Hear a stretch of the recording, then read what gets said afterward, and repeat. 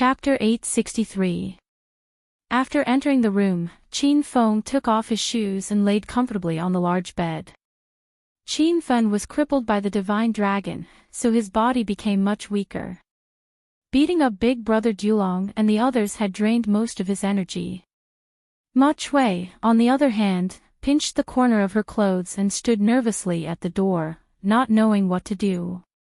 Ma Chui, come and lie down for a while. Oh right, why did you come to Zhongchuan City? Why are you still lying beside me? Qin Feng didn't have any other thoughts about Ma Chui, nor did he look down on her because she was too fat. Qin Feng was very curious. Why was Ma Chui begging for food in the underground tunnel with him? Ma Chui was a bit nervous about being alone in a room with a man and a woman. However, when she thought about why she was looking for Qin Feng, she immediately jumped onto the large bed. Then, Qin Feng felt the entire bed cave in. Sorry, I was too excited. Ma Chui also felt the huge collapse of the bed, and she was instantly embarrassed. Ma Chui was extremely depressed. Every time she became prettier and slimmer, Qin Feng couldn't see her. Every time she gained weight, she bumped into Qin Feng. Hee. It's fine. Actually, girls who are a bit chubby are quite cute. I've never played with a girl as fat as you before. I wonder what it feels like to be pressed down. Qin Feng wanted to make a joke to lighten the atmosphere, but Ma Chui was so shocked that she was dumbfounded. Qin Feng felt a bit embarrassed. I'm just saying, don't take it seriously. You haven't answered my previous question. Oh. Ma Chui finally snapped out of her nervousness and her expression suddenly turned serious. Qin Feng, did you offend someone from the poison sect? Qin Feng was slightly stunned. How do you know? Master was the one who told me. He said that you offended the poison sect previously and even poisoned the yin-yang elders with the king of poison's poison. Right now, the entire poison sect is thinking of ways to deal with you. They have already listed you as their #1 enemy. Qin Feng already knew what Ma Chui said, but he was stunned by another piece of information. You called the 100 Change Poison King Master? What's going on? Ma Chui suddenly felt awkward. She didn't expect Qin Feng to be Poison Sect's #1 enemy. On one side was Ma Chui's master, who had helped her control the poison gas and made her slim and healthy. On the other side was Qin Feng, who had stolen Ma Chui's first kiss and had no prejudice against Ma Chui's obesity. Ma Chui was stuck in the middle and was in a dilemma. I'm actually not Ma Chui. My real name is Ma Xinxin. I'm from the Ma family fortress of the outer martial arts world. The Ma family of Acropolis City is a branch of the Ma family fortress. I've had poisonous gas in my body since I was young, and I couldn't get rid of it. A few days ago, my father brought me to the poison sect to see a doctor. The multiform poison king taught me how to control poisonous gas, so he became my master. Ma Xinxin told him everything that had happened, and Qin Feng finally understood. Back when Qin Feng was still in school in Acropolis City, Uncle Fu had warned him not to offend Ma Chui. It turned out that Ma Chui was a member of the Ma family fortress. It's not a lie, and you don't have to apologize to me. However, the name Ma Xinxin sounds much better. Ma Chui sounds a little rustic. Qin Feng joked. Ma Xinxin rolled her eyes and glared at Qin Feng. There was a hint of flirtatiousness in her expression. It was Qin Feng's first time standing next to such a fat woman. He was lost in his thoughts. Qin Feng realized that fat women had their charms. You're annoying.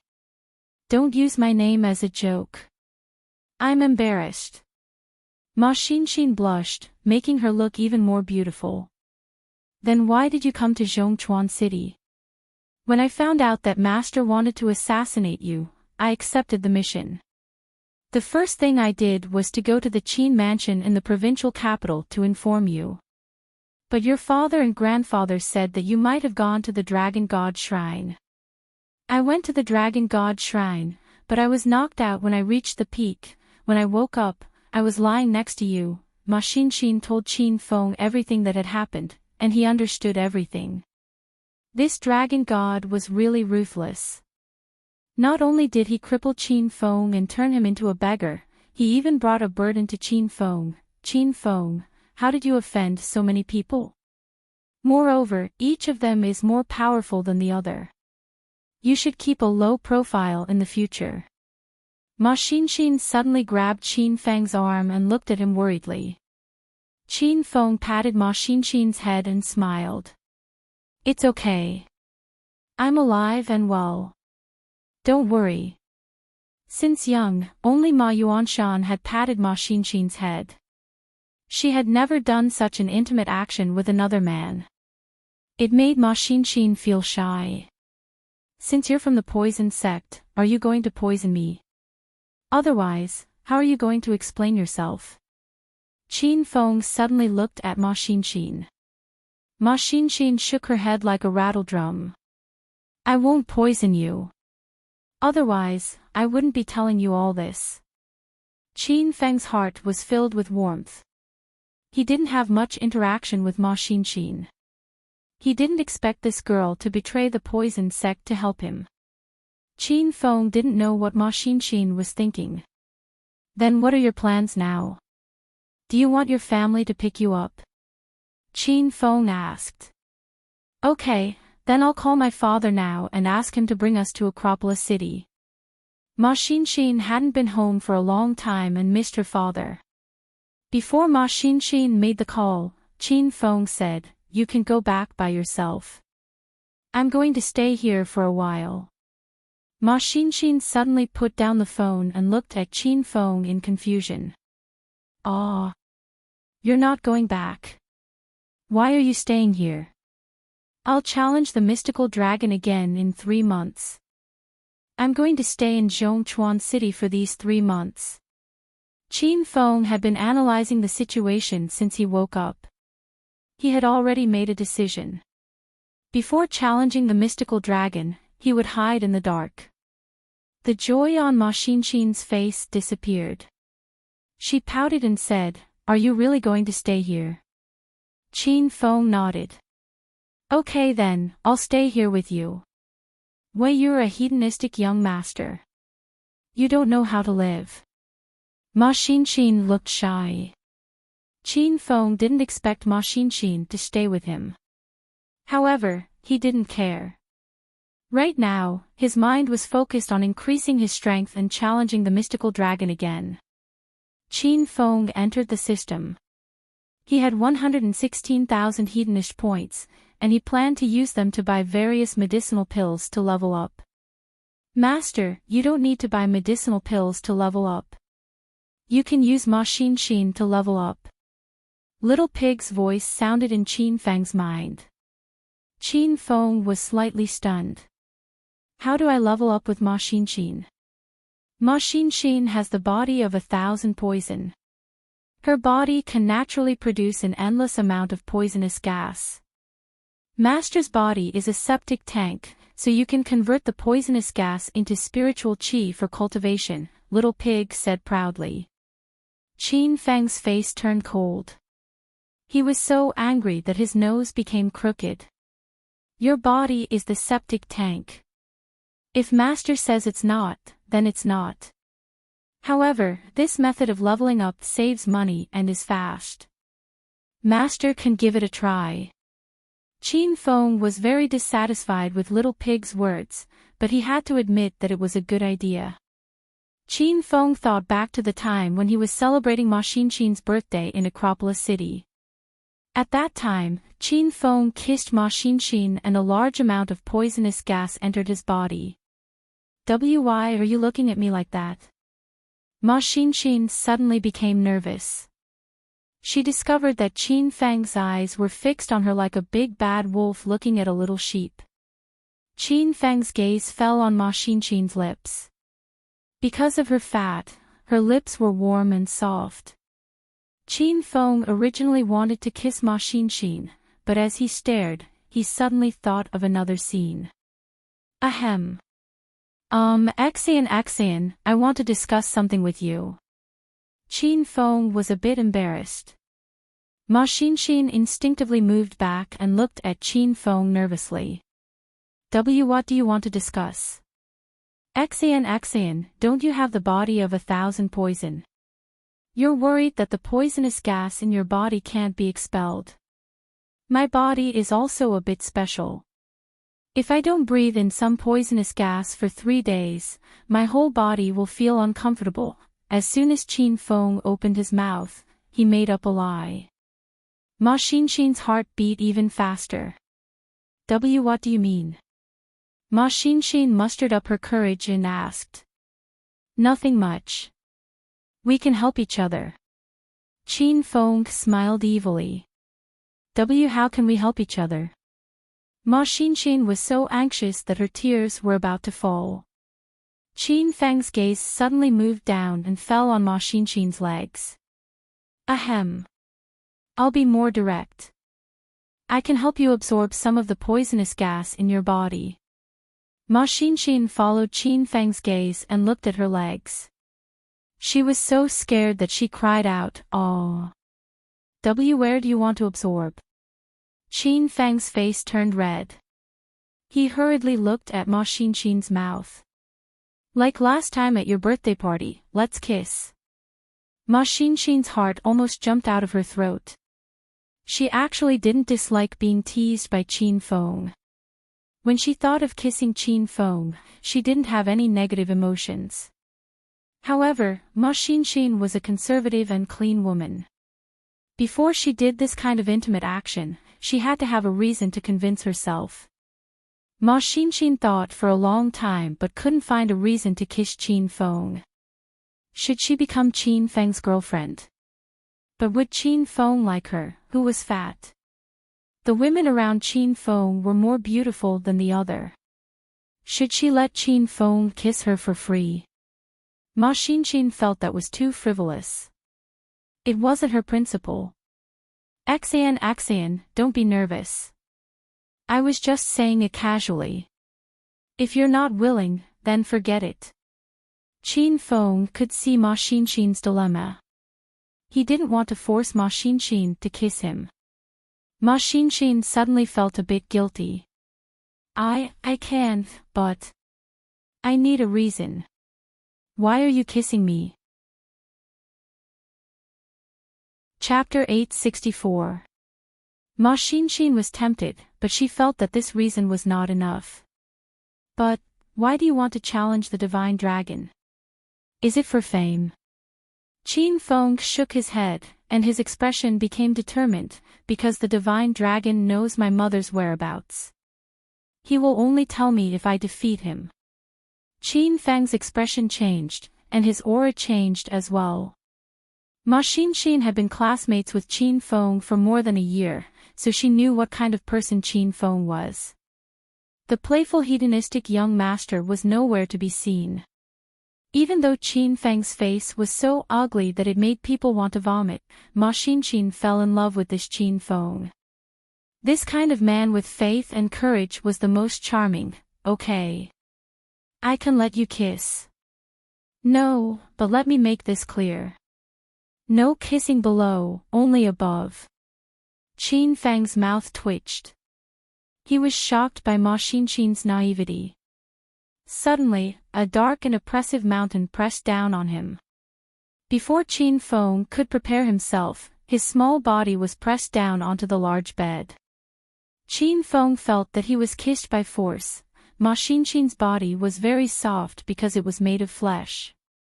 It was Qin Feng's first time hugging such a fat woman. The feeling was indescribably wonderful, and Qin Feng couldn't help but pinch it a few times.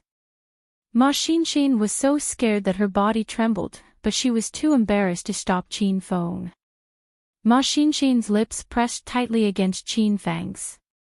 She was still a newbie at kissing, so she followed Qin Feng's lead and walked into that magical realm, very soon. Waves of majestic poisonous gas entered Qin Feng's body. The poisonous gas seemed to want to take over Qin Feng's body, and it rampaged wildly in his veins. Qin Feng kissed Ma Xinxin while suppressing the violent poisonous gas. Bang! After an unknown amount of time, Qin Feng's body suddenly made a loud noise. He had broken through stage 1 inner qi.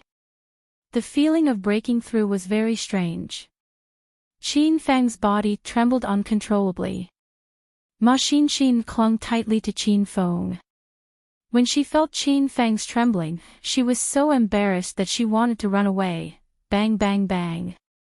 The more embarrassed Ma Xinxin was, the faster Qin Feng broke through. Qin Feng's body continuously emitted loud noises, signifying that he had broken through to a new realm. Because of the huge tremors brought about by the breakthroughs, Qin Feng had no choice but to hug Ma Xinxin's body tightly. This scene was enough to make one's imagination run wild.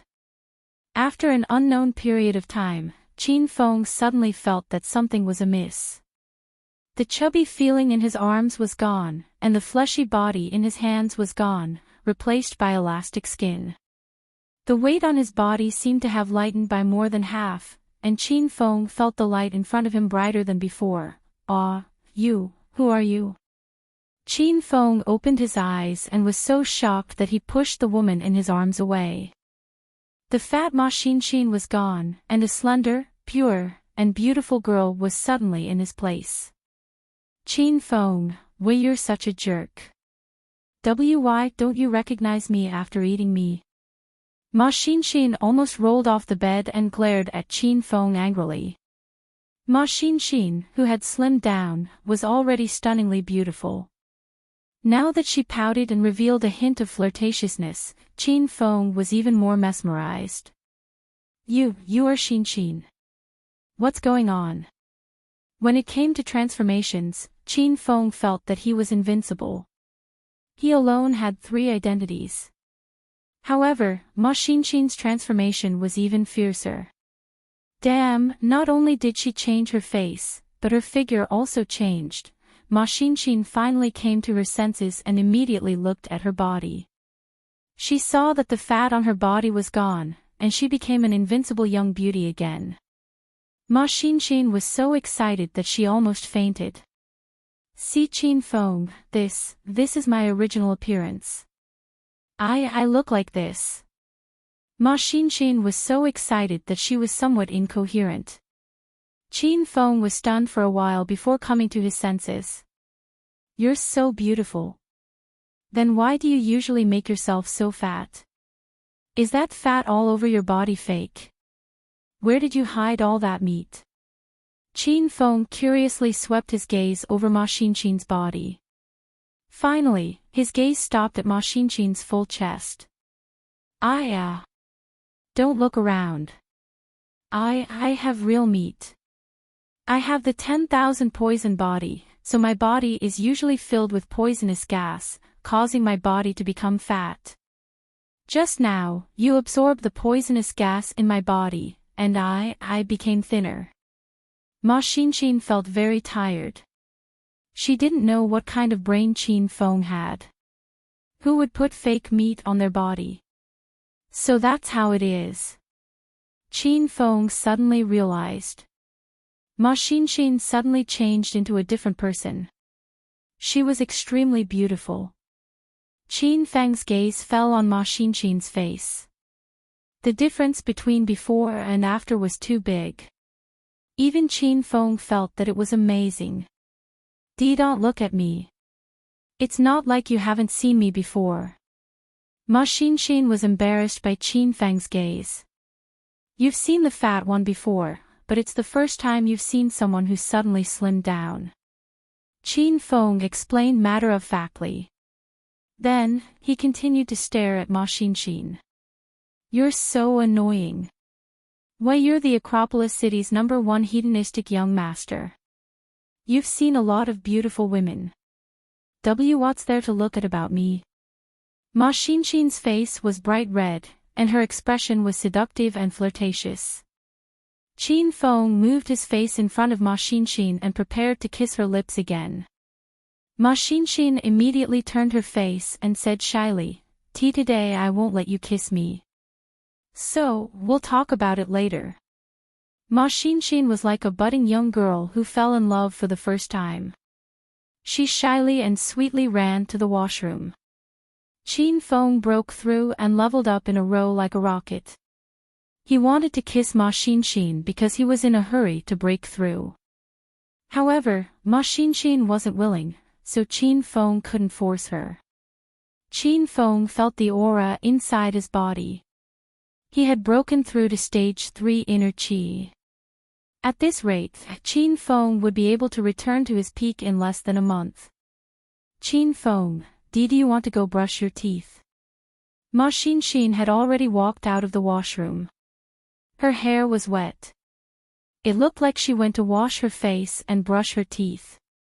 It wasn't Qin Feng's first time kissing, so he was used to it. He licked his lips in front of Ma Xinshin. Brush my teeth for what? Your saliva is quite fragrant. I don't need to brush. Qin Feng purposely teased Ma Xinshin, and Ma Xinshin's charming face immediately turned red. Don't say any more. You're so annoying. Ma Xinshin stood at the side helplessly for a while. In the end, she came to the bedside and sat down.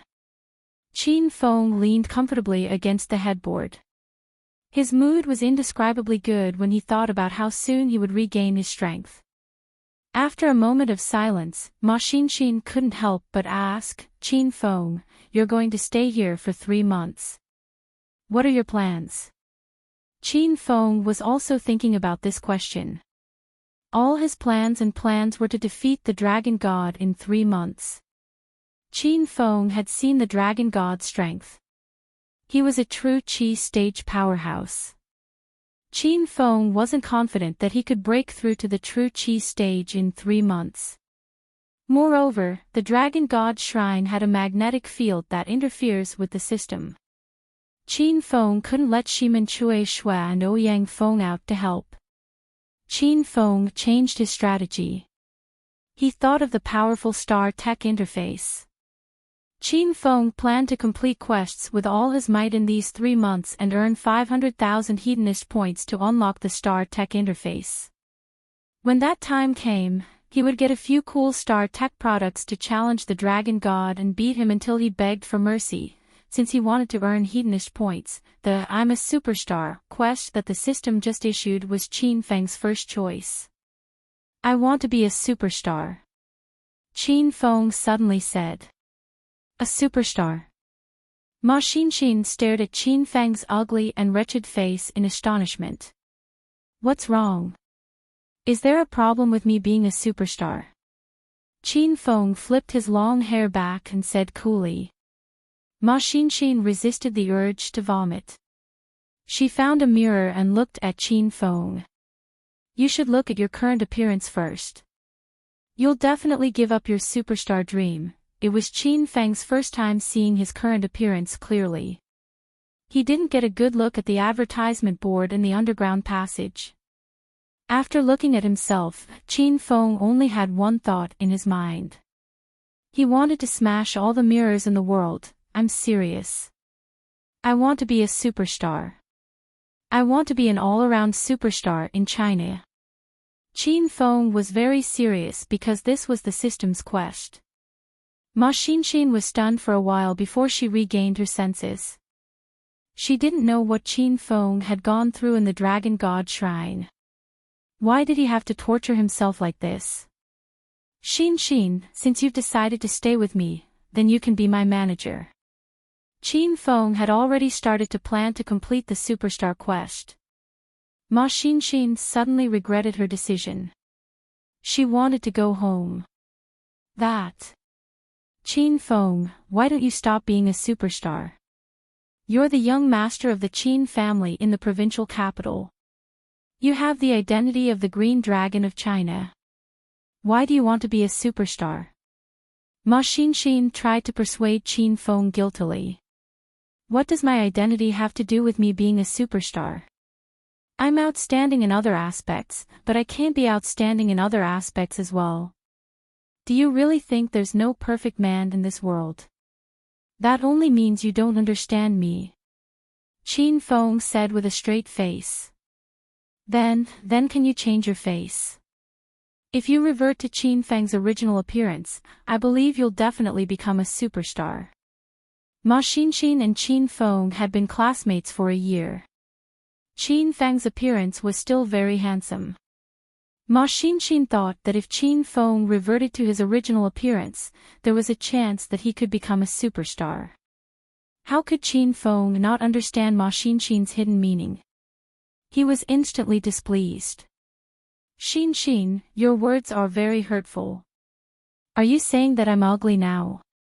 Ma Xinxin tilted her head to avoid looking at Qin Feng. Her voice was as soft as a mosquito's. No, you're not ugly. You're lying. You don't even want to look at my face when you speak. Alright, Xinxin, I really didn't expect you to judge a book by its cover. I didn't distance myself from you because you're fat. You've disappointed me. Qin Feng's illness was acting up again. Ma Xinxin suddenly became nervous. The reason why she came to inform Qin Feng and was willing to let Qin Feng kiss her was because Qin Feng didn't attack her because of this when others mocked and ridiculed her as a fat pig. Moreover, during the birthday party in Acropolis City, Qin Feng kissed Ma Xinxin in public to save her face. These things touched Ma Xinxin very much. Chapter 865. Suddenly, Ma Xinxin felt a deep sense of guilt and self-blame. When she was fat, Qin Feng did not look down on her at all. Now that Qin Feng's appearance had been changed by the dragon god, how could she look down on him? Qin Feng, I really don't look down on your current appearance. Please believe me. Ma Xinxin looked at Qin Feng seriously. Okay, then give me another kiss, and I'll believe you. Qin Feng looked at Ma Xinxin with a serious expression. Ma Xinxin did not think much of it. She bent down and kissed Qin Feng. Her lips were almost touching Qin Feng's lips. Ma Xinxin immediately jumped up. Ah! Why you jerk? Why you're a bully? Ma Xinxin finally realized that she had been tricked by Qin Feng. She had fallen into this pervert's trap. Qin Feng was a little embarrassed when he saw Ma Xinxin's reaction. He quickly changed the topic. Ahem. Okay, I believe you. Since you think I can become an all-rounder in China, then you're my top manager now. Ma Xinxin was not excited at all when she became a manager. Oh. Qin Feng ignored Ma Xinxin's perfunctory expression and continued to plan his path to stardom. Xinxin, what do you think? Which industry should I start with to develop better? How about, you start as a singer? Ma Xinxin said carefully. The first side mission of the I'm a Superstar chain mission was to make Qin Feng a popular singer. Ha! Being a singer is good, just like I thought. Did you also think that being a singer is a profession that tests one's talent and foundation the most? You saw that I was brimming with talent, so you made me start as a singer. Qin Feng looked at Ma Xinxin proudly. Ma Xinxin slapped her forehead. She was speechless. No. I think singers don't need to show their faces at the beginning. They mainly rely on their voices. That way, our success rate will be higher. Oh right, there's a popular show called King of Masked Singers on the satellite TV. They're holding auditions now. You can try it. Qin Feng's mouth twitched. Why must I wear a mask or not show my face to be popular? Qin Feng and Ma Xinxin finally decided to enter the music industry as singers. Then, the two of them started to discuss the next step of their plan. Because Ma Xinxin had suddenly lost weight, her original clothes looked like maternity clothes on her body. The neckline was so large that it slid down to her waist. She moved slightly, and the whiteness of her shoulders, back, and chest was undoubtedly revealed. Qin Feng looked at her and forgot what he wanted to talk about a few times. After a round of discussion, the two of them came up with a celebrity nurturing diary. It was filled with Ma Xinxin's records of the ways and means to quickly become a celebrity. Ma Xinxin was afraid of being stared at by Qin Feng. After they finished talking business, she hid at a table to the side and continued to perfect her, cultivating a star. Qin Feng couldn't follow Ma Xinxin and continued to peek at her. What if he scared the cute girl away?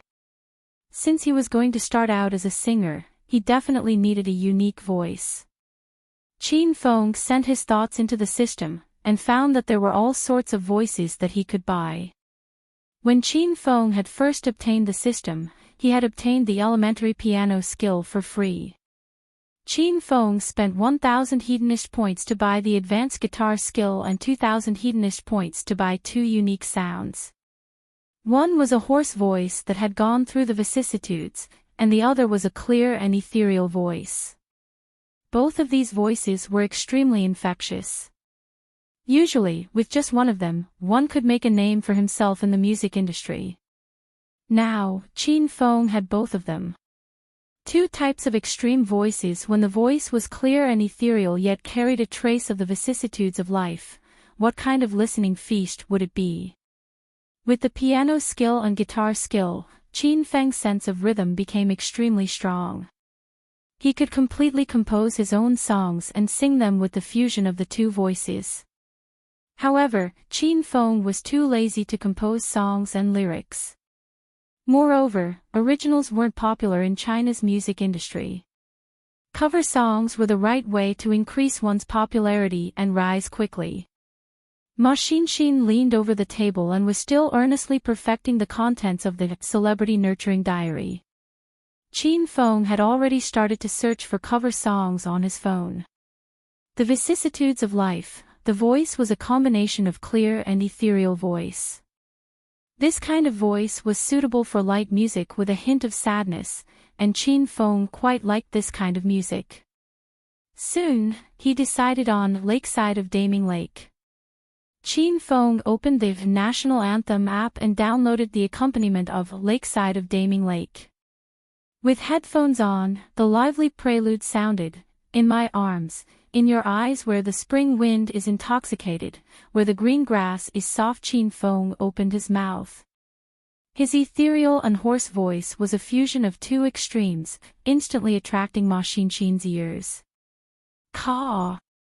The spinning gel pen in Ma Xinxin's hand suddenly dropped.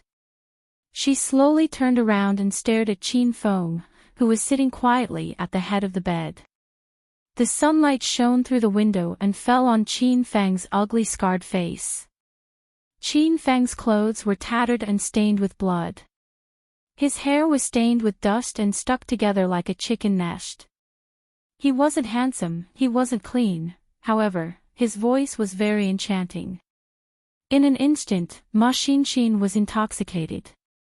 Ma Xinxin had heard this song before and really liked the original singer of this song. The singer's voice was very clean, but it lacked the deep hoarseness of Qin Feng's voice. Qin Feng only sang a cappella, so Ma Xinxin couldn't hear the accompaniment from the phone. She couldn't hear any harmonization, but it was this kind of cappella that showed Qin Feng's deep singing skills. How many years later, drifting like clouds, the changing footsteps make it hard for us to hold hands in this lifetime. How many of you and me are swallowed by the moonlight of the night? As she listened, Ma Xinxin closed her eyes. Childhood memories, elementary school, middle school, high school, university. When the memories of her youth filled her mind, a few drops of crystal-clear tears slid down her cheeks. Ma Xinxin cried, but she didn't know why she was crying. This song was too perfect, it resonated with her heart. Just one day, you suddenly appeared. You were clear and mysterious by the Daming Lake. After the song ended, Qin Feng opened his eyes. He was startled when he saw Ma Xinxin with tears streaming down her face. Xinxin, why are you crying? Who bullied you? Don't tell me you're homesick. Then you can go back. I can survive here alone. Or was my singing too bad? I don't think so. Qin Feng didn't think his singing could make Ma Xinxin cry. He thought she was crying because she was scared. Ma Xinxin calmed down after a while. Ma Xinxin was a bit embarrassed and looked at Qin Feng shyly. I am fine. Why, you sang really well. Qin Feng was relieved when he found out it wasn't his singing that was too bad that scared Ma Xinxin to tears. Is it really that good? Or are you too sentimental? Qin Feng bought 2 voices from the system, and he sang them himself.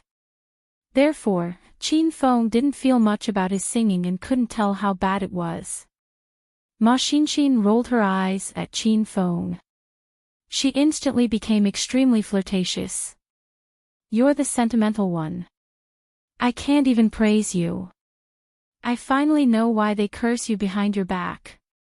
You deserve it. Qin Feng's face darkened. He asked, who dares to curse me behind my back? Don't you know? When you were in Acropolis University, all the teachers and students cursed you behind your back. Qin Feng rolled his eyes. He thought the lyrics of the song were very good. After many years, the past will go with the wind. Since you think it's good, then I'll upload it. Qin Feng brought the topic back to business. He turned on his phone and uploaded the recording to the national anthem. Oh right, you need to come up with a stage name. Are you going to use Qin Feng's name to become a celebrity? Ma Xinxin thought of an important question. Of course not. Qin Feng immediately rejected. Ma Xinxin finally felt that Qin Feng was low-key for once. He actually didn't use his real name to act pretentious. Qin Feng added, I'm so ugly now, and you want me to use my real name? Do you have a deep grudge against me? Ma Xinxin's mouth twitched a few times, but she didn't say anything. Qin Feng finally thought of a stage name.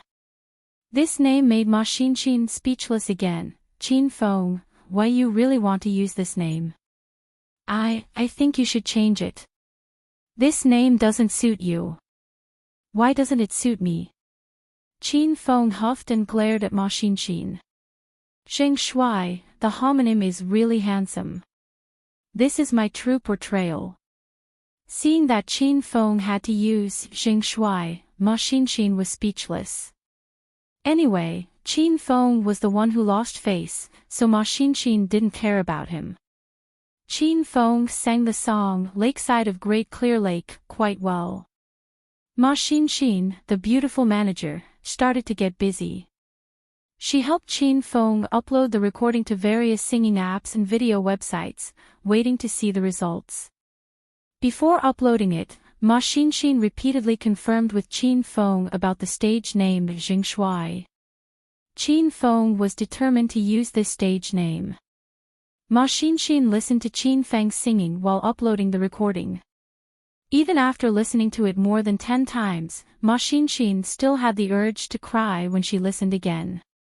Not only did she want to cry, but she also wanted to lie in Qin Feng's arms and cry.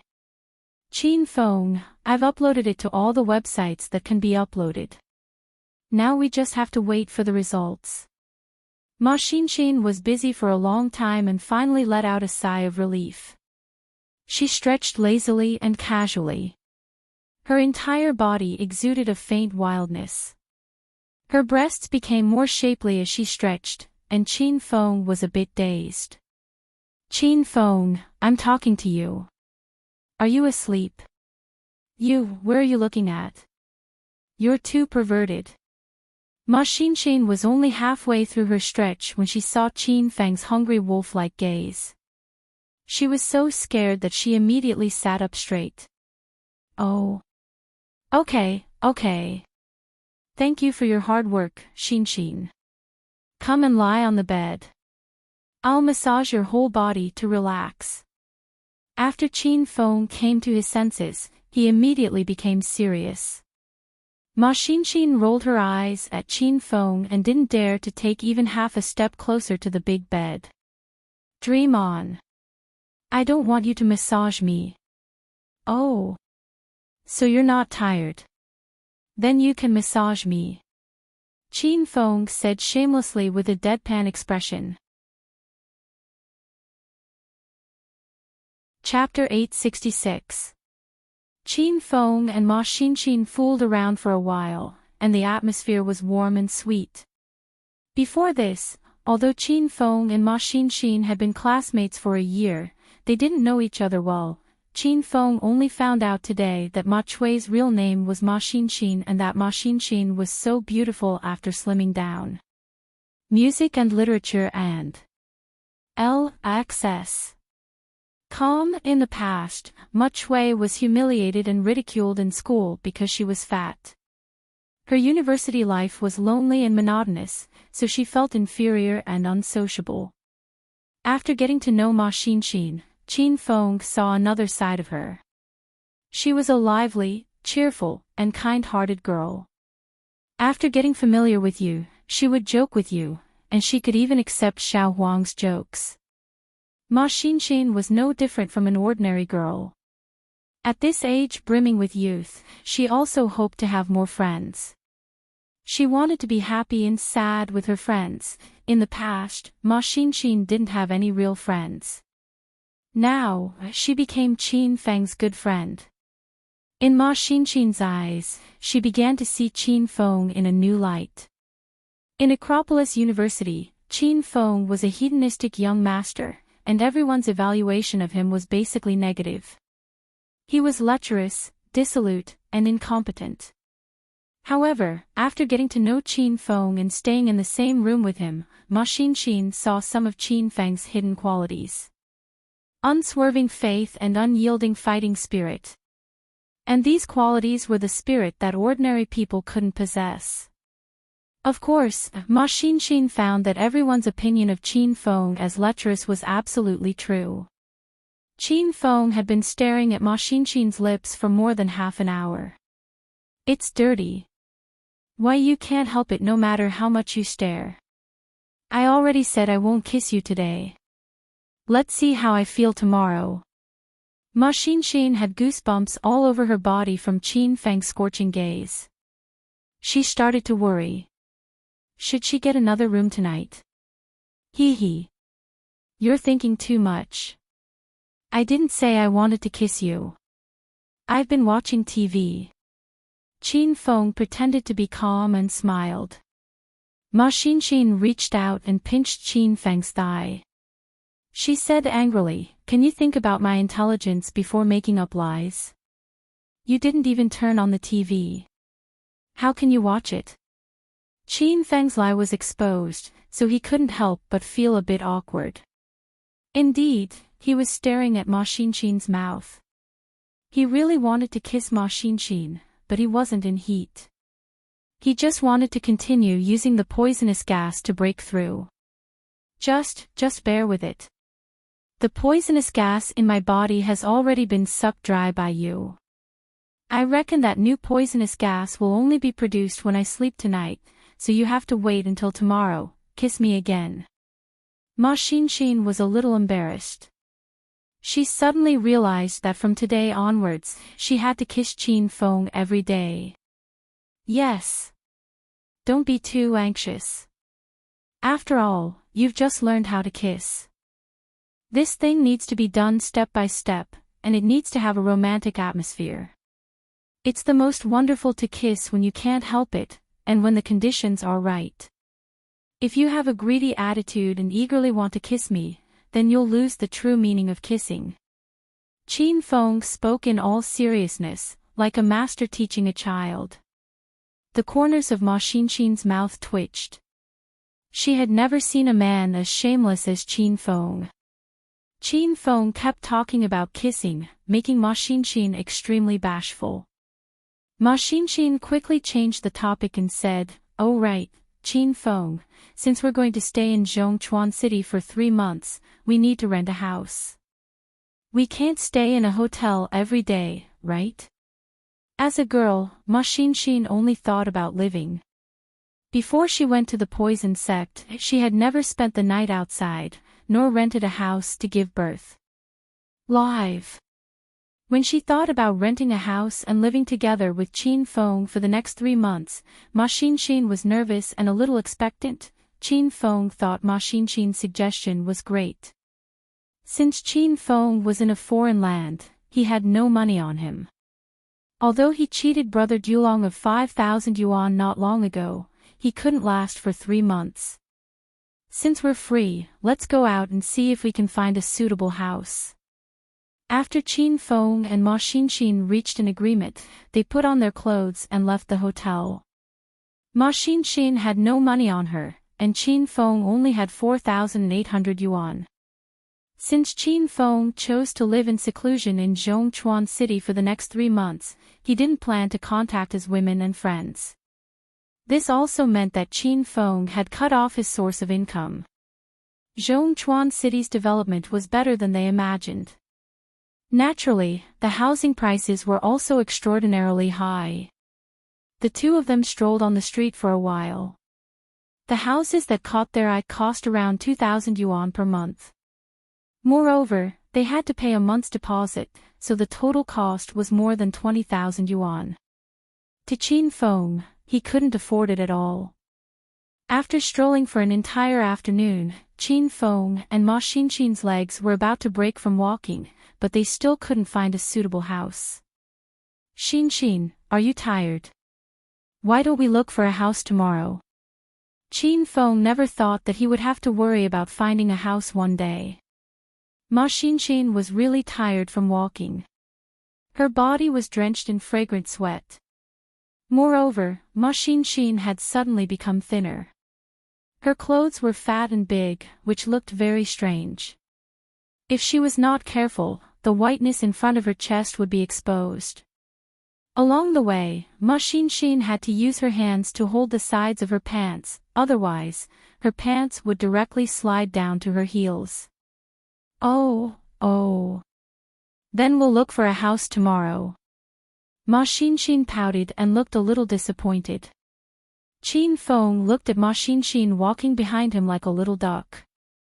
He was amused by Ma Xinxin's chaplain-like walking style. You scoundrel, I stayed because of you. I don't even have clothes to change into, and you're still laughing. Ma Xinxin glared at Qin Feng pitifully. Qin Feng suddenly reached out and directly pulled Ma Xinxin into his embrace. He used his hands to press down Ma Xinxin's pants that were about to fall down and said, "Let's go, I'll buy you a set of clothes first. You're my, Qin Feng's, top manager, so you can't make me lose face." Qin Feng's hot breath spread by Ma Xinxin's ear. The two of them were stuck together. Ma Xinxin was completely stunned. She was like a puppet that had its soul sucked out. She was stupidly pulled forward by Qin Feng. When Ma Xinxin came back to her senses, Qin Feng had already brought her into a Chanel store. Qin Feng, we have to save money now. Let's just go to a street stall and buy a set of clothes that fits. Ma Xinxin looked at the high-end store and felt touched and shy. How can that be? You're my manager, so you have to wear the best. Qin Feng acted like a tycoon and insisted on buying clothes here. Ma Xinxin couldn't argue with Qin Feng, so she lowered her head and let Qin Feng choose clothes for her. That feeling was very wonderful, and it made Ma Xinxin's heart surge with warmth. Zhongchuan City and Hong Kong were separated by the sea. The clothes in the stores here were much cheaper than in China. Qin Feng chose a set of clothes that didn't cost more than 3,500 yuan. Ma Xinxin had already changed into new clothes. A white chiffon blouse paired with a black short skirt, and a red trench coat on the outside. Ma Xinxin's long legs were exposed. They were fair and straight, and the red trench coat revealed a hint of wild beauty. It made Ma Xinxin's entire person a bit more tender and beautiful. Qin Feng, do I look good? Ma Xinxin was stared at by Qin Feng for a while. Finally, she couldn't help but ask Qin Feng. Yes, I want this. After admiring Ma Xinxin's beauty, Qin Feng went to pay. When Ma Xinxin walked out of the Chanel store wearing the fashionable and sexy clothes, she still felt like she was dreaming. In her entire life, aside from her family, Qin Feng was the first man to buy clothes for her. And when the two of them were at their poorest, he bought such expensive clothes. After leaving the Chanel store, Qin Feng went straight to the street stalls across the street to change into a new set of clothes for himself. At this time, Qin Feng was still wearing the clothes he wore to challenge the dragon god. His clothes were already tattered and stained with blood. When Qin Feng walked on the street, people who passed him had to take a detour. Seeing Qin Feng choose a set of black sportswear from a street stall, Ma Xinxin suddenly had the urge to cry. Qin Feng, I don't want this set of clothes. Let's return the clothes and then go to a store to buy you a suit, okay? Ma Xinxin suddenly grabbed Qin Feng's arm tightly and looked at Qin Feng with a pleading expression. Qin Feng already paid. A set of sportswear only cost 100 yuan. Return what? You look good in this set of clothes, no need to return it. Qin Feng's tone was firm. But you still want to be a celebrity, you have to get a decent outfit. Ma Xinxin was so anxious that she was about to cry. Without waiting for Ma Xinxin to continue, Qin Feng glared at her and said, I'm not happy with what you're saying. This young master relied on his talent and charm to become a celebrity. What's the point of putting on an illusory appearance? Xinxin, do you still think I'm ugly? Ma Xinxin choked on Qin Feng's words and didn't know how to reply. She understood Qin Feng's thoughts. She discovered another side of Qin Feng that no one knew about. Although this man was often indecent and lecherous, when he was warm, he could melt a woman's heart. Hi. Beauty, you're really pretty. What do you do? After Qin Feng and Ma Xinxin bought clothes, they were about to go back when a man with long hair and an artist's style walked over. The man didn't pay attention to Qin Feng at all. His gaze lingered on Ma Xinxin's long legs. After a while, he stared at Ma Xinxin's charming face. Who are you? I don't know you. Ma Xinxin furrowed her brows. She really didn't like the man's gaze. Hee. Beauty, don't be afraid. I'm not a bad person. This is my business card. I'm a professional talent scout. People in the industry call me Big Brother Ming. I can see that your temperament, height, and figure are outstanding. What do you think? Are you interested in becoming a celebrity?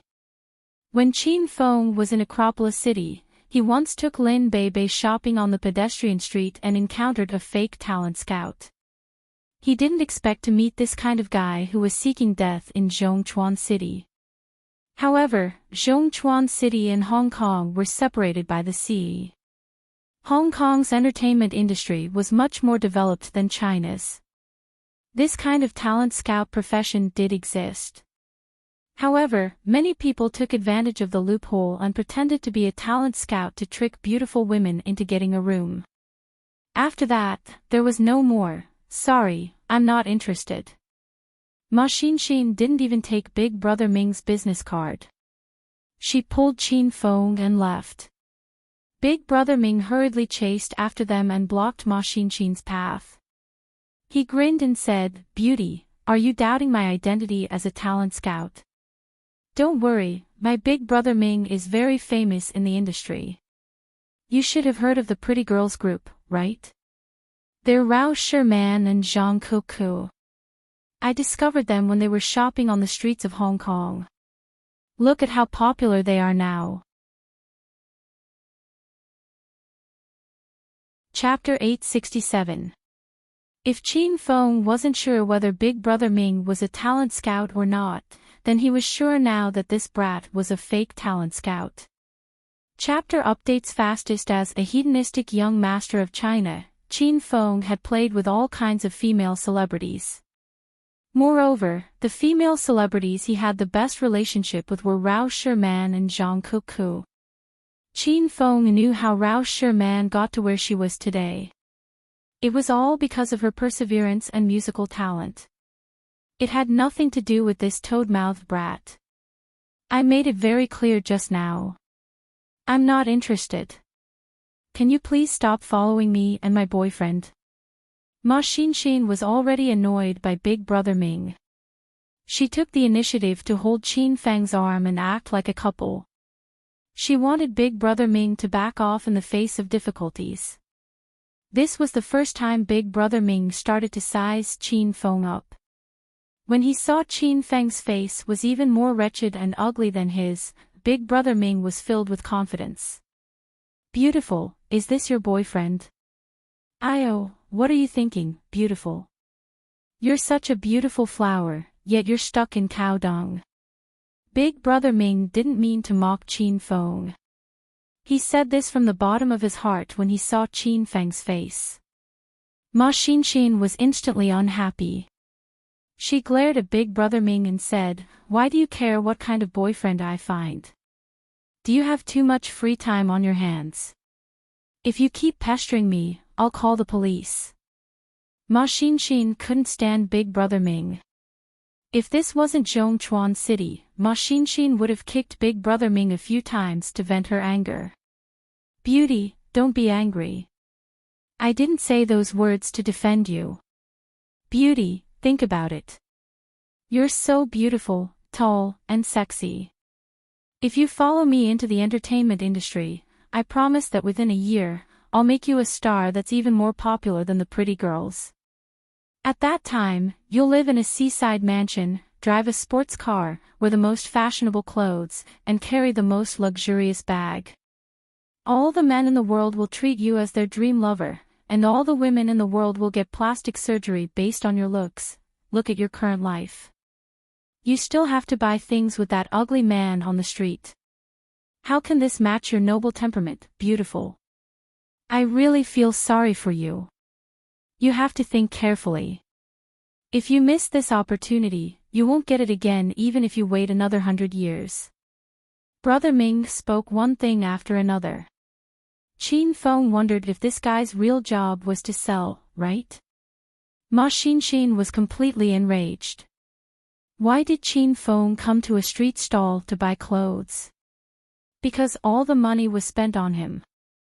Ma Xinxin was incredibly moved, but Big Brother Ming used this to mock Qin Feng. This hit Ma Xinxin right where she was angry. I say, are you done or not? I only like my boyfriend. I like that he doesn't have money. I like that he's ugly. I like that he's a pile of cow dung. Why do you care? Hurry up and go away.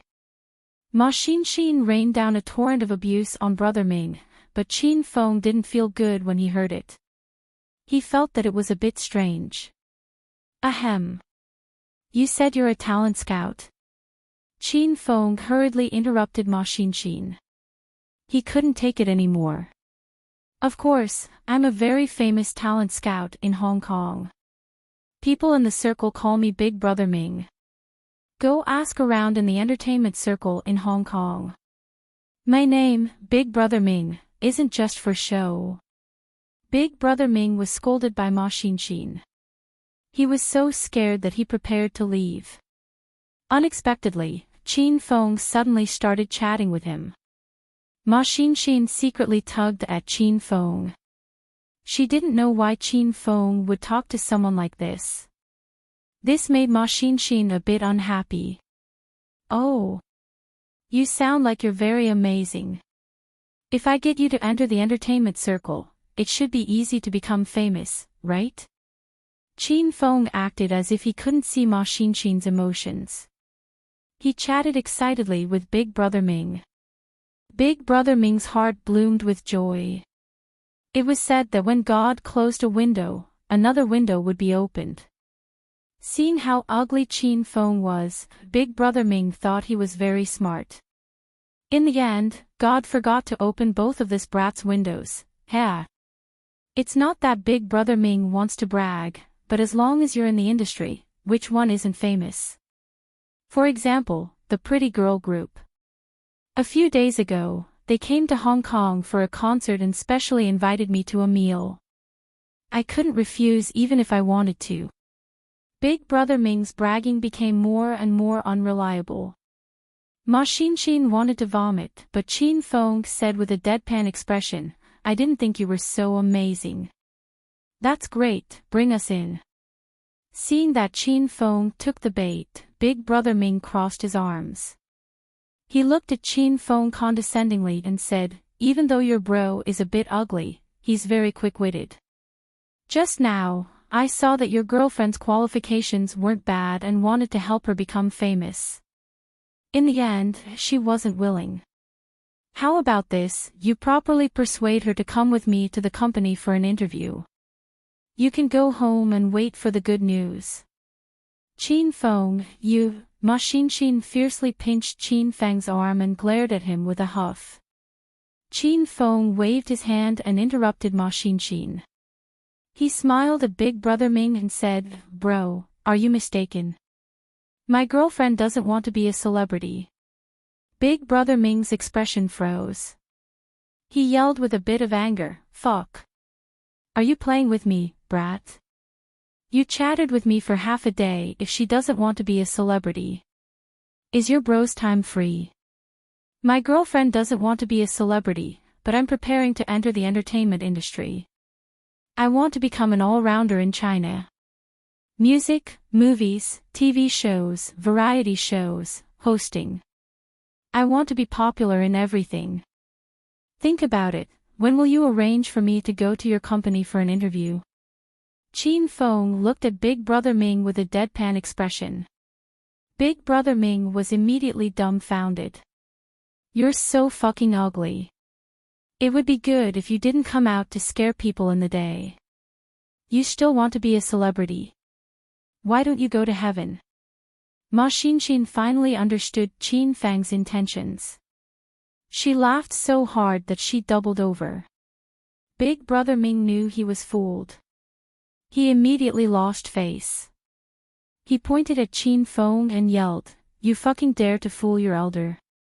You want to be a celebrity with your conduct. Alright, go act in a horror film. I guarantee you'll become famous immediately. Bro, I really want to be a celebrity. I'm not happy that you're talking to me like this." Qin Feng's expression became cold. Big Brother Ming was so angry that his lungs were about to explode. He yelled, "You're not happy. Your elder is already unhappy. Hurry up and pay up. Your elder earns at least 8,000 an hour. If you delay your elder for half an hour, I'll give you a discount. 3,000, not a cent less. Otherwise, Big Brother Ming won't let you live in this area. Looks like you're looking for trouble." Qin Feng smiled at Big Brother Ming. Big Brother Ming's neck turned red from anger. "I'm looking for trouble. Don't talk nonsense, brat. Are you going to pay up or not?" "No way. You ugly freak, you're looking to die." Big Brother Ming didn't waste any more words with Qin Feng. He threw a punch at Qin Feng's face. Ma Xin was just about to protect Qin Feng when she found that Qin Feng had already grabbed Big Brother Ming's fist. "Why you hurry and let go." A boundless force came, and Big Brother Ming's fist couldn't advance any further. Qin Feng didn't let go. Instead, he tightened his grip. A crisp sound rang out, followed by Big Brother Ming's heart-wrenching scream. His fist was deformed from Qin Feng's grip, and a few of his bones were broken. Why you?" Big Brother Ming was in so much pain that he was sweating profusely. He couldn't even complete a sentence. Why you? What about you? Are you mute? I say, you professional scouts, why aren't you professional at all? Why can't I be a celebrity? Don't you know that's discrimination? I can sue you in court. Why you hurry and let go? Big Brother Ming's teeth were about to shatter from gritting them. He finally realized that he had encountered a madman today. You won't listen to me. Don't be a talent scout in the future. You're not cut out for that. Qin Feng had played enough. He kicked Big Brother Ming. With a scream, Big Brother Ming flew into a dumpster 10 meters away. Qin Feng was still a bit depressed because he lost to Godly Dragon. At this time, he clapped his hands, feeling incomparably carefree. Silly girl, what are you standing there for? Let's go back to the hotel. Qin Feng was already walking back. Ma Xinxin came back to her senses and immediately followed. Halfway there, Ma Xinxin couldn't help but look back at Big Brother Ming in the dumpster. Originally, Ma Xinxin hated this person, but now, she only felt pity. This Qin Feng's methods of torturing people were simply too cruel. It was torture from the depths of the enemy's soul. The two of them returned to the hotel. Qin Feng took a shower. Then, he wrapped himself in a towel and walked around Ma Xinxin to the bed as if there was no one else around. It was Ma Xinxin's first time seeing a shirtless man. Moreover, Qin Feng's chest and abdominal muscles were very strong. They were practically an inverted triangle. Ma Xinxin's face and ears flushed. At the same time, she was a bit angry. Because the bathroom was the shortest path to the bed, Qin Feng didn't go straight to the bed. Instead, he deliberately walked in a big circle. He insisted on swaying in front of Ma Xinxin. Xinxin, don't turn around. I'm going to change. I'm naked. Qin Feng had just gotten on the bed when a seductive, hoarse voice sounded. Ma Xinxin didn't think much of it, but after Qin Feng said this, she couldn't help but picture Qin Feng changing naked in her mind. Ha! Have you been training too much lately? Your chest muscles are as hard as rocks, and your abdominal muscles are as big as eggs. Qin Feng spoke non-stop as he changed clothes. Ma Xinxin already covered her ears. She was so angry that she gritted her teeth. She wanted to kick Qin Feng. Xinxin, you mustn't peek. I haven't put on my clothes yet. Qin Feng raised his voice. Ma Xinxin could hear him even if she covered her ears. Hurry up and change. Who wants to peek? You won't even let me look. You really spoil my appetite. Ma Xinxin couldn't take it anymore and complained. Qin Feng let out a long sigh and muttered to himself, "Ai. Too bad you can't appreciate such a magnificent weapon." Ma Xinxin rolled her eyes and almost fainted from anger. Chapter 868. Qin Feng changed his clothes for half an hour. He really enjoyed the feeling of running naked on the bed. Ma Xinxin, on the other hand, was extremely torturous. She wanted to go out and hide for a while, but she was afraid that if she got up, she would accidentally see something she shouldn't see. Xinxin, have you recovered from the poison in your body? Qin Feng wore a black tracksuit he bought from a street stall and laid comfortably on the bed while watching TV. Ma Xinxin peeked at Qin Feng carefully. Seeing that he had finally changed, Ma Xinxin's worried heart relaxed. Not yet. Don't keep thinking about it. Even if I recover, I might not let you kiss me. Ma Xinxin was exhausted from shopping the whole day. Now that Qin Feng had changed, Ma Xinxin could finally lie on the bed for a while. Xinxin, check if the views of the recording I sent has exceeded 100 million. Qin Feng suddenly thought of the important matter. Ma Xinxin rolled her eyes. She turned on her phone and complained, exceeded 100 million. Are you kidding me? It's already good enough if the views exceed 1,000. What's the use of exceeding 1,000? My goal is to become a popular singer in China. After I open my Weibo, I must have 20 million fans. Qin Feng had long studied the chain mission "I'm a superstar." The system's criteria for the first side mission was to have more than 20 million fans on Weibo and not to make fans on their own. Ma Xin had already opened the website. She was shocked when she saw the number of views. Wow! Qin Feng, you're pretty good. This recording has only been released for less than 6 hours, and your views have already exceeded 2,000. Ma Xin was shocked. Qin Feng thought it really exceeded 100 million, but it only exceeded 2,000. 2,000 won't do. 20 million is more like it. Qin Feng became serious. This was the limit set by the system, and Qin Feng couldn't change it. Ma Xin still couldn't understand why Qin Feng wanted to be a star. Why did he want to be a star with this ugly face? Ma Xin thought Qin Feng was acting like a playboy and would give up on the idea of becoming a star after 3 minutes of popularity. However, when she saw Qin Feng's serious expression, she realized she was wrong. Qin Feng really wanted to become a star. Qin Feng, aren't you waiting to find the dragon god for revenge in 3 months? Why do you want to be a celebrity? Ma Xin looked at Qin Feng with confusion.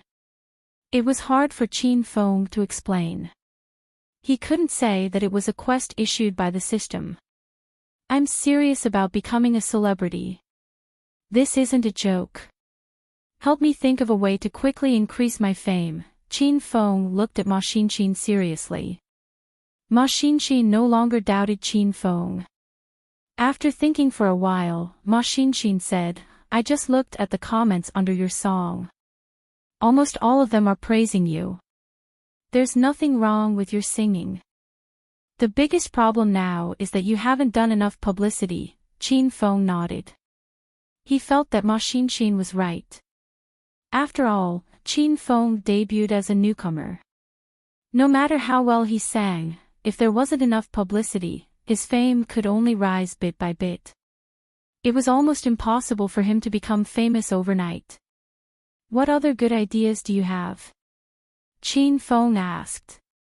If you really want to be famous, you can ask your relatives and friends to help you publicize.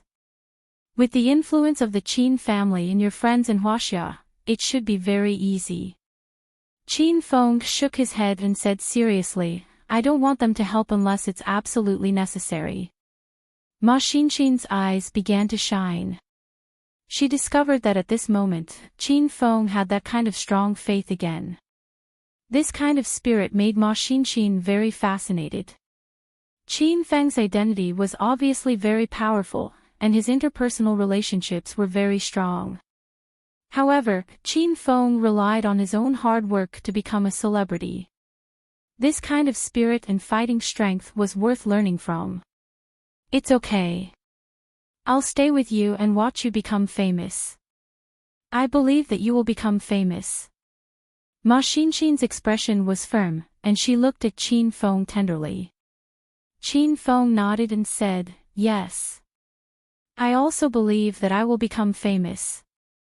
At most, it will take a little longer. However, once I ask my relatives and friends to help me, they will see my current ugly appearance. I can't accept this kind of thing. The corner of Ma Xin's mouth twitched. Her infatuated eyes suddenly dimmed. She wanted to bite Qin Feng's head. Qin Feng, I think you should put some effort into choosing songs.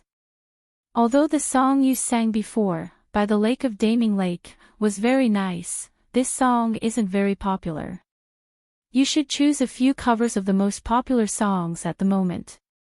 This way, the chances of people finding your songs will be higher, and the chances of them listening to your songs will be higher.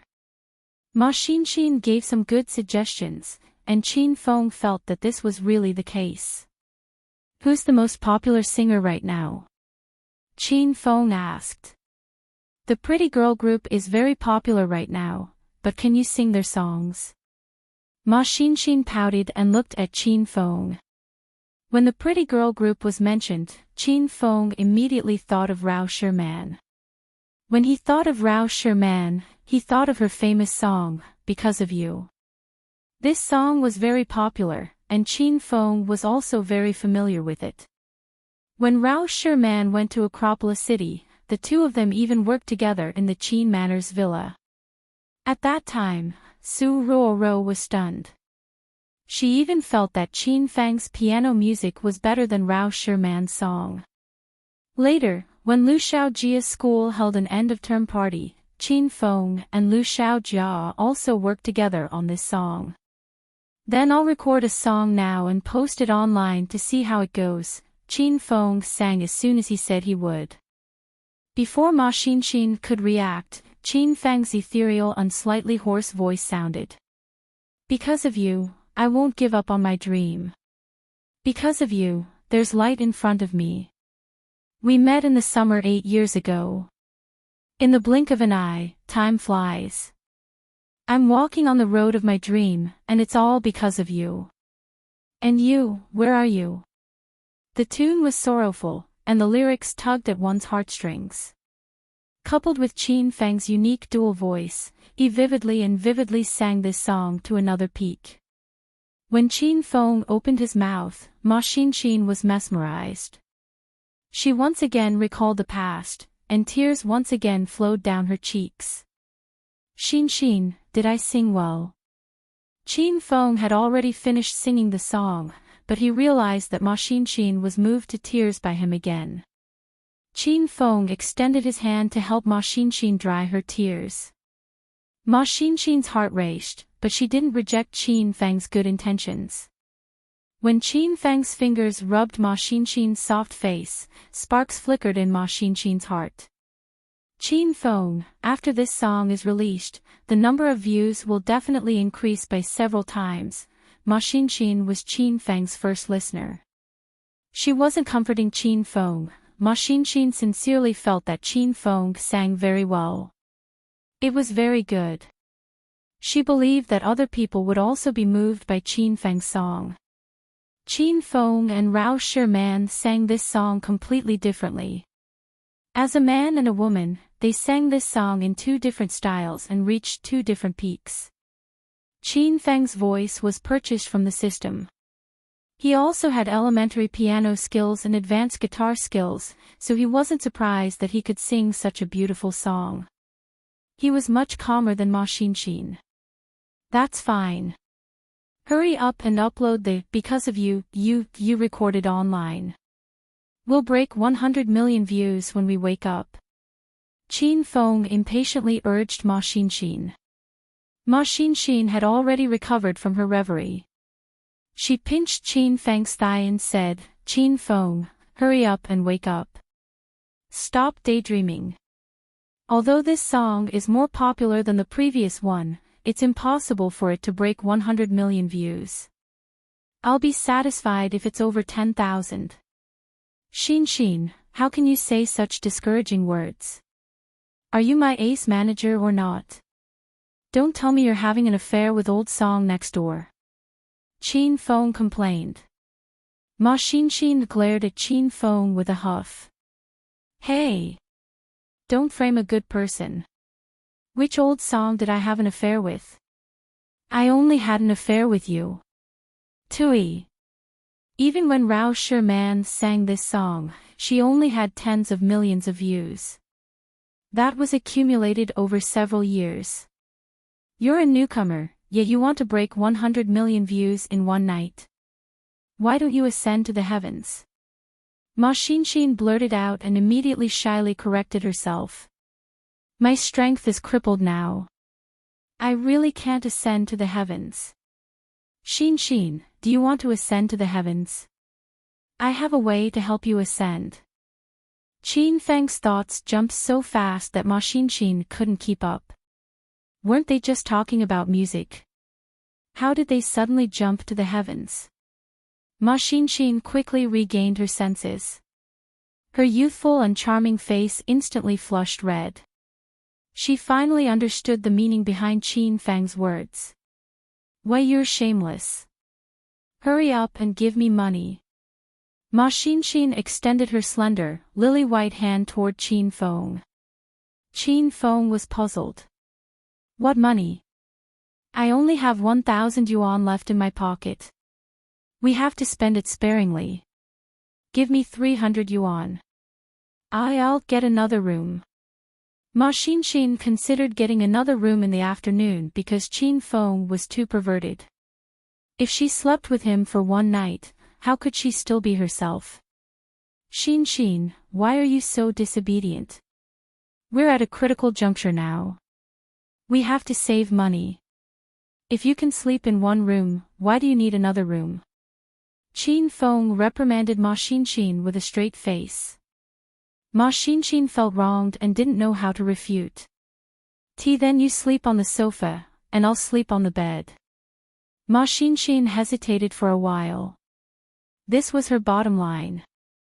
Actually, I can also sleep on the bed. I don't mind you secretly taking advantage of me at night, Qin Feng said seriously. Ma Xinshin's collar rose and fell.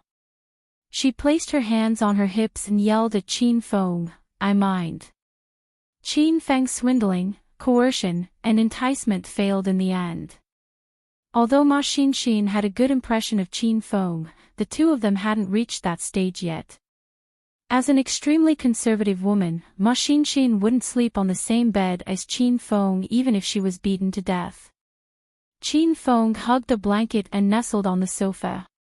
Ma Xinshin, who was tired from the day, had already fallen asleep on the bed. The moonlight shone on Ma Xinshin's charming face. Ma Xinshin seemed to have had a sweet dream. Her smile was even more beautiful than the moonlight. Chapter 869. The morning of Zhongchuan City was beautiful. As the sun rose, rays of sunlight shone on the surface of the river. The boats at the harbor roared as they set sail. Many people jogged along the coast, old men practiced taiji swordplay, and couples hugged each other sweetly. It was the beginning of a new day. Zhongchuan City was recovering, and everything became busy. Cripple, did you find out what I asked you to do? Under the crowded bridge, Big Brother Dulong and a group of beggars gathered in a corner. Big Brother Dulong's only eye was still bruised. Qin Feng's punch yesterday wasn't light. The man who was called Cripple had an unshaven beard and tattered clothes. He held a walking stick in his hand, and his right leg seemed to be broken. Actually, Cripple was not a cripple. He pretended to be a cripple to gain people's sympathy so that he could get more money. Big Brother, I found it. That stinky brat brought a fat woman to the 7 days Holiday Inn. Then, he brought a young and beautiful woman out of the inn to look for a house. After being beaten up by Qin Feng yesterday, Big Brother Dulong was filled with anger. He was afraid of Qin Feng's skills, so he gathered all the beggars in central Chuan City to find out where Qin Feng and Ma Xinshin were. This cripple was one of them. Fuck, he brought another young and beautiful woman. What are women thinking nowadays? They're all so hardcore. How can a woman be willing to sleep with that crippled brat? I'm so handsome, but none of the women took the initiative to flirt with me. Big Brother Dulong wanted to kill Qin Feng. He was furious when he heard that Qin Feng was living a free and unfettered life. Cripple and the dozen lackeys around him stole glances at Brother Dulong's appearance and couldn't help but puke. Big Brother, I've thought of a brilliant plan to help you get back at him. Cripple looked at Big Brother Dulong with a fawning smile. Hurry up. Cripple moved closer to Big Brother Dulong's ear and whispered, Big Brother, isn't that ugly toad looking for a house? Let's put up an advertisement and lure that brat over. Then, Cripple's plan was very detailed. It was obvious that he had thought about it for a long time. Big Brother Dulong's single eye flashed with a playful smile. He thought it was a good plan. Ha! Brilliant, this is absolutely brilliant. Alright Cripple, you're getting smarter and smarter. You'll be in charge of this. As long as Big Brother gets his revenge, I'll let you manage the area around the Heavenly Bridge. Cripple was overwhelmed by the favor and hurriedly replied, Alright, don't worry, Big Brother. I'll definitely settle this for you. Big Brother Dulong was causing trouble early in the morning, while Qin Feng and Ma Xinshin woke up naturally. As soon as he woke up, Qin Feng jumped onto the bed. Xan, you've gained weight. This is great, you've gained weight again. Ma Xinxin opened her eyes and saw Qin Feng's ugly face. She was so shocked that she almost fell off the bed. When did you go to bed? You took advantage of me while I was asleep. Ma Xinxin hurriedly lifted the quilt to check her body. After a while, she let out a long sigh of relief. Fortunately, she had kept her integrity for so many years. No, her chastity was still there. However, very quickly, Ma Xinxin's chubby lips pouted stubbornly and her eyes widened. She discovered that Qin Feng seemed to like it better when she was fat. Xan, hurry up and give me a kiss. Qin Feng's desire for power was almost insane. He wanted nothing more than to suck out every last bit of poison in Ma Xinxin's body. Ma Xinxin pushed Qin Feng away and yelled angrily, "Go away. I'm not in a good mood, so I won't give you a kiss today." After pushing Qin Feng away, Ma Xinxin hurriedly jumped off the bed and hid in the bathroom. Qin Feng also ran to the sink and started brushing his teeth. He laughed inwardly, this girl is really particular, brushing her teeth before kissing. Xan, I'm ready. Hurry up and come. After Qin Feng finished washing up, he laid on the bed for a while before Ma Xinxin finally came out of the bathroom. Ma Xinxin didn't have any pajamas and only had a white towel wrapped around her body. The towel was made of very little material and could only cover Ma Xinxin's important parts. Her long legs, fragrant shoulders, and jade-like neck were all exposed and emitted waves of fragrance. I said I won't give you a kiss today. Go out first, I want to change. Ma Xinxin glared at Qin Feng unhappily. Qin Feng didn't leave. He laughed carelessly and said, then hurry up and change, I don't mind. Ma Xinxin rolled her eyes. She really wanted to pry open Qin Feng's head and see what was inside. Or was Qin Feng's brain different from normal people's? Otherwise, how could this person be so shameless and serious? You don't mind, but I do. Hurry up and go to the bathroom for a while. I really want to change. We still have to continue looking for a house today. Ma Xinxin was so wrong that she was about to cry. Qin Feng didn't make things difficult for Ma Xinxin and ran to the bathroom to take a shower. When Qin Feng came out, Ma Xinxin had changed into the clothes she bought yesterday and sat quietly by the window. Qin Feng, I just saw the number of hits for yesterday's recording. It already broke 10,000. Ma Xinxin yelled excitedly. Qin Feng shook his head. The number of hits was too far from what Qin Feng wanted. Only 10,000. If it continues to develop at this speed, when will it reach 20 million? No, it's still too slow. Speaking of the singer mission, Qin Feng became serious. This was a serious matter. 10,000 hits and 2,000 comments in one night is already heaven-defying. Qin Feng, don't be too anxious. Ma Xinxin could see that Qin Feng really cared about the singer mission, so she started to comfort him. Qin Feng walked to Ma Xinxin's side and looked at the comments on Ma Xinxin's phone. Ma Xinxin sat on the chair. Her legs were fleshy and shiny. She raised her head and looked at Qin Feng. She seemed to be straining herself. The comments were all praises. Some people even requested Qin Feng to sing other people's songs. Qin Feng skimmed through the comments and returned the phone to Ma Xinxin. Qin Feng lowered his gaze, and his eyes happened to meet Ma Xinxin's beautiful eyes. Ma Xinxin had become a big fat girl. She was a completely different person from the slender and charming Ma Xinxin.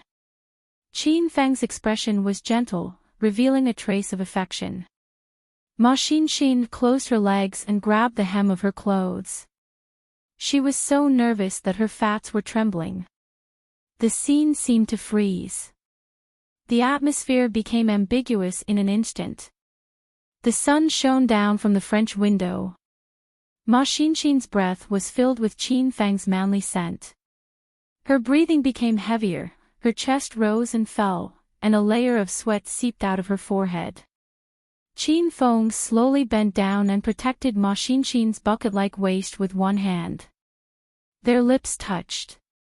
Waves of surging and powerful poisonous gas surged over, instantly filling Qin Fang's veins and blood.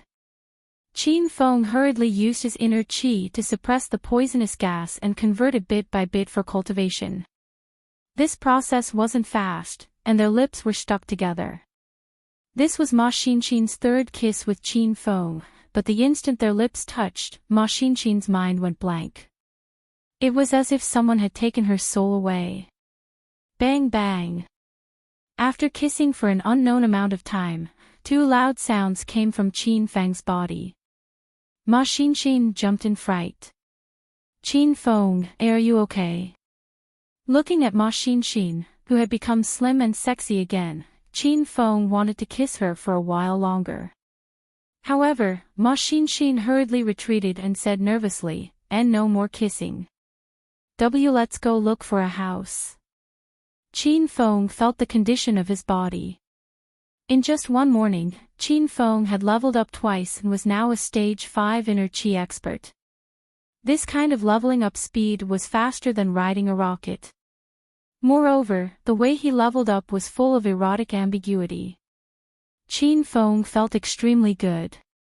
After calming himself down, Qin Feng did not force Ma Xinxin to kiss him again. The two walked out of the room and continued to look for a house.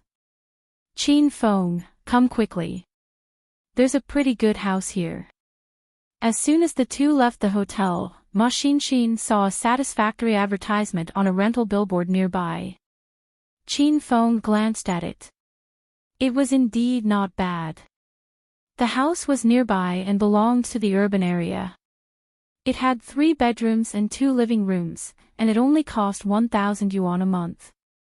Moreover, the starting rent was 1 month and there was a deposit for another month. Based on this calculation, renting this house would only cost 2,000 yuan. It was just right for Qin Feng and Ma Xinxin's current situation. Qin Feng, this house is really good.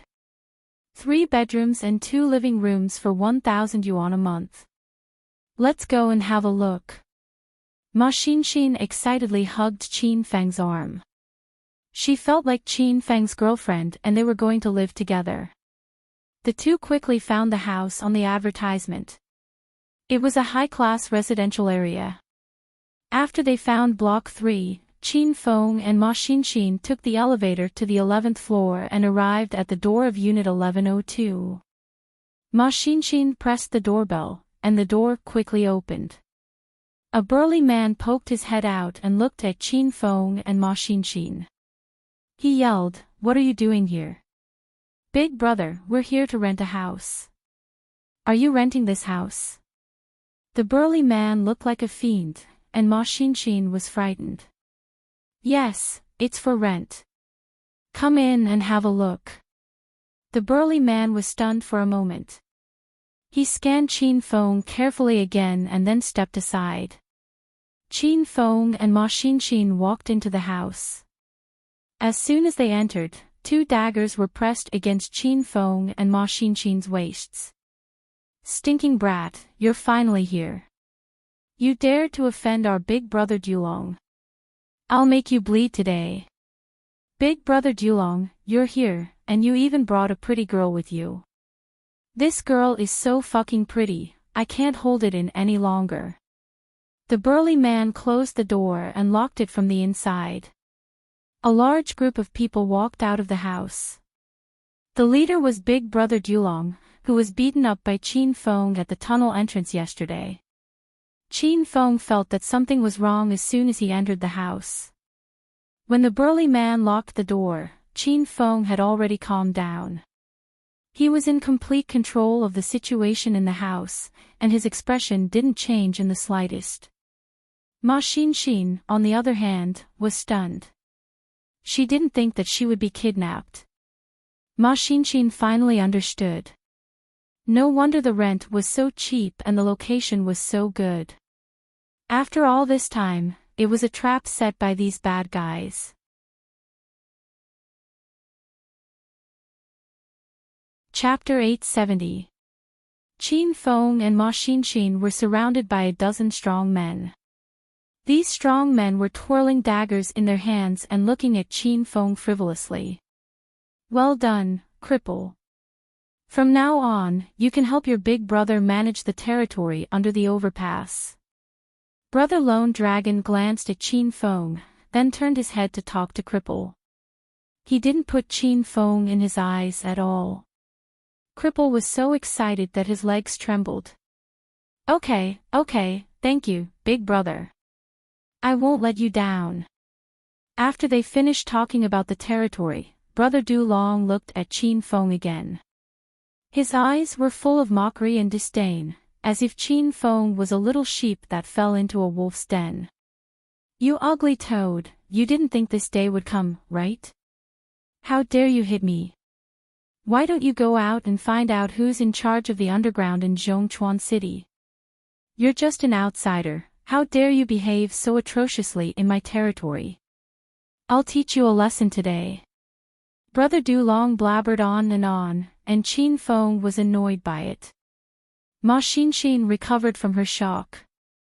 Half of her body was already in front of Qin Feng. Ma Xinshin was a stage 4 inner chi martial artist. Ever since she learned how to control the poison in her body, her strength had improved by leaps and bounds.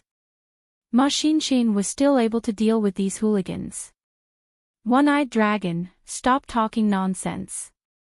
Does this house belong to you? What a coincidence. My girlfriend and I want to rent your house. Let's finish the paperwork quickly and you can take these idiots and get out of here. Seeing that Brother Dulong couldn't stop once he started talking, Qin Feng interrupted him. Brother Dulong was shocked and immediately shut his mouth. The surrounding lackeys were all dumbfounded, and the entire room fell into silence. Ma Xinshin was stunned. She looked at Qin Feng like she had Alzheimer's disease and had the urge to pry open Qin Feng's head to take a look. After a short silence, the group of people burst into an uproar. Brother Dulong didn't have time to curse before the men behind him started to clamor. Damn you, what are you talking about? Not only is this bastard ugly, there's something wrong with his brain. Why the fuck is he talking about renting a house? Are you crazy? Brother Lone Dragon, this ugly toad just called you a one-eyed dragon. How dare it call me a one-eyed dragon? Everyone had a nickname, and it was a nickname that other people gave them. Brother Dulong's nickname was One-Eyed Dragon. No one knew who gave him this nickname, but no one dared to call him that in front of Brother Dulong. Brother Lone Dragon hated it the most when people called him One-Eyed Dragon, just like how Willow Tree hated it the most when people called him Fatty. This was their reverse scale.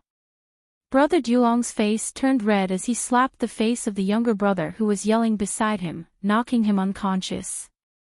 Shut up.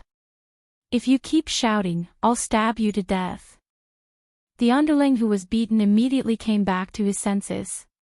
He was so scared that his whole body trembled. He quickly retreated to the corner and didn't dare to make a sound. Ugly toad, you are very tough, aren't you? Let's see if you can still get hard in a while. After slapping the underling, Brother Dulong turned around and glared at Qin Feng. He waved his hand and yelled, tie this bastard up. I'm going to fuck his woman in front of him. The group of underlings immediately became excited. They loved to do this kind of thing. Ma Xinshin was so scared that she immediately hid behind Qin Feng. Although she was a stage 4 inner chi martial artist, Ma Xinshin didn't have any actual combat experience. When a group of men pounced on her, she was shocked. Ma Xinshin didn't even know who to attack. Whoosh! A gust of wind sounded.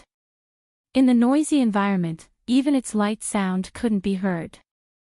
However, in the next second, the underling who was at the front of the group suddenly knelt on the ground. The underling started to scream at the top of his lungs, and the people behind him stopped. Everyone looked at their comrade in astonishment. That person knelt on the ground and screamed more miserably than a pig being slaughtered. However, they couldn't see any wounds on his body. It was as if he was possessed by a ghost. Sizzle. The room quieted down. There was the sound of water splashing, but it wasn't water. It was bright red blood. Ma Xinshin screamed. She saw that the kneeling man's legs were separated from his knees. In the blink of an eye, blood flowed like a river on the ground. A pungent smell of blood filled the room. Ah! My legs are broken. Why did my legs suddenly break? Help, I can't live anymore. Hurry and send me to the hospital. The screams reverberated throughout the room. Everyone was stunned. They didn't even know what was going on. Ha! Why did this person cut off his legs? I'm just here to rent a house. I'm also a poor person. Even if you cut off your legs, I won't give you any money. Qin Feng's indifferent voice sounded and broke the silence. Brother Lone Dragon's heart had undergone a drastic change. He had been fearless before, but now, his legs were trembling. He didn't know what was going on. He didn't have the heart to deal with Qin Feng or that beauty. He just wanted to run away. Big brother, what do we do now? Cripple came back to his senses and looked at Brother Dulong blankly. Captured that ugly toad first, then send him to the hospital, Brother Dulong said with a trembling voice. The dozen or so lackeys all swallowed their saliva and gathered their courage to charge at Qin Feng again. Qin Feng's eyes flashed with a cold smile. He shook his head inwardly. He gave these people a chance, but they didn't cherish it. They couldn't blame him. Xiao, xiao, xiao. This time, the sound of wind blew everywhere. Rays of white light appeared in the room. The light flashed like fireflies floating in the air. Poochie. The crisp sound of skin being cut was continuous, followed by painful howls of pain. The originally luxurious and bright room suddenly turned into hell. Blood splattered everywhere, and the light of knives and swords flashed. All of this happened in an instant. In the blink of an eye, people were lying on the ground. Only Brother Dulong was left standing there. Brother Dulong said to stand, but he would rather be lying down. He wanted to lie in a pool of blood and pretend to be dead. He really regretted offending this ugly man in front of him. Qin Feng's skills were too mysterious. Before Brother Lone Dragon and the others could see clearly, they had been completely defeated. As for why Brother Lone Dragon was still standing, he didn't think that it was because he was so powerful. His naturally scattered tortoise chi blocked Qin Feng's attack. Brother Dulong knew that he would die even more miserably than those lackeys on the ground. Ah. Qin Feng, I am so scared. Ma Xinshin came back to her senses with great difficulty. She was so scared that her body was pressed against Qin Feng's back, and she couldn't stop trembling. Qin Feng patted Ma Xinshin's back and said softly, "Go out first. I'll call you back in a bit." Ma Xinshin looked at Qin Feng worriedly. Qin Feng opened the door and pushed Ma Xinshin out. "Don't worry, it'll be over soon." Crack. The sound of the door closing was like a clap of thunder that struck Brother Dulong's heart. He was so scared that his nerves were about to collapse. Brother Dulong couldn't take it anymore. Facing Qin Feng in front of him, he felt as if he was facing a demon from hell. With a plop, Brother Dulong knelt on the ground. "Be big brother. I should've. I was wrong. Please be magnanimous and spare this little brother." Brother Dulong couldn't speak properly, and his teeth kept chattering. Blood flowed all around him. Those underlings usually pretended to be disabled and begged outside. But now, those people really had their arms and legs broken. They were truly disabled. One-eyed dragon, what do you mean by that? I've already said that I'm here to rent a house. What's wrong with your lackeys? Do they want to cause trouble by making themselves disabled? Do they want to force me to give you money? Qin Feng pulled a chair and leisurely sat in front of Brother Dulong. Brother Dulong didn't care that Qin Feng called him One-Eyed Dragon, and he even had to flatter Qin Feng with a smile. Be big brother, it's fine to rent a house. If you like this little brother's house, you can move in at any time. It doesn't matter how long it takes. I don't want a single cent from big brother. Brother Dulong struggled to speak, and Qin Feng struggled to listen. It's not good to have too much money. We're not that close, so I'll give you some money. Don't lose money. Qin Feng started to take out money from his pocket, and Brother Dulong was so scared that his face turned green. Big brother, don't be so polite with this little brother. It's my honor to be able to do something for big brother. I don't want money, I really don't want money. Looking at Brother Dulong's cowardly expression, Qin Feng found it quite funny. You really don't want money? No, I don't want it. Then I won't be polite. Break one of your fingers and scram with these trash. Qin Feng's voice was cold, and his body exploded with a powerful aura. Qin Feng didn't want to cause trouble in a foreign land, but Brother Dulong and these lackeys took the initiative to provoke Qin Feng, so Qin Feng wouldn't let them off so easily. Brother Dulong almost peed himself when he heard that Qin Feng was going to break his finger. Just as he was about to beg Qin Feng suddenly raised his hand and said, "Of course, if you don't want to break your finger, I can help you.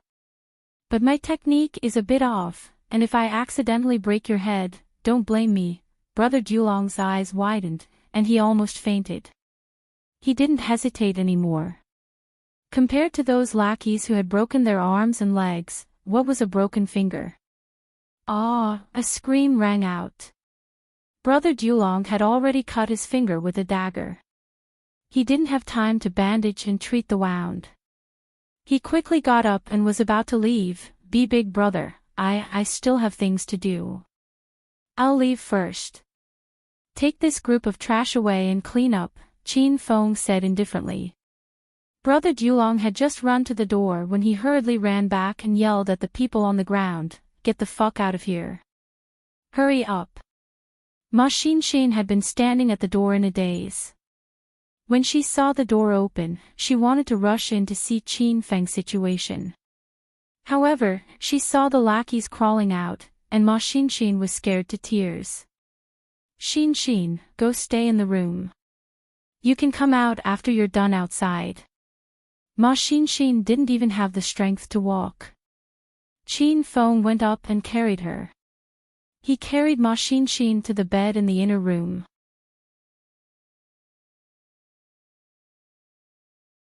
Chapter 871.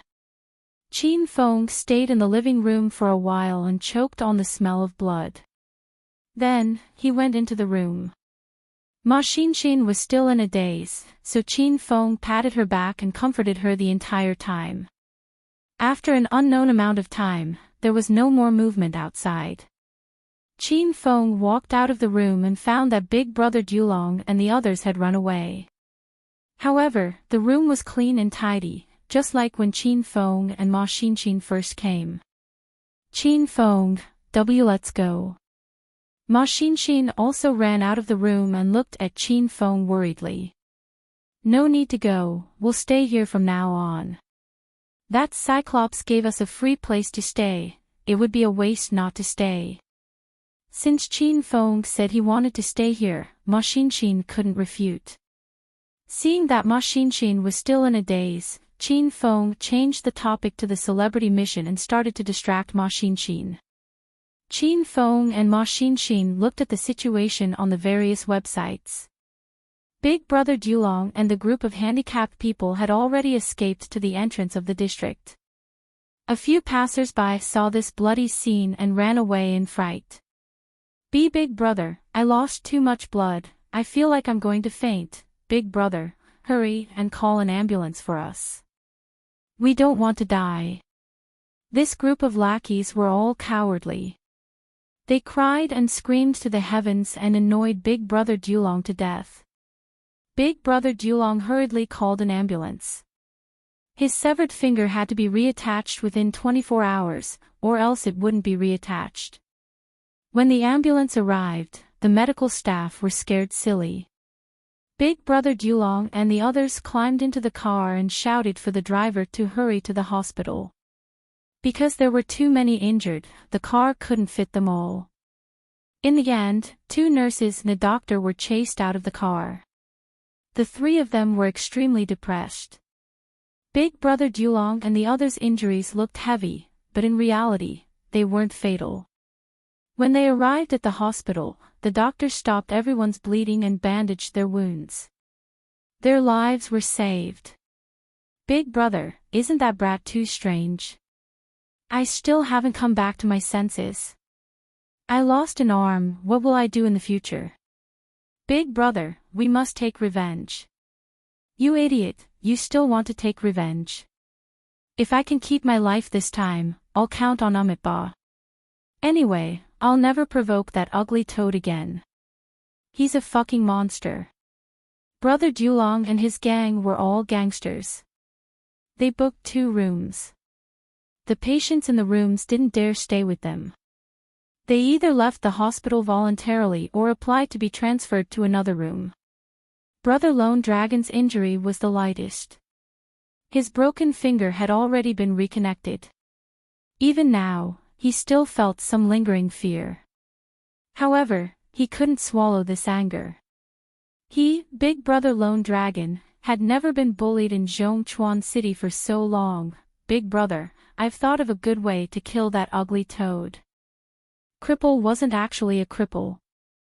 He had always pretended to be a cripple and begged for sympathy. In the end, Qin Feng had cut off one of his legs, so he really became a cripple. What is it? Everyone looked at Cripple with an expectant expression.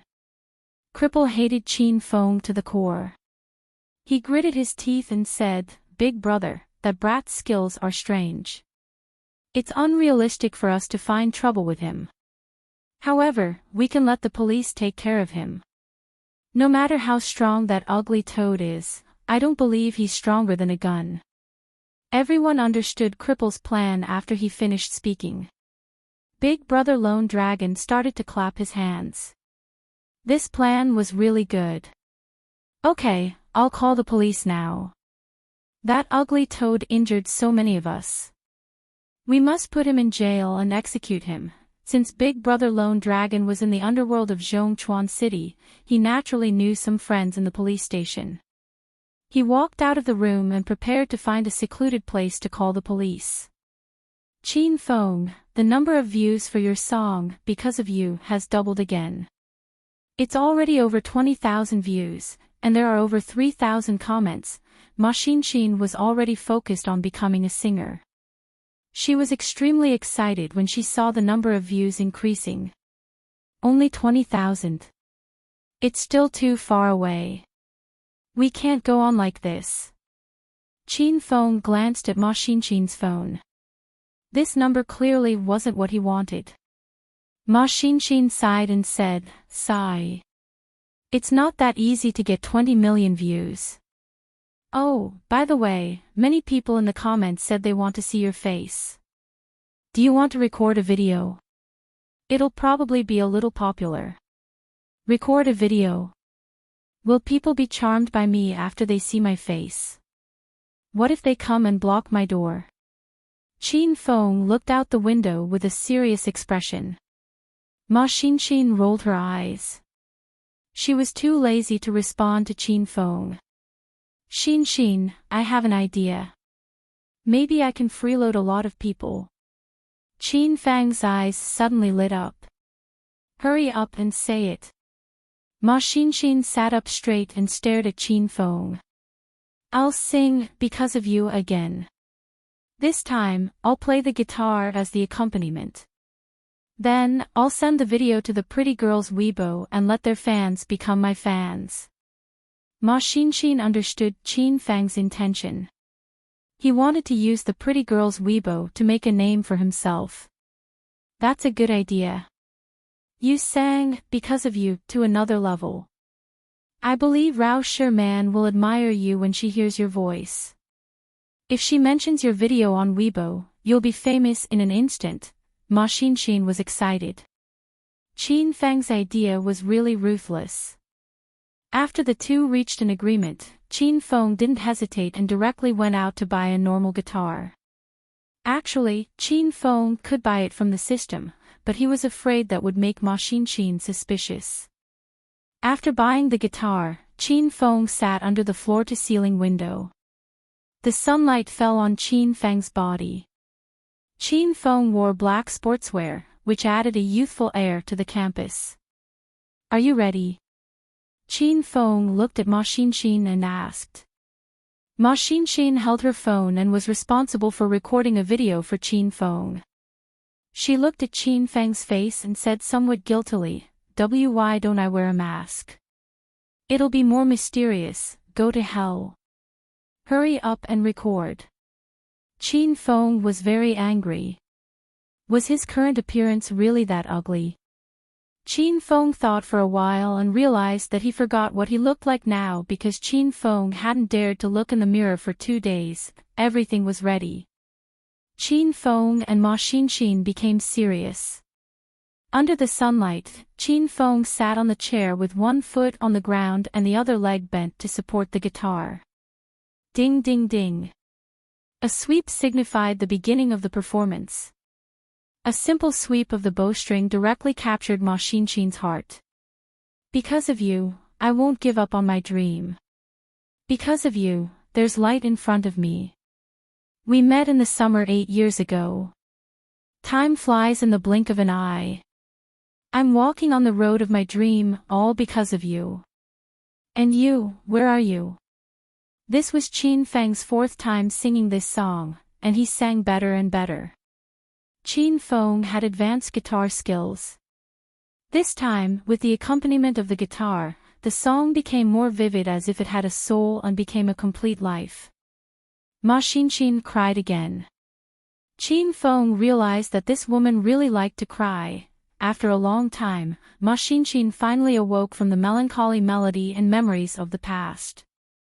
When she looked at Qin Feng again under the sunlight, Ma Xinshin felt that he wasn't ugly at all. In fact, he was extremely handsome. Xinshin, how's the recording? Qin Feng asked. Ma Xinshin hurriedly ended the recording and restarted the video. Qin Feng and Ma Xinshin sat side by side on the sofa. The beautiful, slow, and slightly sad melody sounded. Ma Xinshin closed her eyes and listened to it again. She felt that she would never get tired of listening to it again. After listening to it, Qin Feng also felt that the effect was good. Okay, that's it. Help me register a Weibo account with the name Jing Shui. Then, post the video in Rao Sherman. Even without Qin Feng's order, Ma Xinshin already did it. After everything was done, they waited to see the effect of the video. After Qin Feng and Ma Xinshin finished their work, they lay on the sofa and started to rest. Originally, they were worried about renting a house. They didn't expect that they would settle the matter so quickly. The environment and conditions of the house were ideal. Most importantly, it was free. For the two of them who were short of money, it was like charcoal in a snowy day. Ding dong ding dong. Not long after they lay down, the doorbell rang. Ma Xinshin hurriedly sat up and looked at Qin Feng nervously. It's over. Don't tell me those bastards came back for revenge. Qin Feng was much calmer. He didn't believe that Big Brother Dulong and the others would dare to come back. I'll go take a look. Don't be afraid, I'm here. I won't let you get hurt. After Qin Feng finished speaking, he stood up and went to open the door. Ma Xinxin looked at Qin Feng's tall and sturdy figure and was suddenly filled with a sense of security. The door opened, and a group of fully armed policemen rushed in. Suddenly, more than 10 people rushed in. Each of them was holding a submachine gun. Ma Xinxin was scared silly. Put your hands on your head and squat on the ground. Quick! The leader was a man with a gun. His face was filled with ferocity. As soon as he entered the room, he pointed the gun at Qin Feng. Although Ma Xinxin was very scared, she still gathered her courage and rushed to Qin Feng's side. She tightly held on to Qin Feng's arm and didn't let go. The black muzzle was pointed at Qin Feng's forehead. This action made Qin Feng very unhappy. Qin Feng was about to raise his hand to slap the man in front of him when a familiar face ran over. Dulong, is this the person? The person who came was Big Brother Dulong. This was out of Qin Feng's expectations. Qin Feng thought that these people were afraid of him. He didn't think that Big Brother Dulong wasn't afraid of death. With more than 10 fully armed policemen present, Big Brother Dulong was immediately filled with confidence. He pointed at Qin Feng with his bandaged finger, and his single eye was about to pop out of its socket. Big Brotherly, it's this bastard. He's not from Zhongchuan City, but he dares to come and cause trouble in Zhongchuan City. Not long ago, this ugly toad injured more than 10 of my brothers. They're all lying in the hospital. This group of policemen was called over by Big Brother Dulong. The man pointing the gun at Qin Feng was Big Brother Dulong's brother. Because Zhongchuan City had only been developed for a few years, there were crooks mixed with honest people. Naturally, there was a group of black and white forces.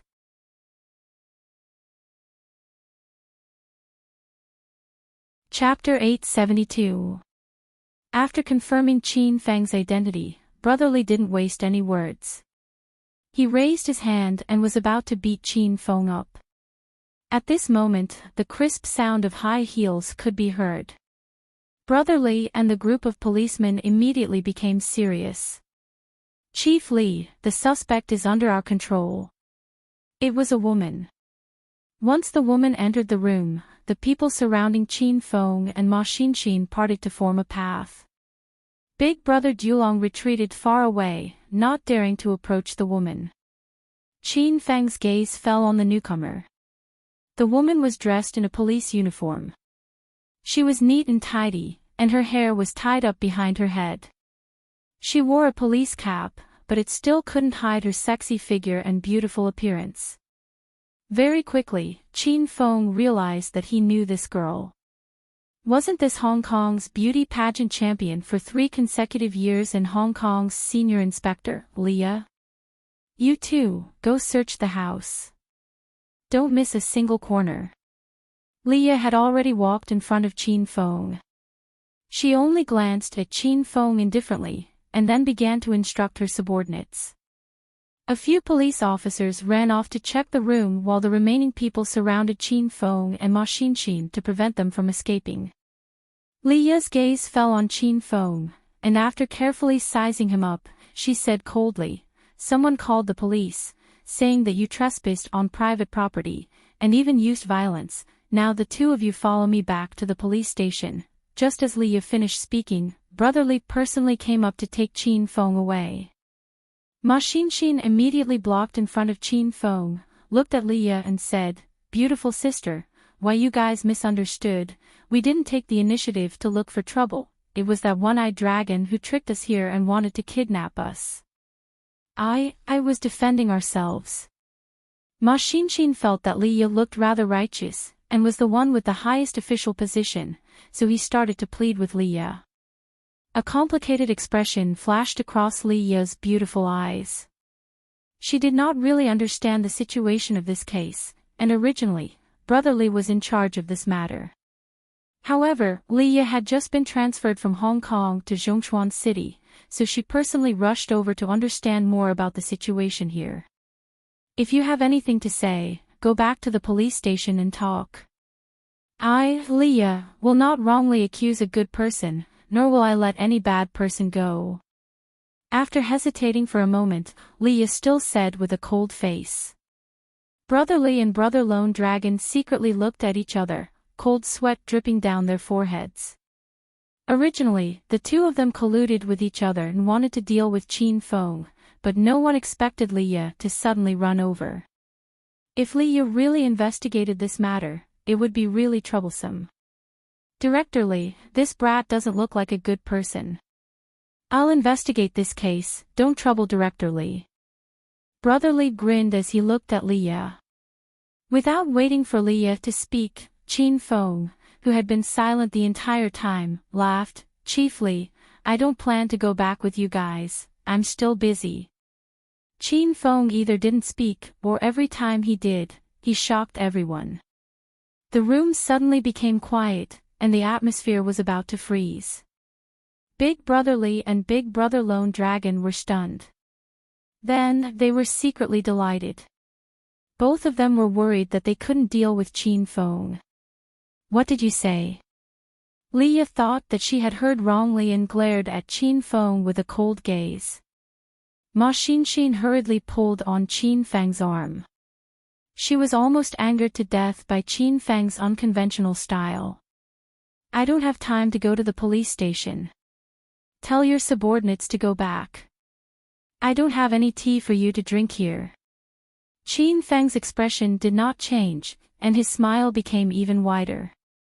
Leah originally thought that Ma Xinxin did not look like a bad person, and even planned to investigate this case properly. However, Qin Feng's arrogant attitude immediately angered Leah.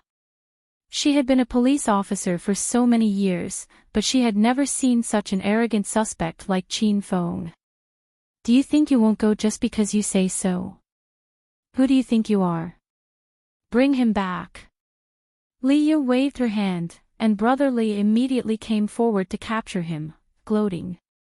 Chief Lee, have you heard of the names Freon and Parker Chong? Qin Feng casually patted Brother Lee and sent him flying. However, Qin Feng did not even spare Brother Lee a glance. He chuckled as he looked at Leah's unpredictable and charming face. The police officers who came were all stunned. No one expected Qin Feng to be so arrogant. Brother Lone Dragon's heart was about to jump out of his throat. Was this ugly toad so strong that he could even ignore the police? You dare to attack the police? Squat down on the ground, or else we'll shoot. When the group of police officers came back to their senses, the entire room was filled with the sound of guns being loaded. More than 10 guns were aimed at Qin Feng, scaring Ma Xinxin to the point of crying. What are you doing? Put down your guns. Leah finally regained her senses. Her beautiful eyes flickered with a strange light as she stared straight at Qin Feng's ugly face, as if she wanted to see through Qin Feng. Of course, Leah knew about Freon and Parker. They were the two international gambling experts that Leah and Qin Feng had met when they participated in the Hong Kong Gambling Kings conference. Qin Feng had even joked about their names at that time. Only Leah and Qin Feng knew about this matter, even Ao Wu Chang and the others did not know about it. Leah never thought that the man in front of her would actually mention this matter. Could it be that he was Qin Feng? But he looked completely different. Chief Lee. The dozen or so subordinates looked at Leah in astonishment, not knowing what had happened to this new bureau chief. I said put down the gun, are you disobeying my orders? Leah's voice was ice cold as she shouted again. Although the dozen or so police officers were puzzled, they could only put away their guns. Leah had already walked to Qin Feng's side, stared into Qin Feng's eyes and said, Who are you? If you want to know, come sit with me in the room. Qin Feng laughed sinisterly. Leah hesitated for a moment, but in the end, she still followed Qin Feng into the house. She was really curious about the identity of the ugly man in front of her, because Leah had missed Qin Feng a lot recently. Axian, go watch TV on the sofa. I'll be out in a while. Qin Feng turned his head and looked at Ma Xin. When he said those words, everyone was stunned. Qin Feng and Leah went to the master bedroom and even locked the door. Brother Dulong and the dozen or so police officers were completely dumbfounded. All of them stood there like idiots, not knowing what to do. Ma Xin was surrounded by a group of men and was a little nervous. She suddenly thought of Qin Feng's last words, and Ma Xin really went to the sofa to watch TV. When the TV was turned on, it was still a cartoon. Ma Xin quickly immersed herself in the cartoon, as if she had forgotten about Brother Dulong and the others who were standing at the side. From time to time, Ma Xin would let out a bell-like laughter, causing Brother Dulong and the others to feel awkward, in the master bedroom. Qin Feng lay comfortably on the big bed.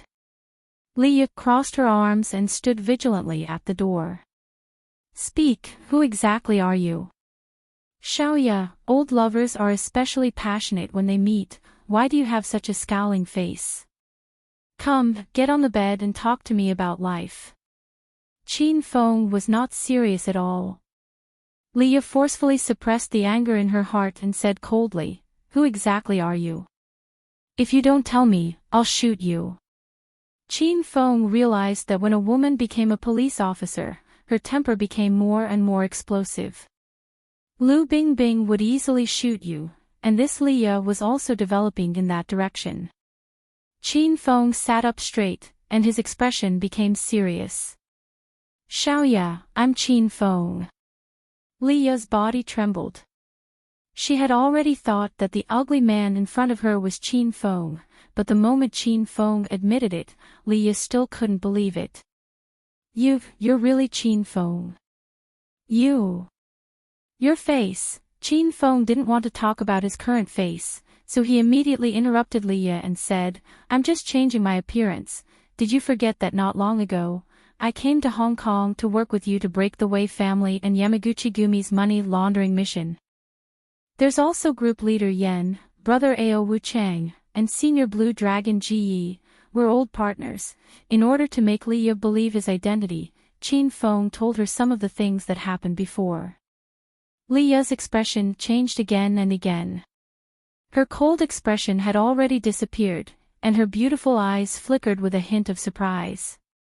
You really are Qin Feng. Why did you come to Zhongchuan City? You actually didn't tell me. Leah sat down next to Qin Feng, not minding that her body was stuck to Qin Feng's body. I've only been here for 2 days, and I didn't even have the time to look for you. Qin Feng said seriously. Actually, he didn't even think of looking for Leah. Come on, you must have forgotten about me. Ever since you left Hong Kong, you haven't even called me once. Leah had changed from the capable and powerful policewoman to a gentle and clingy little girl. Qin Feng didn't want to talk too much about this topic, otherwise, he would be exposed, so he quickly changed the topic. Oh right. Why did you come to Zhongchuan City to become a police officer?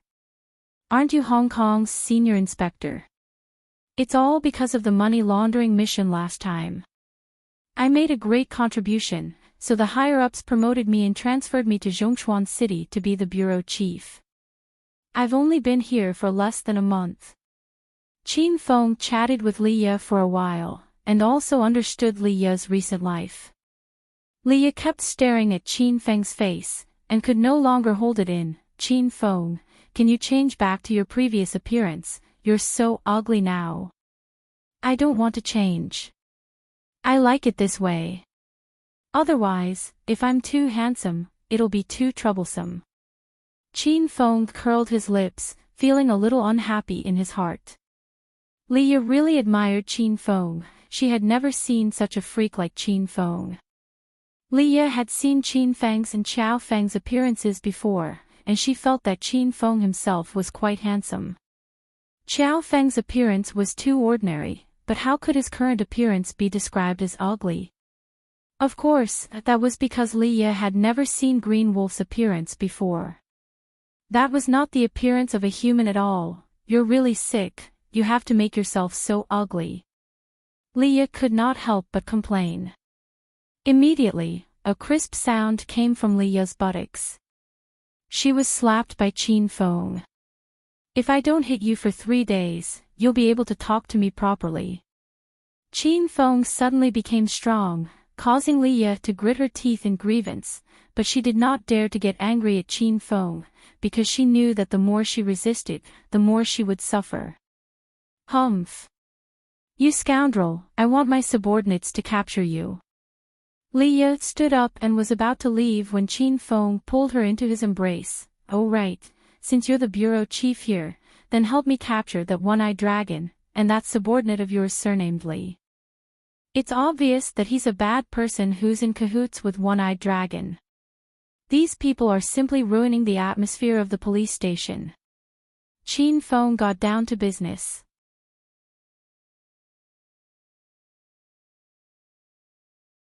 Chapter 873. After Leah found out about Qin Feng's identity, she was so excited and happy that she had already forgotten about coming to capture Qin Feng. What the hell is going on? Who is that one-eyed dragon? What conflict did you have with him? Leah looked at Qin Feng seriously. One-eyed dragon is probably a hoodlum from Zhongchuan City. He wants to cause trouble for me, so I came here to rent a house today. Qin Feng briefly explained what had happened. He knew that if he did not explain things clearly and ask Leah to help him, it would be very difficult for Leah. So that's how it is. That bastard Li Hui is simply the scum of our police force. This time, I will catch all of these dark forces in one fell swoop. The Li Hui that Leah was talking about was Brother Li. After finding out the truth, Leah gritted her teeth in anger. She had just arrived in Zhongchuan City and needed some achievements to suppress her subordinate's temper. This was a good opportunity. After chatting in the room for a while, the two of them walked out. Qin Feng, are you all right? Just as the door opened, Ma Xinxin heard the noise and ran to Qin Feng's side. She held on to Qin Feng's arm nervously. Leah stood at the side with a cold expression. From the first day she met Qin Feng, she knew that Qin Feng was lustful and flirtatious. It seemed like this old habit had not changed. Chiefly, are you all right? Did that brat do anything to you? I'll arrest him right now and bring him back for interrogation. Brother Li and the others had been standing outside for almost half an hour. If they continued to stand, they would really become idiots. Seeing Qin Feng come out, Brother Li pounced over to grab him. Leah took a step forward and blocked in front of Qin Feng, venting all the jealousy in her heart on Brother Li. Step down. Are you the leader here or am I the leader? I think you don't know right from wrong and keep trying to capture him. Do you have some unspeakable secret? Brother Li was stunned. He looked at Leah in astonishment. He was obviously shocked by the sudden change in the situation. Chiefly, what do you mean by that? This suspect trespassed into a private house and injured more than 10 ordinary people. As the people's police, of course we have to bring the bad guys to justice. Did I do anything wrong? Brother Li's heart was already a little guilty. He felt that Leah and Qin Feng knew each other, otherwise how could the two of them stay in the room for more than half an hour? Could it be that they were rolling in the bed? What a good people's police, these words coming out of your mouth are really ear-piercing. Leah already knew the truth, and he completely believed Qin Feng. Qin Feng was a member of China's dragon sect. Not long ago, Qin Feng's identity was announced, and Leah knew that Qin Feng had already become China's Azure Dragon. Was there a need for such a powerful person from China to frame a police captain? Brother Li was getting more and more flustered. He secretly gave the group of policemen a look. Because Leah had just arrived in Zhongchuan City not long ago, the police officers that followed her were all Brother Li's old subordinates. Chiefly, why don't you say something? What do you mean? Brother Li seemed to have thrown caution to the wind. he changed his previous respectful attitude and stared at Leah sloppily. Leah was so angry that her body was trembling. She was Li Hui's boss. This Li Hui was going against the heavens. How dare he speak to her like that? What do you mean? Don't you know that? What's your relationship with the one-eyed man? Is this case really like what you said? I think there's something else going on. Leah said coldly. Recently, Brother Du Long had been called One-Eyed Dragon, and he was so angry that his nose was crooked. Seeing that the situation had changed, Brother Du Long stopped pretending and directly went to Li Hui's side. He stared at Qin Feng and the other two and shouted, "Brother Li, this bitch and that ugly toad definitely know each other. Your identity has already been seen through by this bitch. Since that's the case, let's not waste any more time with them and just kill them to silence them." The reason why Brother Du Long dared to say such crazy words was because he was extremely familiar with Li Hui. Li Hui was originally one of Brother Du Long's brothers, and in order to develop, he let Li Hui sneak into the police station to be a spy. Brother Du Long also knew that the police officers present were all Li Hui's subordinates. With so many fully armed and armed police officers guarding, Brother Du Long was not afraid of Qin Feng at all. Li Hui, do you really want to rebel? It's not too late to repent now. The situation had changed once again, and it was beyond Leah's expectations. Leah never thought that One-Eyed Dragon would dare to kill people to silence them. This time, Leah felt a little guilty. The opponent had more than 10 guns. Leah did not have the confidence to survive the rain of bullets. Rebellion? I was forced by you. You bitch, I've been unhappy with you for a long time. You've only been transferred for a few days and you're already meddling in my business. You've been giving me a cold face all day long. So what if you're the bureau chief? Ha! Today, I'll have a taste of your bureau chief. Since Brother Du Long had already spoken, Li Hui had no other choice but to shed all pretense of cordiality. Li Hui had long since spied on Leah's beauty and had always been looking for an opportunity to push her down. Now that things had reached this point, Li Hui couldn't care less. He rubbed his hands and walked towards Leah with a smile. Brotherly, you play with the bureau chief, I'll play with that chick. Brother Du Long had taken a fancy to Ma Xinxin and also walked up with a smile. Are you sure you want to do this? Qin Feng's calm voice sounded. Li Hui did not put Qin Feng in his eyes at all, but Brother Du Long was so scared that he stopped in his tracks. He had seen Qin Feng's strange skills before. Ugly toad, I advise you to be obedient. There are more than 10 guns aimed at you. No matter how capable you are, can you block bullets? Very quickly, Brother Du Long came back to his senses. With so many policemen here, he was not afraid of Qin Feng. Li Hui's dirty hand had already reached towards Leah's chest. Qin Feng smiled and shook his head. An ear-piercing wind whistled, accompanied by Qin Feng's sigh. Sigh. I just cleaned the room, and I have to clean it again. Poochie. The sound of skin being cut rang out. However, Li Hui's face still had a perverted expression. According to his previous speed, he had already pinched Leah's fullness.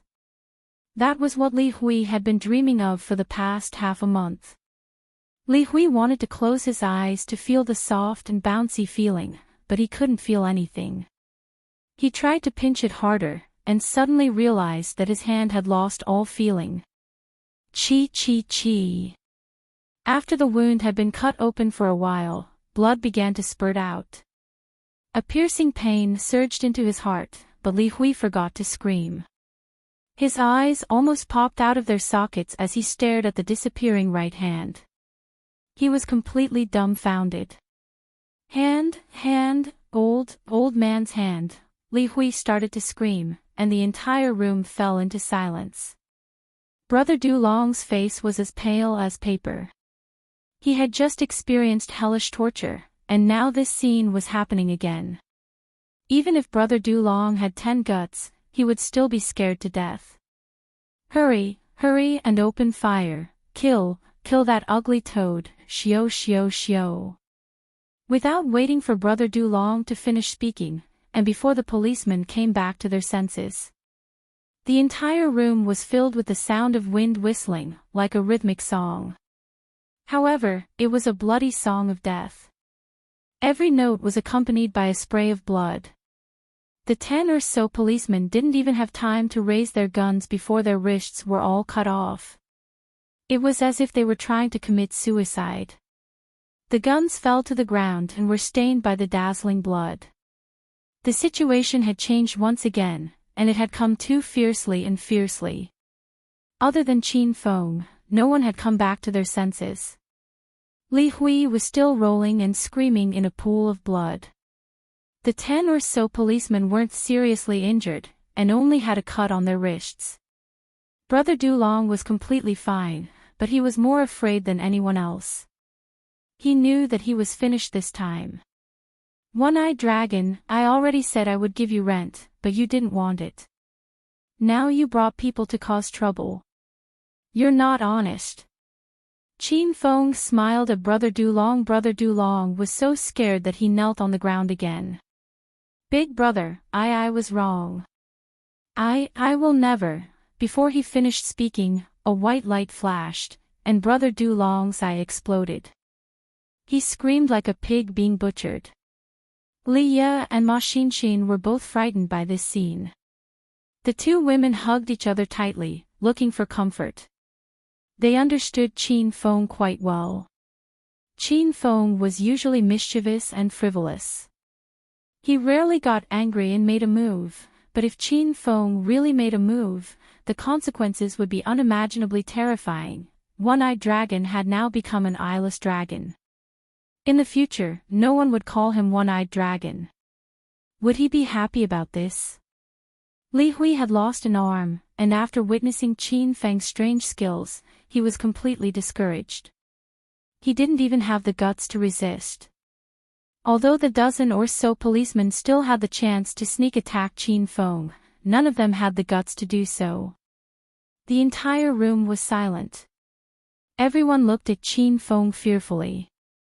Qin Feng stood in the middle of the hall, looked at Li Ye and said, Xiaoye, you settle the rest yourself. Li Ye walked to Qin Feng's side, her heart beating so fast that it couldn't stop. Qin Feng had saved Li Ye once again, and Li Ye was extremely grateful. I'll call the station now. Li Ye had already taken her phone to her room. Qin Feng pulled a chair and sat in the hall. Ma Xinshin had already run over and held on to Qin Feng's arm. You guys, clean up the room. Before the people Xiaoye calls for come over, I want this place to be exactly the same as when you came. Qin Feng's voice was ice cold. The dozen or so policemen trembled in fear and immediately began to clean up the room. Li Hui and Brother Dulong were directly dragged to the door and thrown away like trash. No one paid any attention to them. Very quickly, the reinforcements that Li Ye had called for arrived. The room's hygiene had also been cleaned up. It was exactly the same as before, as if nothing had happened here. Chiefly, what's going on here? All of a sudden, more than 10 police officers arrived. Everyone was shocked as soon as they entered the room. This was because everyone saw Captain Li Hui with a broken arm. He was left at the door and no one cared about him. Arrest all of Captain Li's men and bring them back to the police station. Li Ye did not explain and gave the order. Everyone was shocked. It was obvious that they did not understand the situation. After hesitating for a moment, they still listened to Li Ye's words. After all, Li Ye was the person with the highest position in the bureau.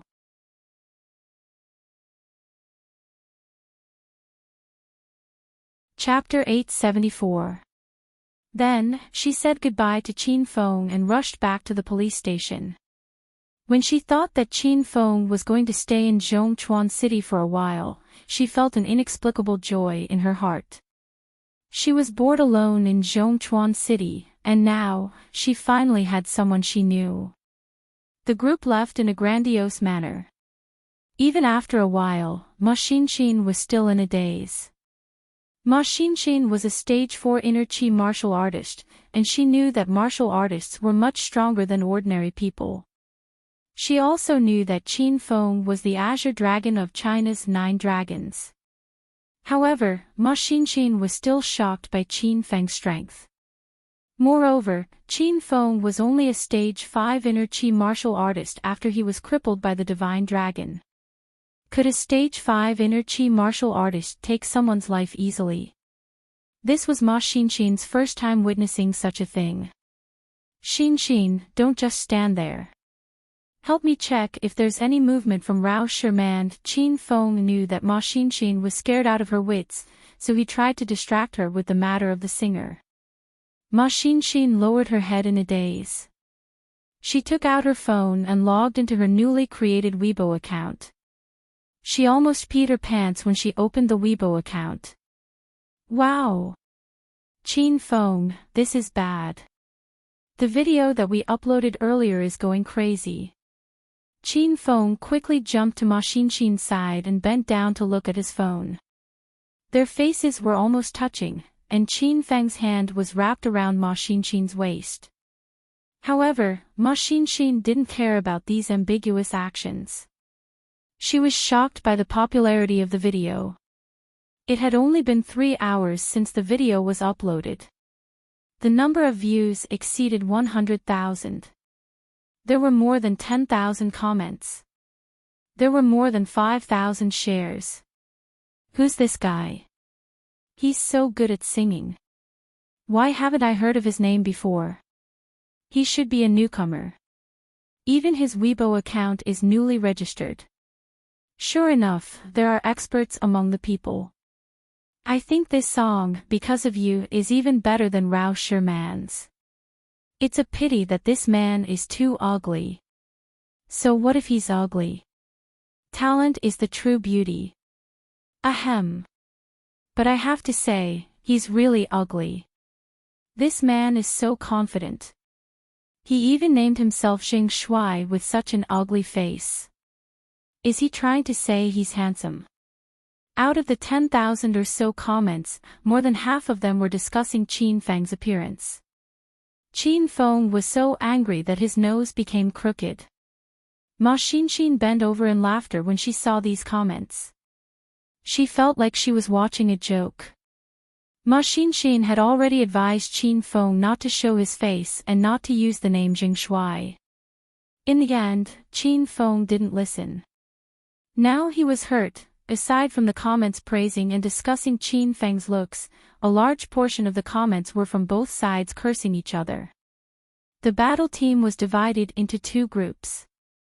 One group consisted of Rao Sherman's fans, and the other group consisted of Qin Feng's fans. I just think Xing Shui sings better than Rao Sherman, so what? If you're not convinced, then come fight me. Who does Xing Shui think he is? A piece of trash who just entered the industry wants to ride on our Sherman's fame and climb up the ranks. What a joke. He dares to come out and sing with that face of his. Hurry up and go home and hide, or change your career to a zombie film. If anyone dares to comment on Marshal Zhang's looks again, I'll immediately hunt you down and bring the army to his house. My father is the chief, Xing Shui, get out of the entertainment industry. Xing Shui, ignore those brainless trolls. We'll always support you. When you come back from plastic surgery, you'll still be a good man. The comments were too intense, and the netizens' imagination was too rich. Ma Xinshin read the comments again and again, enjoying herself. Xinshin, this speed is still a bit slow. My fans have only increased by a little more than 10,000. It's too little. Qin Feng didn't have the mood to read the comments. He was thinking of ways to increase his fame. Then do you have a better idea? Ma Xinshin looked at Qin Feng and asked. I think we should set a small goal first. For example, Let's develop 100 million fans first. The corner of Ma Xinxin's mouth twitched. She turned her head and said, I'll continue to read the comments.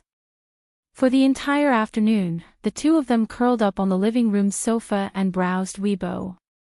Ma Xinxin was having a lot of fun, but Qin Feng was a bit bored. He purposely stuck his body to Ma Xinxin and took advantage of her from time to time. Qin Feng. Quick, look. Rao Sherman replied to you. She even reposted your video. Now your fans are increasing by a few hundred every minute. Ma Xinxin suddenly screamed in excitement. Qin Feng looked at his phone. Rao Sherman really reposted it. Not only did she repost it, but she also left a comment. I just had some free time and listened to Jing Shuai's because of you. I personally think it's very good. I think he's a newcomer. I hope everyone can stop scolding and give some help and support to a talented person like him. Rao Sherman was indeed a kind girl. Although she didn't know Jing Shuai, she was willing to help a talented person like him. Ma Xinxin read the comments and praised Rao Sherman greatly. She liked the pretty girls group, and now she liked it even more. Because Rao Sherman made a statement, the scolding subsided a lot. Rao Sherman's fans all became Qin Feng's fans. It was Ma Xinxin's first time experiencing being a star. Although she wasn't the one, she accompanied Qin Feng all the way. It felt like she was a star herself. Ma Xinxin thought being a star was really interesting. She grabbed her phone and secretly laughed. She looked like she wanted to read all the comments. The number of fans increased, and the rate of increase also accelerated. But it was still far from the 20 million fans required by the system. Qin Feng felt bored as he read and read. Since he had nothing to do, Qin Feng picked up his guitar and chose a few of his favorite songs. He was going to record a few videos and upload them to attract more fans. 3 days had passed since the battle between Qin Feng and the Divine Dragon. But only a few people knew about this battle, and it didn't cause any ripples. Everything was normal in the provincial capital. Qin Feng's fame was still at its peak, and he was still the topic of conversation. Qin Feng, Xiao Feng, Green Wolf, each of his identities could make people talk about him for 3 days and 3 nights without getting bored. The more they knew about Qin Feng, the more they realized how flirtatious he was. Qin Shitian and Qin Huang had returned to Qin Manor. On the day Qin Feng was defeated, the two of them went to Mount Divine Dragon. But they weren't able to enter the Divine Dragon Shrine. They were stopped as soon as they reached the mountain. The Divine Dragon didn't want to see them, so Qin Shitian and Qin Huang couldn't do anything about it. Fortunately, Qin Shao appeared later. Although he hated Qin Feng and his grandfather, Qin Shao didn't have a heart of stone. When Qin Shao saw that her grandfather and uncle were still waiting at the foot of the mountain, unwilling to leave, she told them that Qin Feng was still alive. Qin Feng wasn't dead. Qin Huang and Qin Shitian heaved a sigh of relief. They didn't know where Qin Feng went, and they didn't know how the Divine Dragon was going to deal with Qin Feng. But as long as Qin Feng wasn't dead, it was more important than anything else. Not only did the provincial capital have a wave of Qin Feng craze, but Qin Feng was the hottest topic in all of China. Especially in the 4 cities of Yun province, Qin Feng had become a familiar name. He turned from a hedonistic young master that everyone looked down on to an inspirational positive example. Many parents wanted to learn from Qin Feng when educating their children. The school's 3 merit students were judged based on Qin Feng's spirit. The only thing missing was Qin Feng's inspirational essays in the language textbooks of elementary and middle schools. If others mentioned Qin Feng from time to time, the women in Hero City would miss him even more. Qin Feng had been gone for 3 days. It wasn't a long time, but those women missed him immensely. Most importantly, Qin Feng's cell phone was turned off after he left Hero City. No matter how hard they tried, they couldn't get through to him. A few of the women even chatted with each other during a meal. They all agreed that Qin Feng had gone out to have an affair with another woman. They even speculated that Qin Feng had assumed a new identity. This was his usual style of flirting with women. The 3 identities he had were enough to explain everything. The construction of Hero City was in full swing, and Qin Feng's group of capable and beautiful women took care of it in an orderly manner. Lin Bei also brought her mother over. Mother Lin had worked hard for most of her life, and now she could finally live a stable and comfortable life. The Yun family also came. Yun Zhe sent a lot of people to help Big Brother Qin Feng with the construction and invested a large amount of money to build Hero City. Yun Xiao directly moved into Hero City.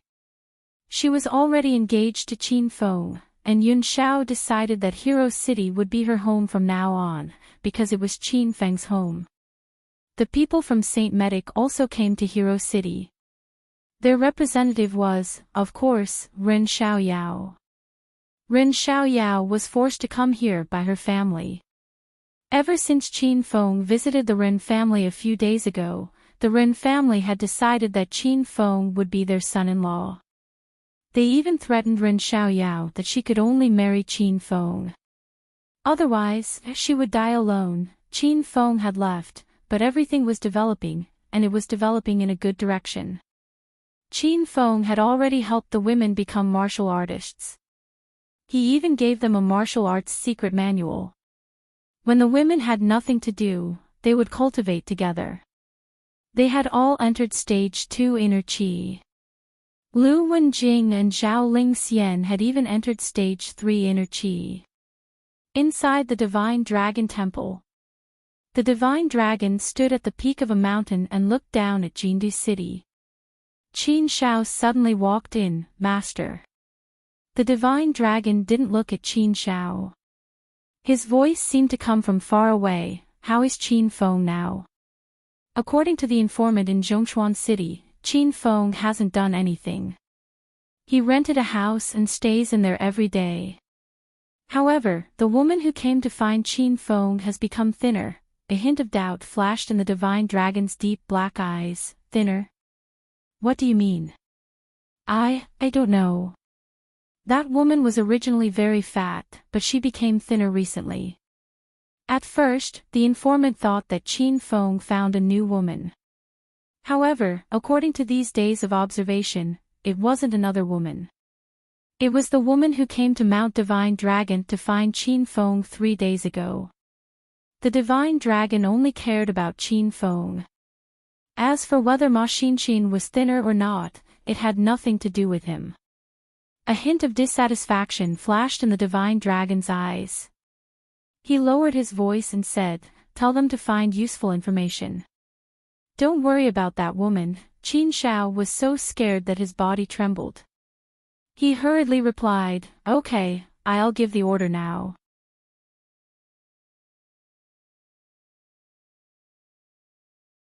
Chapter 875.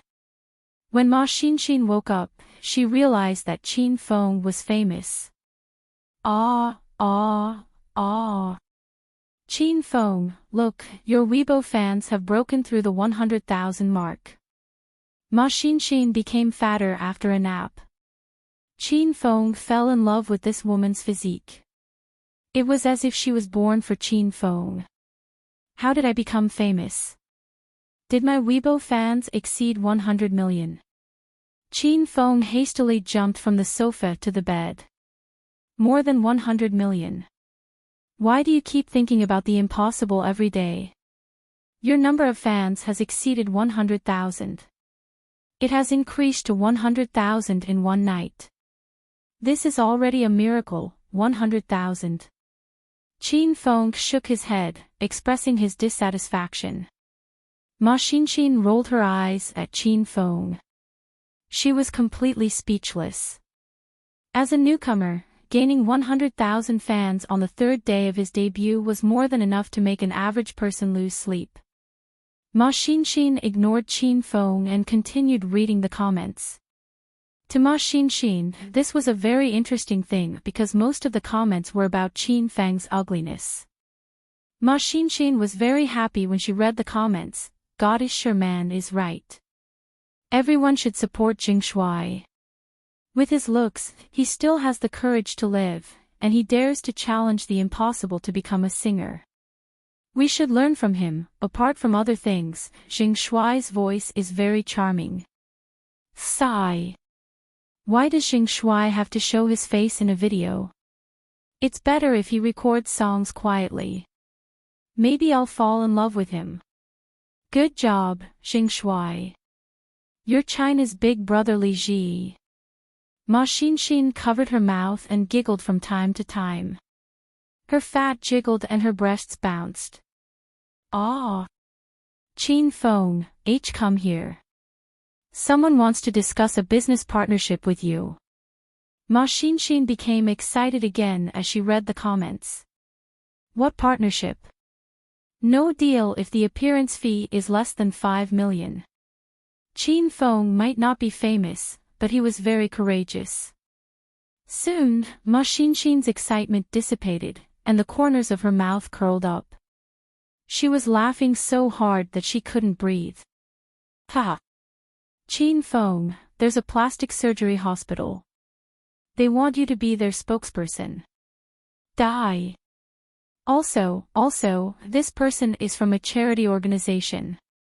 They do charity for the disabled, and they want you to be their ambassador. They want to use your deeds to tell the disabled to live bravely. This event is great. Qin Feng, you should go. You can also help those poor people. The corners of Qin Feng's mouth were already crooked. What was going on? I'm not going. If you want to go, then go. You're still alive and kicking even though you're so fat. Your big sister Li Ji. Qin Feng complained. Ma Xinxin hadn't kissed Qin Feng yet, so she regained her previous chubbiness. She got angry and started to yell again. Also, this is the representative of the King of Masked Singers selection panel. They would like to invite you to participate in the King of Masked Singers competition. There's a newly opened dating website. They hope that you can register as a member representative of their platform. This is good, this is good. This is the director of a zoo. He wants to introduce a group of wild orangutans to expand the sightseeing program. He is paying you to go. Ma Xinxin was taking revenge on Qin Feng. She specifically picked out the comments that attacked Qin Feng and read them out loud. The corners of Qin Feng's mouth were already twitching. He threw himself onto the bed and pressed Ma Xinxin down. Wah! What are you doing? Ma Xinxin was so scared that she threw her cell phone away. In the next second, she realized that she couldn't speak because her mouth was blocked by Qin Feng. Qin Feng turned his grief and indignation into strength. He ferociously sucked the poisonous gas in Ma Xinxin's body. He wished that he could suck Ma Xinxin's tongue off. The poisonous gas surged violently and recklessly in Qin Feng's body. However, Qin Feng was already used to it. He easily suppressed and converted the poisonous gas into his own inner qi. Bang! A loud sound spread. Qin Feng advanced from stage 5 inner qi to stage 6 inner qi in a short while. At this moment, Ma Xinxin became thinner and the poisonous gas in her body was sucked dry by Qin Feng. You're so annoying. No, I don't want to talk to you. Ma Xinxin used all her strength to push Qin Feng away. She felt like she was kissed forcefully. She was a little shy and excited at the same time. Sucking the poisonous gas was like eating a delicious breakfast. Qin Feng felt much better. Ma Xinxin picked up her cell phone and shyly leaned against the headboard to continue reading the comments. She pretended that nothing had happened. The new songs that Qin Feng uploaded yesterday also received a lot of response. Each of the videos had over 200,000 views. More than 30,000 comments. More than 10,000 views. Other than those pranks and invitations to Chin Fong, there were also some companies that sincerely invited Chin Fong to be their spokesperson. However, most of them were small companies and studios that invited Chin Fong to be their spokesperson. Chin Fong, there's a supermarket that's about to open. The boss added you on Weibo and wants to invite you to sing live on the day of the event. I think it's a good idea. We're short of money anyway. Do you want to accept it? Ma Xinshin had never been a manager before. Now, she felt that being a manager was quite fun. She could accept some performances when she was free. I'm not going. Chin Fong flatly refused. Ma Xinshin said with a bitter face, why not? Do you think the other party's performance is too small? But you've just started out, so you need to take on more activities to increase your popularity. This way, you can slowly receive large-scale performances. Ma Xinshin said with a bitter face. I won't go even if the big companies look for me. I want to maintain a sense of mystery so that my fans will multiply in the future. Although Chin Fong had never been a celebrity before, he understood this industry quite well. Sometimes, too much exposure would cause people to develop visual fatigue. Many famous A-list celebrities almost never appeared on variety shows, and there were pitifully few interviews and activities. However, the popularity of those celebrities rose all the way because they were too mysterious, which instead whetted everyone's appetite. After saying so much, you still think you're too ugly now. Ma Xinshin's words hit the nail on the head. Chin Fong felt a sharp pain in his heart. The two of them chatted for a while and parted on bad terms. Chin Feng's phone just happened to ring. It was a call from Leah. Xiaoya, are you done? Yes. I just finished. I'm resting now. Are you coming out? I'll treat you to coffee. Sure, tell me a location. I'll go over right now. Just as Chin Fong hung up, Ma Xinshin glared at him unhappily. Who is it? Who else could it be? That beautiful policewoman from yesterday. After suffering a setback at Ma Xinshin's hands, Chin Fong looked at her proudly. Why is she looking for you? Don't go out, in case you scare others. When Ma Xinshin saw Leah yesterday, she felt some hostility in her heart. Even Ma Xinshin herself couldn't explain that kind of rejection.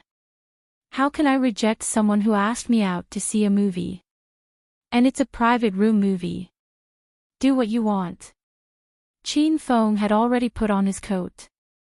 Ma Xinshin was a little angry, but she couldn't show it. Otherwise, if Chin Fong knew that she was jealous, it would be embarrassing. I can't be bothered with you. Go wherever you want. If you come back late, I won't open the door for you. Oh. Then you should go to sleep first.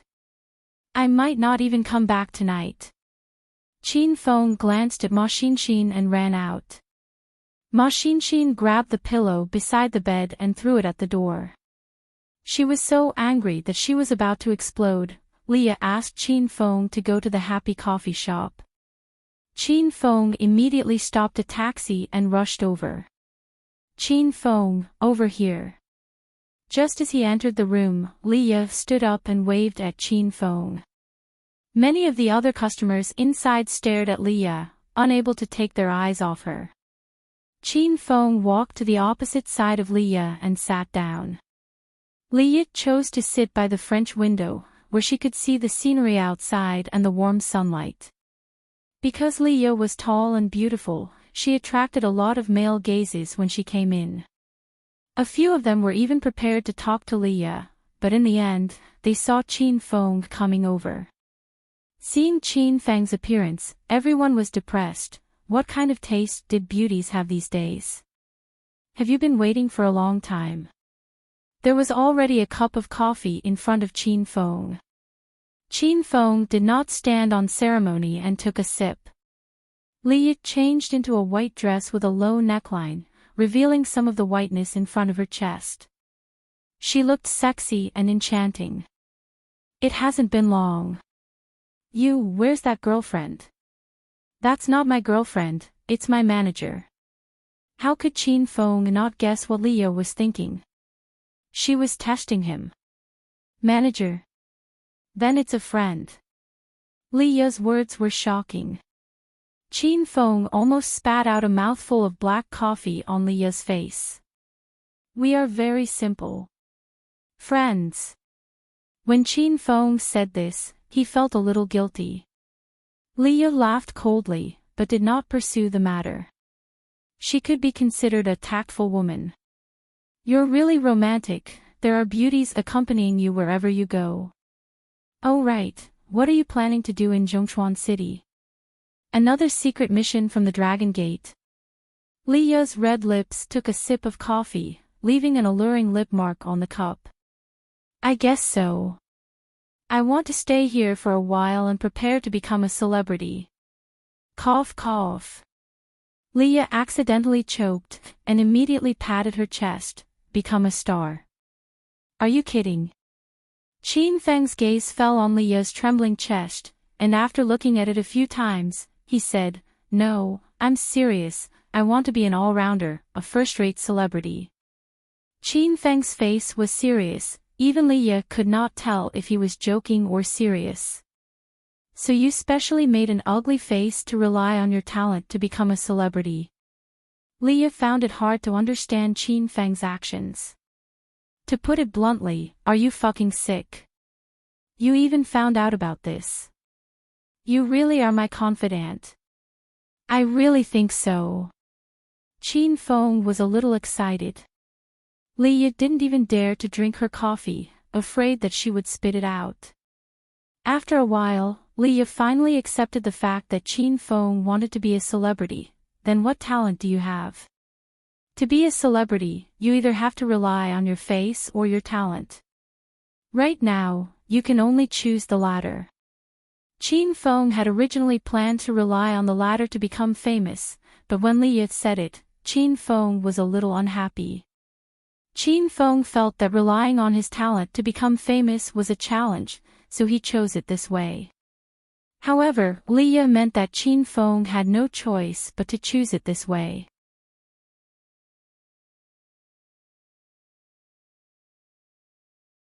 Chapter 876. Ding. Congratulations to host Qin Feng for further developing Chinese medicine and making Chinese medicine famous. The system rewards you with a set of mysterious fire ice needles. As Qin Feng chatted, the system's beep suddenly sounded in his mind. According to the extent to which Chinese medicine was promoted, Qin Feng would be given some rewards from time to time. The 5 poison needles, 100 grass sutra, emerald spirit ring and other items were all rewards for this mission. Qin Feng did not have the time to promote Chinese medicine right now, so it seemed that the students of the medical school in the capital had achieved good results. Qin Feng, what are you thinking about? Halfway through her sentence, Leah realized that Qin Feng was in a daze. This made Leah extremely angry. You're actually distracted when you're dating a beauty like her. Oh. I recorded a few songs, you can listen to them. Qin Feng came back to his senses and quickly changed the topic. He took out his phone and opened some of the videos he had recorded before. Leah curiously moved a chair over to Qin Feng's side. Just as she came over, Qin Feng smelled a burst of perfume. Listen and see if I have the ability to be a singer. Qin Feng handed the phone over to Leah. Leah's face was full of curiosity. She never thought that Qin Feng would really be developing towards becoming a singer. She put on her headphones and turned on the video. In an instant, Leah was intoxicated.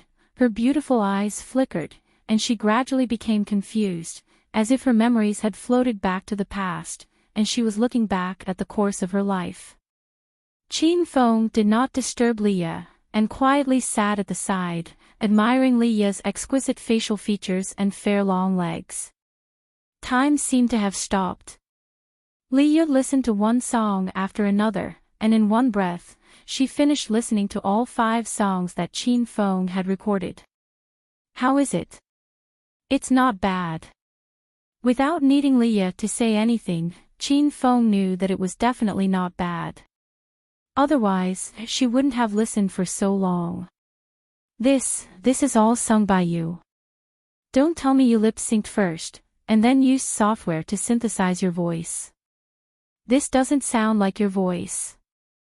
Leah was still a little shocked, and had not completely recovered from her shock. Where am I going to synthesize it? Do you think I have nothing better to do? Chin Feng was a little speechless. Leah calmed down for a while, drank a big mouthful of coffee, and then said, Chin Feng, before I became a police officer, I participated in the Miss Hong Kong competition, and I know a lot of people in the entertainment industry. I can help you promote it. Chin Feng just happened to need someone to help him advertise, and coincidentally bumped into Leah in Zhongchuan City. Chin Feng did not stand on ceremony with Leah. Alright, I'll send you the video now, you can just help me send it to your friends in the entertainment industry when you have time. As for the matter of Chin Feng becoming a celebrity, Leah could not accept it even after a long time. After chatting for a while, Chin Feng brought the topic to Leah. Don't always talk about me. How have you been lately? Are you comfortable with the work here? Chin Feng's sudden concern for Leah made Leah extremely happy. It's alright, I've just arrived, it's normal for me to not be used to it, I'll be fine after a while. Have you dealt with One-Eyed Dragon and Li Hui? We've already interrogated them. They're indeed colluding with the underworld. Then, we'll go through the legal process. As Leah spoke, she raised her eyebrows. I have another big case in my hands that gives me a headache. Tell me about it. Chin Feng took a sip of his coffee and said. Zhongchuan City has just developed in recent years. Due to its rapid development, the flow of people here is very complicated. Most of them are foreigners, and there are many hidden dangers in the public security area. In the past 6 months, there have been many cases of people going missing in Zhongchuan City. According to the internal statistics of our bureau, 108 people have gone missing in the past 6 months. This number has already attracted the attention of the higher-ups. It just so happened that I rushed over at this time. Leah usually wouldn't talk about work with others, but when she saw Chin Feng, Leah couldn't help but complain. Missing people. Chin Feng raised his eyebrows, thinking back to when he was in Acropolis City. Lu Bingbing had also encountered a missing person case. Is there no clue at all? Leah pouted. From a capable and experienced policewoman, she turned into a cute little woman. No, otherwise I wouldn't be worried. Chin Feng was silent for a while, then said, I suggest you go back to the station and start with One-Eyed Dragon and the others. Maybe there will be some clues. Them? Why do you say that? Leah suddenly became serious. It's hard to say right now. Go back and ask. Chin Feng already had some guesses of his own. Alright, I'll listen to you. Chin Feng and Leah enjoyed an afternoon of sunbathing and drinking coffee. The atmosphere was peaceful. The two of them chatted a lot and chatted happily.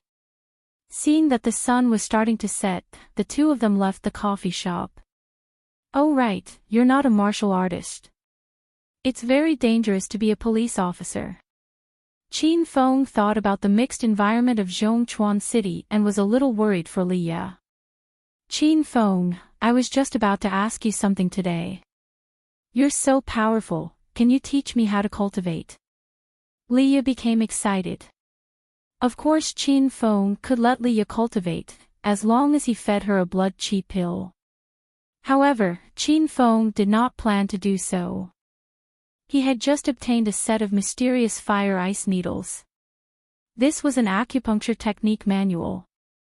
According to the system's introduction, Only cultivators who possessed both fire and ice attributes could perform this acupuncture technique. The main effect of this acupuncture technique was to cleanse one's body, allowing an ordinary person to be reborn and embark on the path of a martial artist's cultivation. There's a way, but it's not convenient. Qin Feng pretended to be in a difficult position. Is there really a way? Then hurry up and help me. What kind of relationship do we have? What's so inconvenient about it? Because of her identity as a police officer, Leah had come into contact with Chinese martial artists a long time ago. After witnessing the powerful skills of martial artists, Leah was extremely envious. Ugh! You really want to try? Of course, what do you want me to do? I'll do whatever you want. Leah held on to Qin Feng's arm, her movements extremely natural. Previously in Hong Kong, she had always been acting as Qin Feng's girlfriend. Cough cough. I can use acupuncture to help you cleanse your marrow and change your physique. You can cultivate right away. Qin Feng said. Wow! So simple. Then let's start now. Leah jumped up excitedly. Then we'll have to find a house first. Qin Feng said seriously. Leah suddenly felt that something was wrong. She let go of Qin Feng's arm and said vigilantly, "Why are you looking for a house? Aren't you going to help me become a martial artist? Cutting hair and washing marrow is not simple. I need 108 silver needles to pierce through all the acupuncture points in your body. So, you have to take off your clothes and cooperate with me." Qin Feng resisted the urge to maintain his righteous and unfathomable appearance. Leah was shocked and started to suspect Qin Feng's true intentions. No, is there no other way? Leah asked Qin Feng carefully. No, I can only cleanse my body. This method is the most effective and it doesn't have any side effects. Not everyone knows how to use the mystic fire ice needle. It is rather strenuous for me to execute it. I wouldn't even help ordinary people when they ask me for help.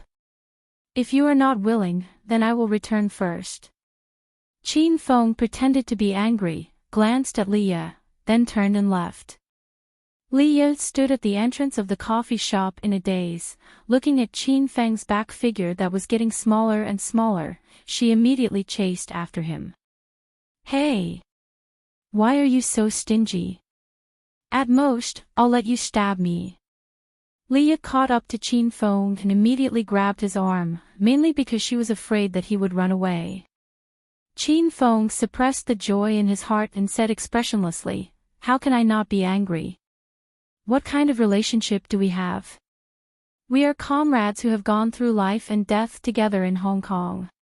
You still doubted my intentions just now, right? All right then, I won't give you any needles. It's really a thankless task." Qin Feng was the only one who could do such a shameless thing, even after getting a bargain. However, Leah had a guilty look on her face. It was obvious that she believed Qin Feng's nonsense. Sorry, I was too petty. Let's go, I'll take you to my apartment. You have to help me become a martial artist. Leah hugged Qin Feng's arm even tighter. As if to please Qin Feng, she purposely rubbed her chest against Qin Feng's arm a few times. That feeling was too wonderful for words, and Qin Feng was overjoyed. As night fell, the street lights lit up. Across the sea, one could see the night view and prosperity of Hong Kong, and the development of Zhongchuan City was also extremely rapid. In the midst of the bright lights, all kinds of people came and went. Qin Feng and Leah leisurely walked through the crowd on the street, as if they were a couple taking a stroll. It was filled with a warm and sweet feeling. Leah's apartment was allocated by the police station. It was a single apartment with one room and one living room. The environment inside was not bad, and the decorations were also of a high grade. Qin Feng. Why don't you go sit on the sofa for a while? I'll make dinner for you. After entering the room, Leah became nervous. She was not ready to take off her clothes and be stabbed, so she found something else to do to stall for time. There's no need to eat. Let's get down to business first. Let's go to the bed in your room. It's easier to pose there than on the sofa. Chin Feng waved his hand and said. "Ah. What posture? What are you going to do with the needles?" Leo was shocked, and even regretted bringing Chin Feng back. Chin Feng saw that he had accidentally said something wrong, and immediately said with a serious expression, "What are you thinking? The mysterious fire ice needle is very complicated. Not only does it have to be stabbed in the front, it also has to be stabbed in the back." Chin Feng heaved a sigh of relief in his heart. He even started to feel proud of his reaction speed. Leah was still a little nervous, but she had already come this far, so it wouldn't be good to retreat. Then I'll go back to my room first. I'll call you when I'm done." Leah's beautiful face was flushed red, her voice carried a hint of Hong Kong accent, causing Chin Feng's entire body to go numb. Chin Feng sat on the sofa and ate some fruits. Leah had already entered the house, and not long later, Leah's delicate voice came from inside the house. "Chin Feng, I'm done, you can come. Brother Ushwe's temper is explosive, he loves to give you rewards whenever he doesn't agree with you. Why don't you go to heaven? Young Master Du is waiting for you to soar in the sky." This month, young Master Du updated 4 times a day, but he discovered a serious problem. The subscription was dropping very quickly. Could it be that everyone didn't like young Master Du too much? Then young Master Du should reflect on himself. Please subscribe.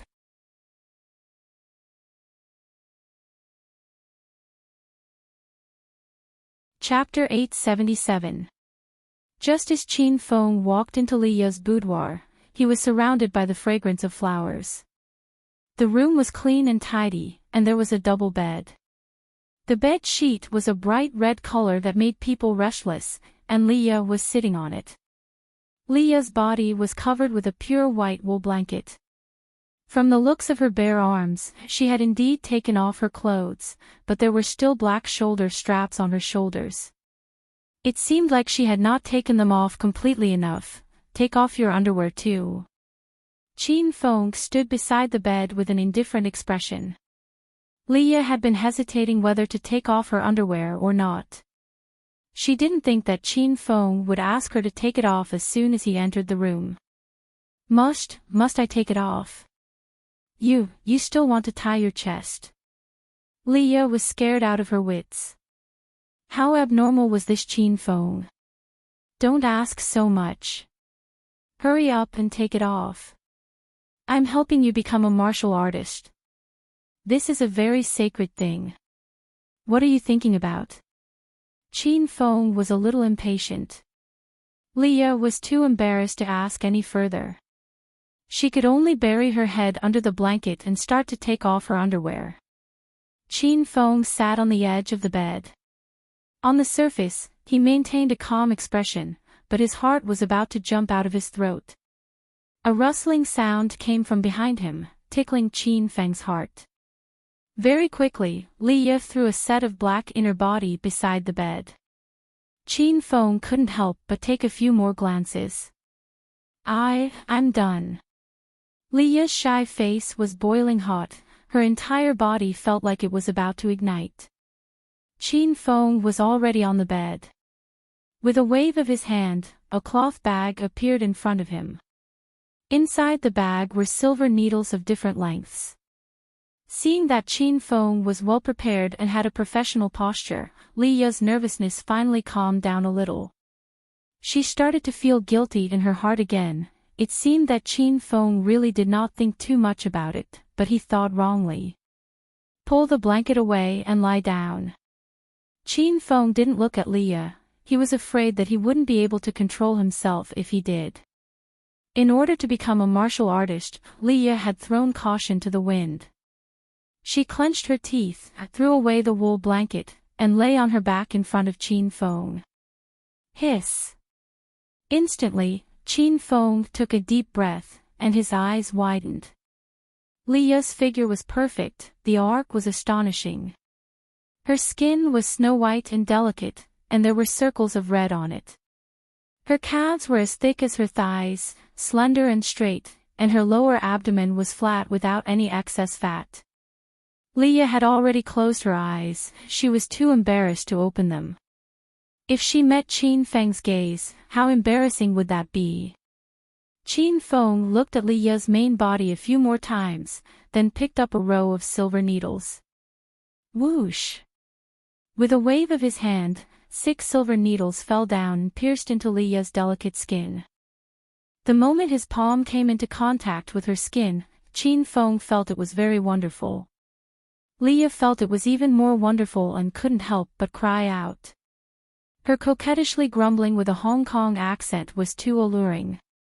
Qin Feng didn't dare to let his imagination run wild. He hurriedly suppressed the fire in his stomach and calmed his chaotic thoughts. Swish swish swish. With the rise and fall of his hand, Leah's body was quickly covered with silver needles. This was Qin Feng's first time using the mysterious fire frost needle technique. However, because he already had the 5 elements needle technique, Qin Feng's acupuncture technique had reached the point of perfection. Rumble. On Qin Feng's right hand, a ball of flame suddenly appeared. This sudden sound startled Leah. She instinctively opened her eyes and exclaimed, "Oh! Your hand is on fire." Stab! Another crisp sound rang out. Qin Feng's right hand was covered in a layer of ice. At the same time, Qin Feng's calm voice rang out, "Don't speak, lie down peacefully." Qin Feng had one hand on fire and the other on ice. This was the essence of the mysterious fire frost needle. At this moment, Leah completely believed that Qin Feng was really helping her become a martial artist, and did not have any ulterior motives. This miraculous acupuncture technique caused Leah to be dumbstruck. Flames and extreme ice rang out from time to time, and the silver needles that landed on Leah's body alternated between hot and cold. Leah felt as if her body had 2 extremes. One moment it was as if she had entered a hot desert, the next moment it was as if she had fallen into the bitter cold of the North Pole. Leah was still shouting from time to time, but it was a painful sound. The invasion of the ice and flames was not that fun, especially for ordinary people. This was a type of torture, but without torture, how could they achieve the effect of cutting hair and washing marrow? Sit up. After the acupuncture point in front of him was finished, Qin Feng helped Leah up. The skin on Leah's body was too slippery. As Qin Feng touched it, it slipped to other parts a few times. However, Leah did not care about this. She had a pained expression on her face as she fought against the ice and flames in her body. Qin Feng could feel Leah's torment, but he did not divert his attention to admire Leah's body or take advantage of her. Instead, he focused all his attention on the acupuncture, trying to complete the process of cutting hair and washing marrow as soon as possible. Caw caw caw. Waves of subtle sound spread out from Leah's body, like the sound of bones cracking. The effects of cutting hair and washing marrow had already begun to show. A layer of black dirt appeared on Leah's originally white skin. Leah also felt that the meridians and bones in her body were undergoing changes. The changes were very subtle, but also very magical. 10 minutes later.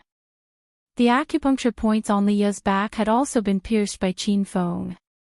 This set of mysterious fire frost needles could be considered to have been completely completed.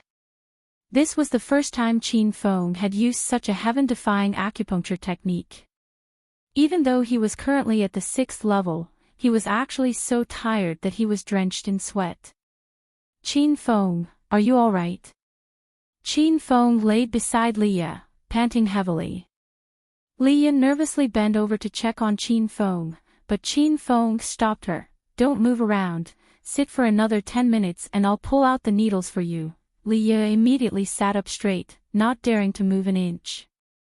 Qin Feng was lying beside Leah's thigh, and his breath was filled with the fragrance of Leah's thigh. Qin Feng raised his head and looked at Leah. He had seen everything that he shouldn't have seen. Of course, Leah could feel Qin Feng's burning gaze. However, when she thought about how Qin Feng was so tired that he was paralyzed in order to help her cut hair and wash her marrow, Leah pretended not to know anything as a reward for Qin Feng. After another 10 minutes, Qin Feng's physical strength recovered a little. Leah's body was completely covered in a layer of filth, as if she was wearing a set of black clothes. These filth were the toxins and filth that had accumulated in Leah's body for more than 20 years since she was born. This was the effect of cutting hair and washing marrow, changing a person's body and achieving the effect of being reborn. Swoosh swoosh swoosh. Qin Feng waved both of his hands. His speed was so fast that it created many afterimages. In less than a minute, all 108 silver needles on Leah's body had been removed by Qin Feng. In an instant, Leah felt as if her entire body was floating, as if she was going to float up.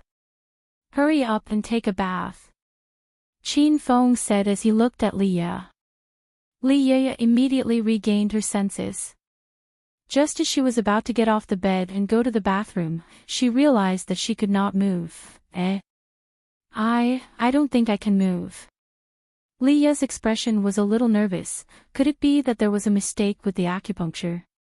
This was the first time Qin Feng had used the profound fire ice needle to help someone cleanse their marrow and bones, so he was not sure about Leah's current situation.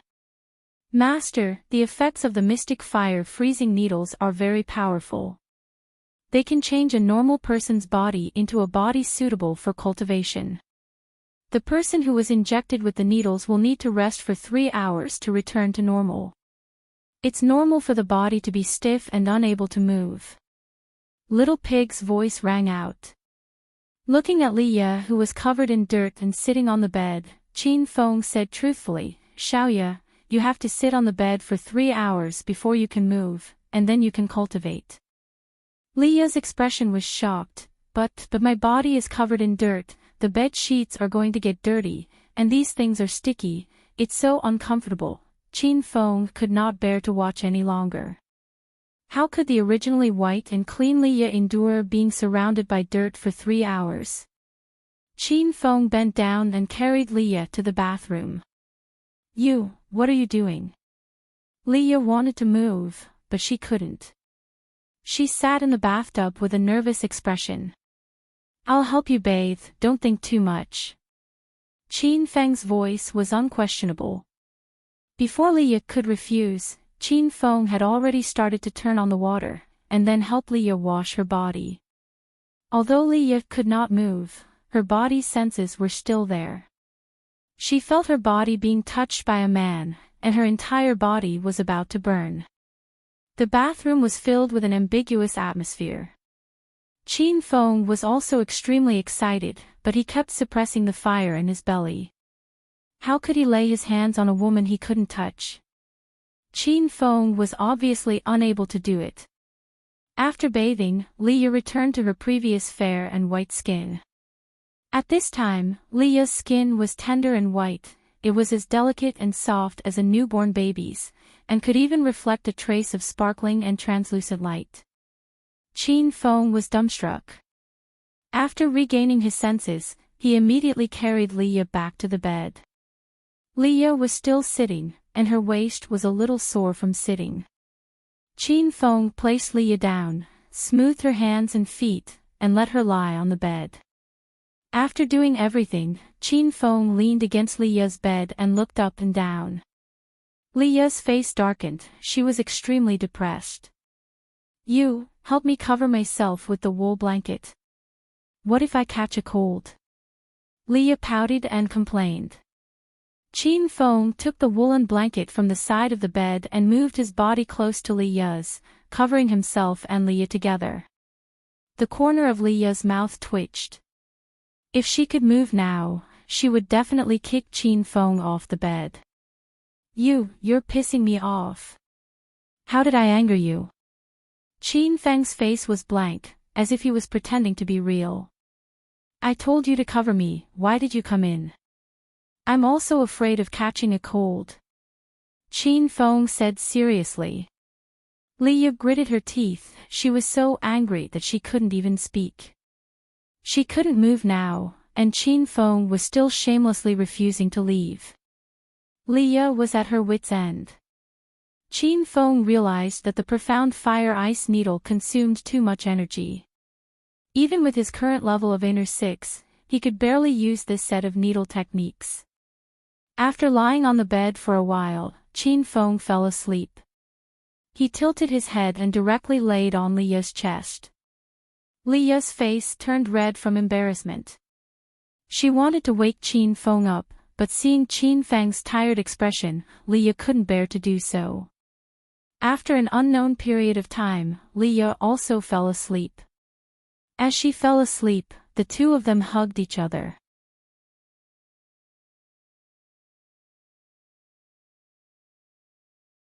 Chapter 878.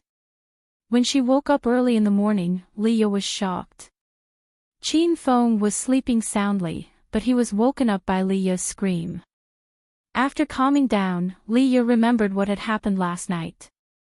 At that time, Leah had watched Qin Feng fall asleep on her and did not care about him. Now, Leah could not say anything to Qin Feng.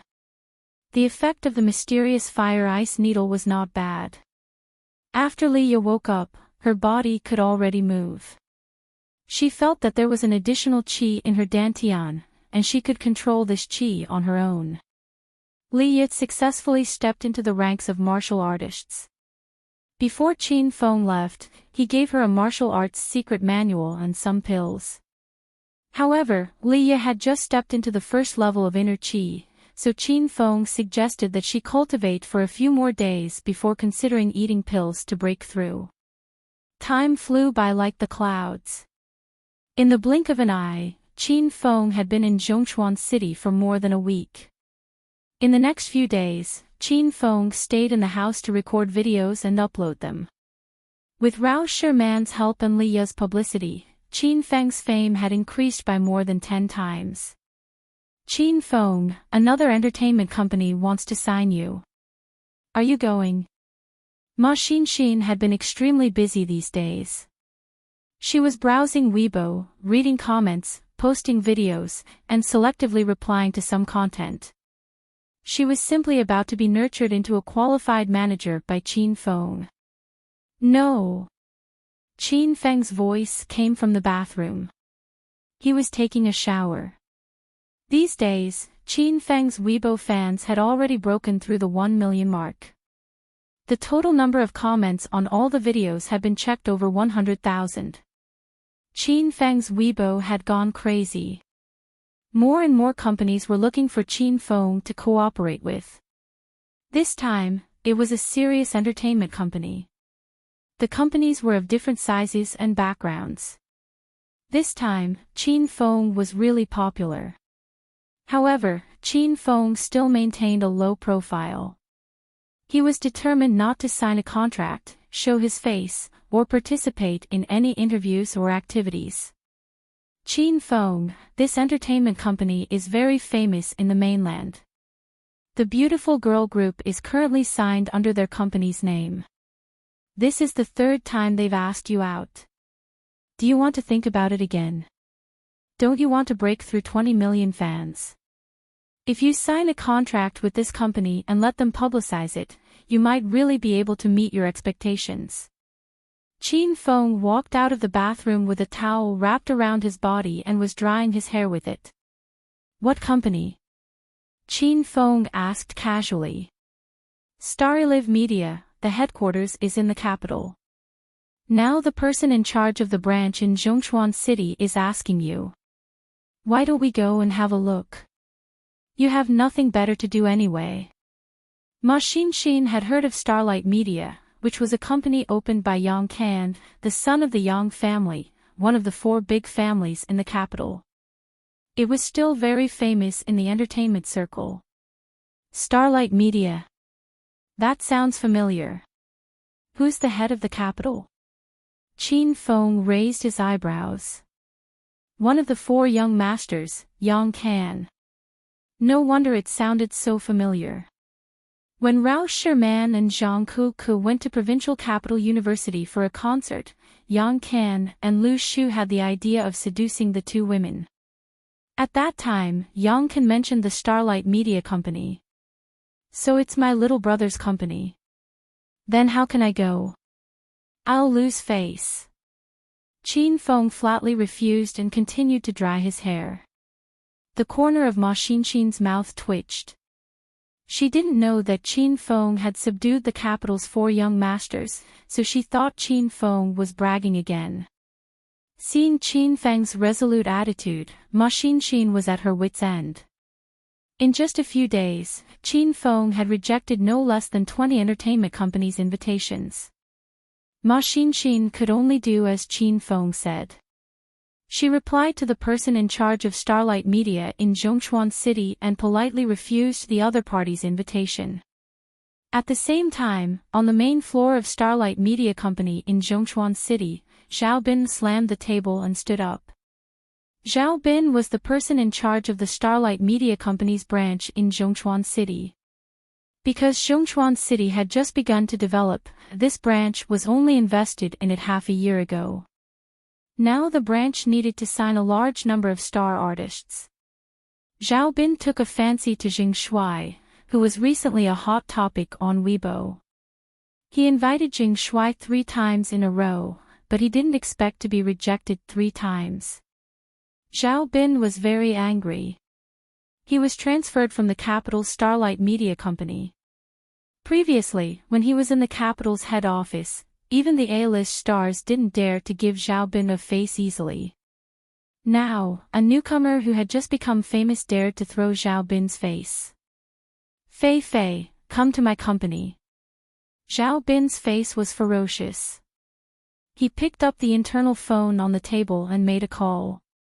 After a while, the office door was knocked, and a tall beautiful assistant in a black silk uniform came in. Director Zhao, are you looking for me? Fei Fei wore heavy makeup and was dressed enchanting and sexy. When she spoke, she winked at Zhao Bin from time to time. Zhao Bin looked at the hot Fei Fei, suppressed the anger in his stomach and said, "Ask the manager of the Public Relations Department to investigate Jing Shuai. Find out his contact information and address for me as soon as possible." Fei Fei was slightly stunned and asked, "Director Zhao, the Jing Shuai you mentioned, is he the singer who has become popular recently?" "Yes, it's that guy who doesn't know the immensity of heaven and earth. He dared to throw my face. I'll let him know my power." Zhao Bin was furious. Fei Fei walked to Zhao Bin with cat-like steps, touched Zhao Bin's chest with a pair of jade-like hands, and said in an ambiguous voice, "Director Zhao, why are you so angry? He's just a newcomer. It's normal for him to be ignorant. I'll go to the Public Relations Department to investigate that guy later. I'll teach him a lesson then." After Director Zhao cursed a few times, the anger in his heart dissipated a lot. Looking at Fei Fei, who took the initiative to throw herself into his arms, Zhao Bin turned over and directly pressed Fei Fei on the desk. "You little vixen, looks like I didn't feed you enough last night. I'll let you have a good time today." Zhao Bin converted the remaining anger into evil fire and pressed it on Fei Fei's body in full swing. The office was loud and clear. Some employees who wanted to report to Zhao Bin quickly retreated. They were used to this kind of passion in the office. The entertainment industry was chaotic. Qin Feng's popularity grew higher and higher. The situation was out of control. More and more film and entertainment companies signed contracts with Qin Feng. Many producers of variety shows personally invited Qin Feng to be a guest, but Qin Feng rejected them all. He was too lazy to show his face in public. 2 days later, Qin Feng's Weibo fans broke through the 1.5 million mark. It was more than 200,000 in one day. The growth rate of more than 200,000 stunned Ma Xinxin. Sheen, the doorbell is ringing. Go see if it's food delivery. Chin Fong was recording a new song. Ma Shin ran to the door in her slippers. Soon, Chin Fong heard Ma Shin scream. "Ah! Who are you people? Get out! Quick, get out! Bitch, shut the fuck up, or we'll fuck you. Is this Xing Shuai's house? Where's that grandson?" Hearing the quarrel, a cold expression flashed across Qin Feng's face. He put down his guitar and went to the door. There were already 8 strong men in suits in the room. All 8 of them wore black sunglasses. They looked like they were in the Matrix. Ma Xin quickly retreated to Qin Feng's side and anxiously held his arm. They barged in. Qin Feng put his arm around Ma Xin's shoulder and patted her arm. "They didn't bully you, right?" Ma Xin hastily shook her head. "Fortunately, I dodged quickly. That person standing in front of me almost touched my chest." A murderous look flashed across Qin Feng's eyes. He and Ma Xin had been living together for a long time. He already saw Ma Xin as his own. If anyone dared to bully Ma Xin, Qin Feng would make them regret coming to this world. "Big brother, that brat is Xing Shuai." A tall man in the crowd shouted excitedly. The man standing in front wore a white suit. He took off his sunglasses and looked at Qin Feng with a playful expression. "Are you sure it's that brat?" "Big brother, it's definitely him. In this world, I've never seen a man uglier than Xing Shuai." Just as the underling finished speaking, the crowd burst into laughter. Even the corners of Ma Xin's mouth twitched, but she resisted the urge to laugh. "Stinking brat, you're very cocky, aren't you?" After confirming Qin Feng's identity, the man in the white suit sloppily walked to Qin Feng's side. "I'm pretty cocky, but what does that have to do with you?" Qin Feng said indifferently. The man in the white suit froze for a moment, then laughed wildly. "Ha! Good, your elder likes to take care of wild dogs like you. It's more fun to fight if you bark a few more times. Otherwise, I'm not interested in playing with you like a dead dog." From the moment the group entered the room, they looked confident and didn't think much of Qin Feng. The underling that called Qin Feng ugly grinned and walked to his big brother.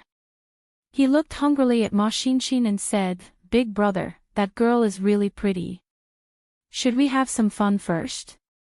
It won't be too late to catch that ugly guy then." Once the man in the white suit entered the room, he wanted to touch Ma Xin's chest. Of course, he agreed with the underling's suggestion. "You guys catch that ugly guy first, I'll be the first one." Ma Xin was so angry that her face flushed red. She gritted her teeth, but she didn't make a move. She had strength, but she didn't know how to fight. Qin Feng didn't make a move either. The reason why he didn't make a move was because he felt that he had to teach Ma Xin how to fight. Otherwise, when he wasn't by her side in the future, this girl would suffer.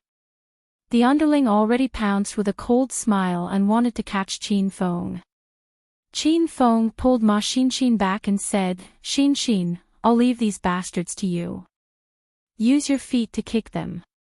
"Aw. How do I kick them?" Ma Xin suddenly froze. "Circulate the qi in your body and gather it in your feet. Then, you just have to exert force." Qin Feng pulled a chair over and sat down. He looked like he was really going to watch a show. Ma Xin had no room to retreat. Her slender body blocked Qin Feng and she glared coldly at the 8 brawny men.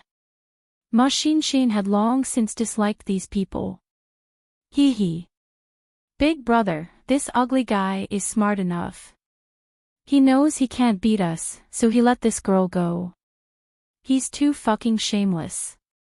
One of the underlings laughed, and the others followed and laughed loudly. The playful look in the man in the white suit's eyes became more intense. At this time, he couldn't be bothered to look at Qin Feng. He waved his hand behind him and said, "Everyone, go and catch both of them."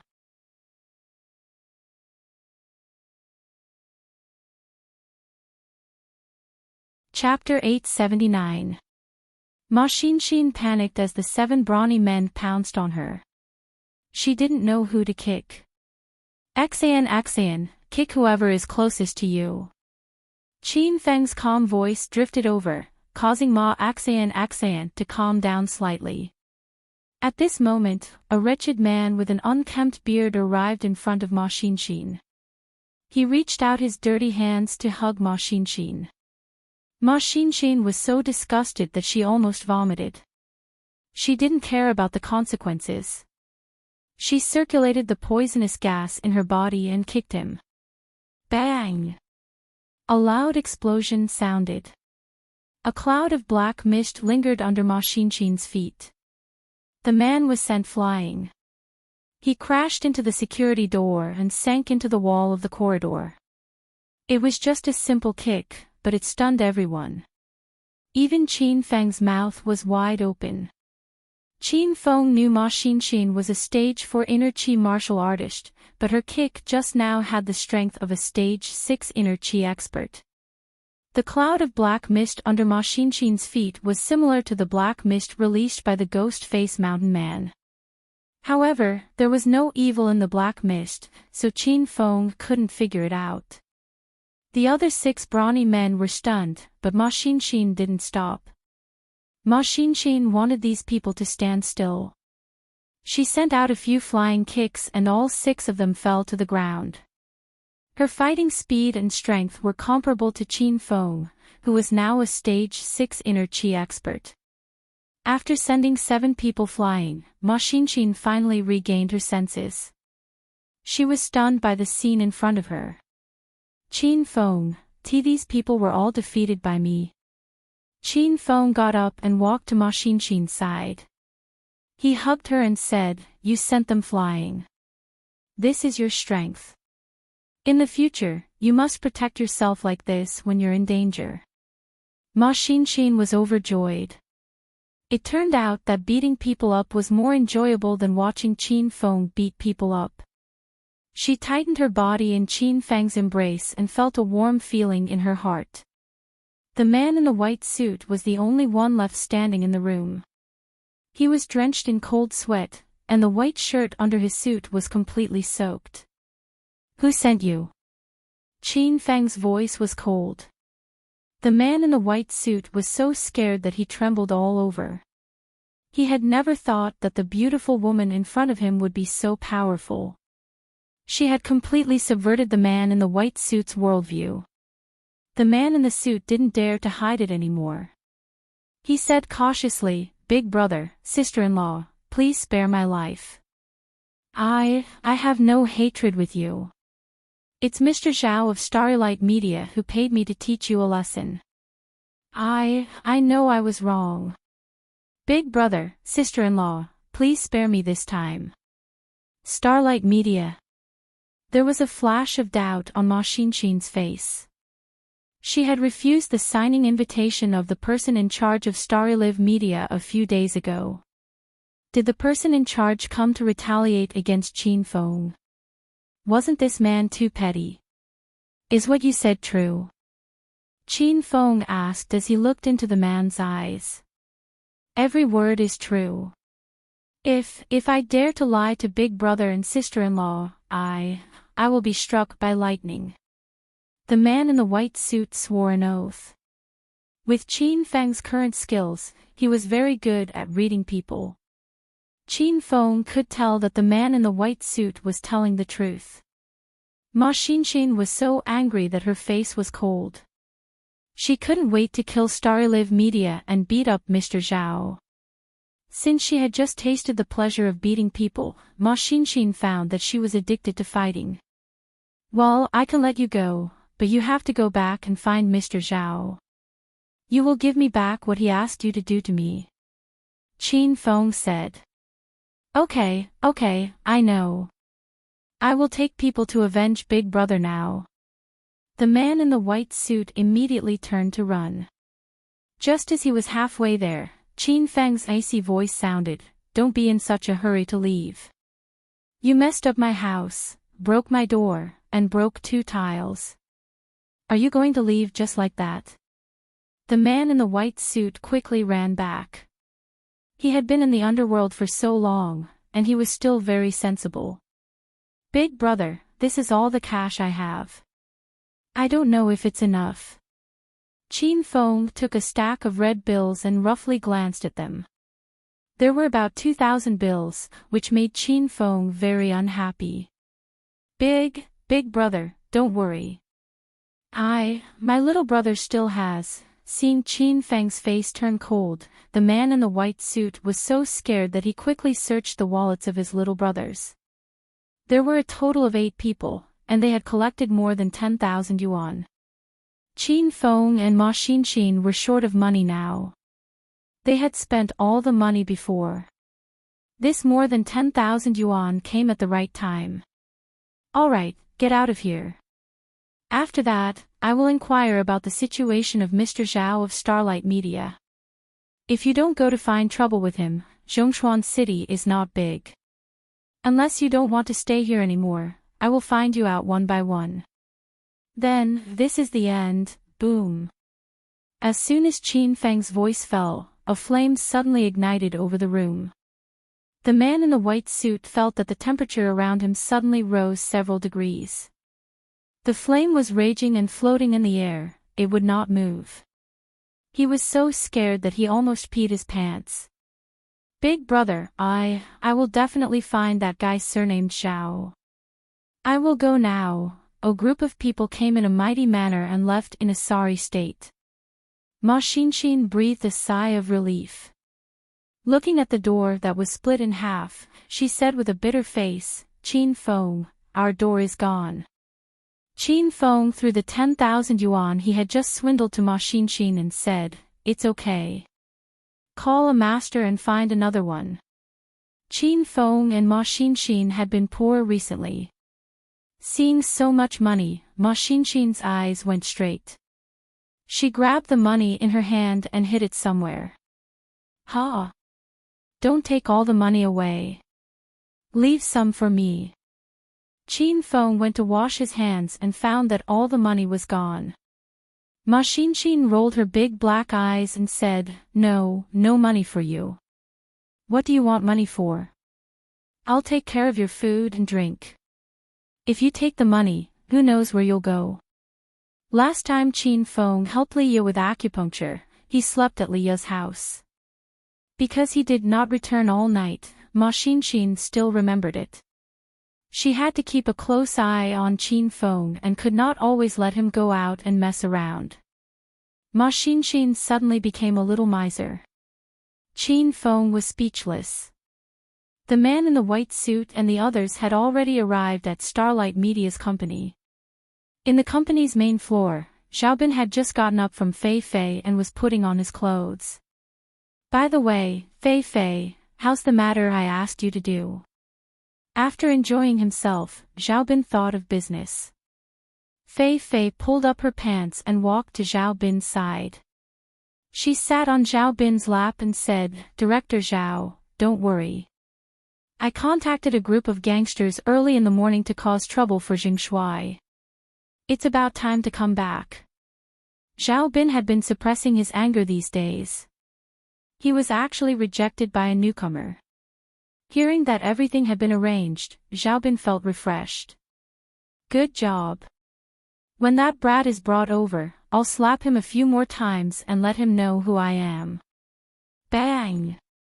The door to the boss's room was suddenly kicked open, causing Fei Fei to jump up from Xiaobin in fright. Xiaobin was about to curse when Fei Fei shouted in surprise, Director Zhao, speak of the devil. These are the people I found to teach Jingshui a lesson. After finding out who they were, Xiaobin suppressed the anger in his heart. He quickly scanned the crowd but didn't find Jingshui. Ha! Where's Jingshui? What are you doing? I told you to bring people here, but where did they go? Xiaobin pointed at the man in the white suit and roared. The man in the white suit and the 7 lackeys behind him had cold expressions. They didn't say anything and charged at Xiao Bin. "You son of a bitch, you dare to yell at me. I'll let you know what kind of place this is. Beat this bastard to death. If it weren't for him, would we have been beaten into this state?"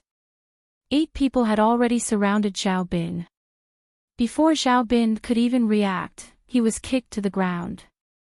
However, the fighting didn't stop. This group of people vented all the anger they had suffered at Qin Feng's hands onto Xiao Bin. They stomped on him until the whites of his eyes rolled back. "Ah! What are you doing? Hurry and stop." Fei Fei finally came back to her senses. She was scared half to death by the scene in front of her. She still didn't understand the situation. Why were these people beating Director Zhao? Everyone ignored Fei Fei's shouts and continued to stomp on Xiao Bin. At first, Xiao Bin was still screaming, but later on, he seemed to have been knocked unconscious and didn't even scream. "Enough. Retreat." Looking at Xiao Bin, who had closed his eyes and was spitting white foam, the man in the white suit felt that it was about time. If they continued to fight, it would be troublesome if someone died, so he left with everyone. These people came fiercely and left quickly. If the office wasn't a mess and Xiao Bin was lying on the ground half dead, Fei Fei would have thought that everything was an illusion. Fei Fei ran to Xiao Bin's side and called him a few times, but there was no response. Fei Fei quickly took out her phone and called for an ambulance. Qin Feng didn't know about this when the people in the white suit finished their work. Qin Feng was recording a song in his room when Li Ye called him. "What's wrong, Xiaoye?" "Qin Feng, One-Eyed Dragon and Li Hui are missing." Li Ye's tone was anxious. "Missing? Did they break out of prison?" "I don't know the specifics. I was going to investigate, but I was suppressed by the higher-ups. I suspect that there's someone behind One-Eyed Dragon and Li Hui." Li Ye was now the director of the Central Chuan City's Public Security Bureau, and there were still people who could take them away under her nose. It seemed like One-Eyed Dragon and Li Hui's backing was not small. "Did you ask about One-Eyed Dragon's disappearance?" Qin Feng asked. "I did, but the day after I asked, the 2 of them disappeared." "Did you get any clues?" "There are no important clues, but when I interrogated One-Eyed Dragon and Li Hui, the 2 of them were a little flustered, as if they were hiding something." Li Ye said truthfully. A few days ago, Qin Feng asked Li Ye to interrogate One-Eyed Dragon and Li Hui as a starting point for the missing person case. This was because Qin Feng had helped Li Ye solve the missing person case in Acropolis City, and the mastermind behind that case was the Verdant sect. Qin Feng suspected that the missing person case in Central Chuan City was also related to the Verdant sect, because the circumstances of the 2 cases were very similar. "Xiaoye, you don't have to worry right now. Since One-Eyed Dragon and Li Hui have been released, then don't worry about them. This time, you must have provoked a very powerful force, so pay attention to your own safety. If you find any danger, call me immediately." Since Qin Feng suspected the Verdant sect, then he naturally had to be on guard. The Verdant sect was still very powerful. It was one of the 3 sects in China. Back then, at the pill competition, Qin Feng had to expend a lot of effort to eliminate the Ghost-Face Mountain Man, and even let Li Xiaojia escape. "All right, I understand. I'll call you if I need anything." Li Ye hung up the phone with Qin Feng, her heart filled with warmth. In this unfamiliar place, Li Ye originally felt very lonely, but now her heart was filled with warmth, as if she was at home.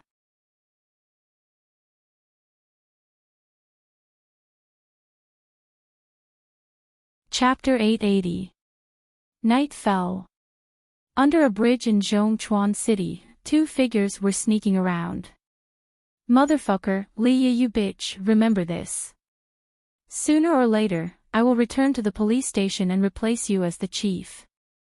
Then I will press you down and make you a slave for life. I will not let that ugly toad off either. He dared to blind me, I will tear him into pieces. The two were Li Hui and Brother Dulong. Brother Dulong's eye was blinded by Qin Feng, and he became an eyeless dragon. He had to rely on Li Hui to walk. The two stopped under the bridge. Brother Dulong could not see anything and could only sit on the ground. Li Hui looked left and right as if he was waiting for someone. Under the night sky, there was no light on the bridge, and it was pitch black. The cold wind blew by the seaside, and after staying here for a while, Brother Dulong and Li Hui had goosebumps. Brother Li, why isn't the Great Elder here yet? Brother Dulong could not take it anymore. He was now blind, and the fear of the darkness was 100 times stronger than Li Hui's. Don't worry, since we were released, it means that the Verdant sect sent the Great Elder here. Wait patiently.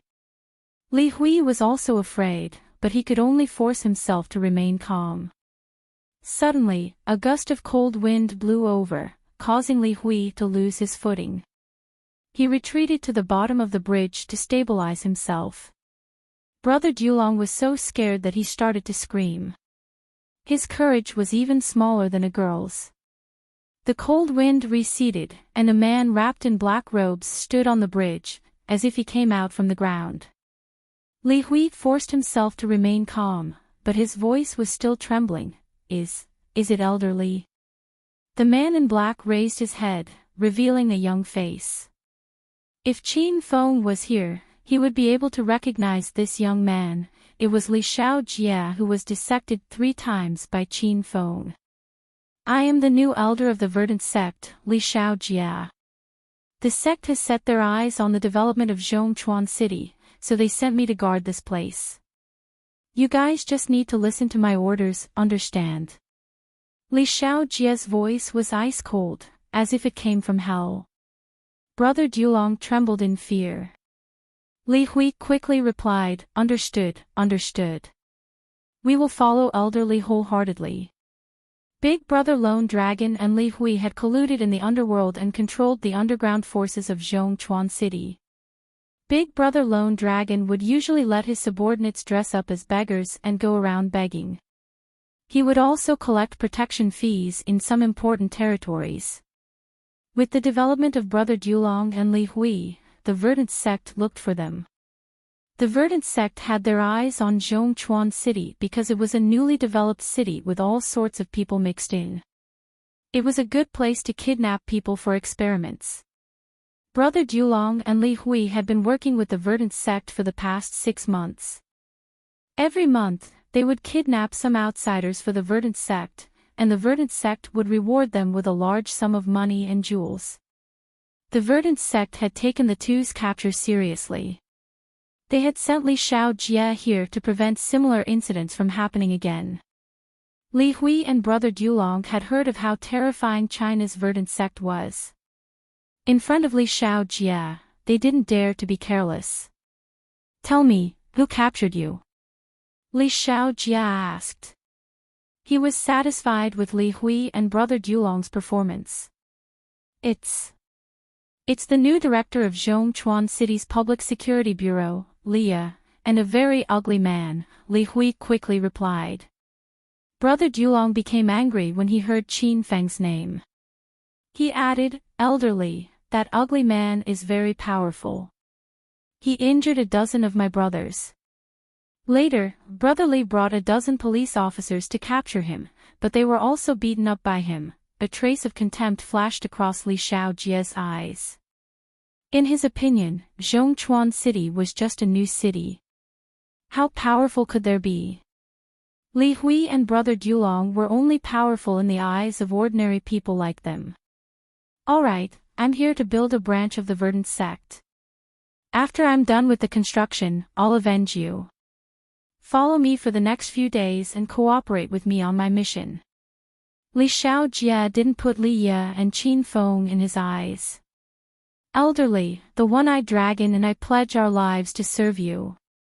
This night was destined to foreshadow the future of Zhongchuan City. Because the people of the Verdant sect had arrived, a ward in the first hospital of Zhongchuan City was not peaceful either. Zhao Bin was lying on the bed, grimacing in pain. His body was covered in bandages, making him look like a zombie. Fei Fei sat by the bed and took care of Zhao Bin. However, she was very careful, afraid that she would offend Zhao Bin, because Zhao Bin was currently angry. Xing Shuai, you son of a bitch, how dare you find someone to mess with me? You don't want to stay in the Chinese entertainment circle anymore. Do you think I, Zhao Bin, am a vegetarian? Just you wait, I'll make you kneel and beg me in a few days. Zhao Bin grimaced in pain while cursing. He didn't know how many times he had cursed Qin Feng's ancestors, but even so, he still didn't feel satisfied. Fei Fei, what the fuck are these things you found?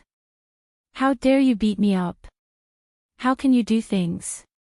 After cursing Qin Feng, Zhao Bin began to reprimand Fei Fei. Fei Fei was so frightened that her delicate body trembled. She quickly bent down and pressed her exposed white breasts on Zhao Bin's face. She rubbed against him and acted like a spoiled child. Oh. Director Zhao, don't be angry. I didn't know those hoodlums would betray me. It's my fault this time. I know I was wrong, okay? Please forgive me this time. Fei Fei was a little vixen, seducing Zhao Bin with her beauty. Coincidentally, Zhao Bin was a pervert. The two of them were in cahoots with each other. Zhao Bin smelled the fragrance on Fei Fei's breasts, and the anger in his heart instantly dissipated. He couldn't help but open his mouth and bite down hard. Fei Fei started to scream in pain. Fortunately, the two of them were staying in a VIP ward, and Zhao Bin was the only patient. Otherwise, the scene in front of them would be indecent. After nibbling for a while, Zhao Bin stopped when the snow-white skin on Fei Fei's chest was red and swollen. If it wasn't for the fact that his whole body was wrapped in bandages, he would have pressed Fei Fei down and done it again. Director Zhao, now you feel good, right? Fei Fei leaned in Zhao Bin's arms, and her hand was still touching Zhao Bin's thigh. Yes, but if I can beat that ugly freak up, I'll feel even better. Zhao Bin was still thinking about teaching Qin Feng a lesson. Director Zhao, that ugly freak is just a newcomer. If you want to beat him up, it'll be a piece of cake. Fei Fei's eyes flickered with a sinister light. What good idea do you have? Tell me. Zhao Bin immediately became spirited. He pinched Fei Fei's chest with one hand, and Fei Fei screamed in pain again. Director Zhao, be gentle. Doesn't that ugly freak want to be a singer? We must stop him. With Director Zhao's position in Starlight Media, it should be very easy to ban such a newcomer. Fei Fei revealed the plan in her heart. Zhao Bin listened and clapped his hands. Previously, he wanted to beat Qin Feng up to vent his anger, but he forgot his power in the entertainment circle. Okay, let's do that. Xing Shuai, oh Xing Shuai, who asked you to offend me? I'll let you know what means is.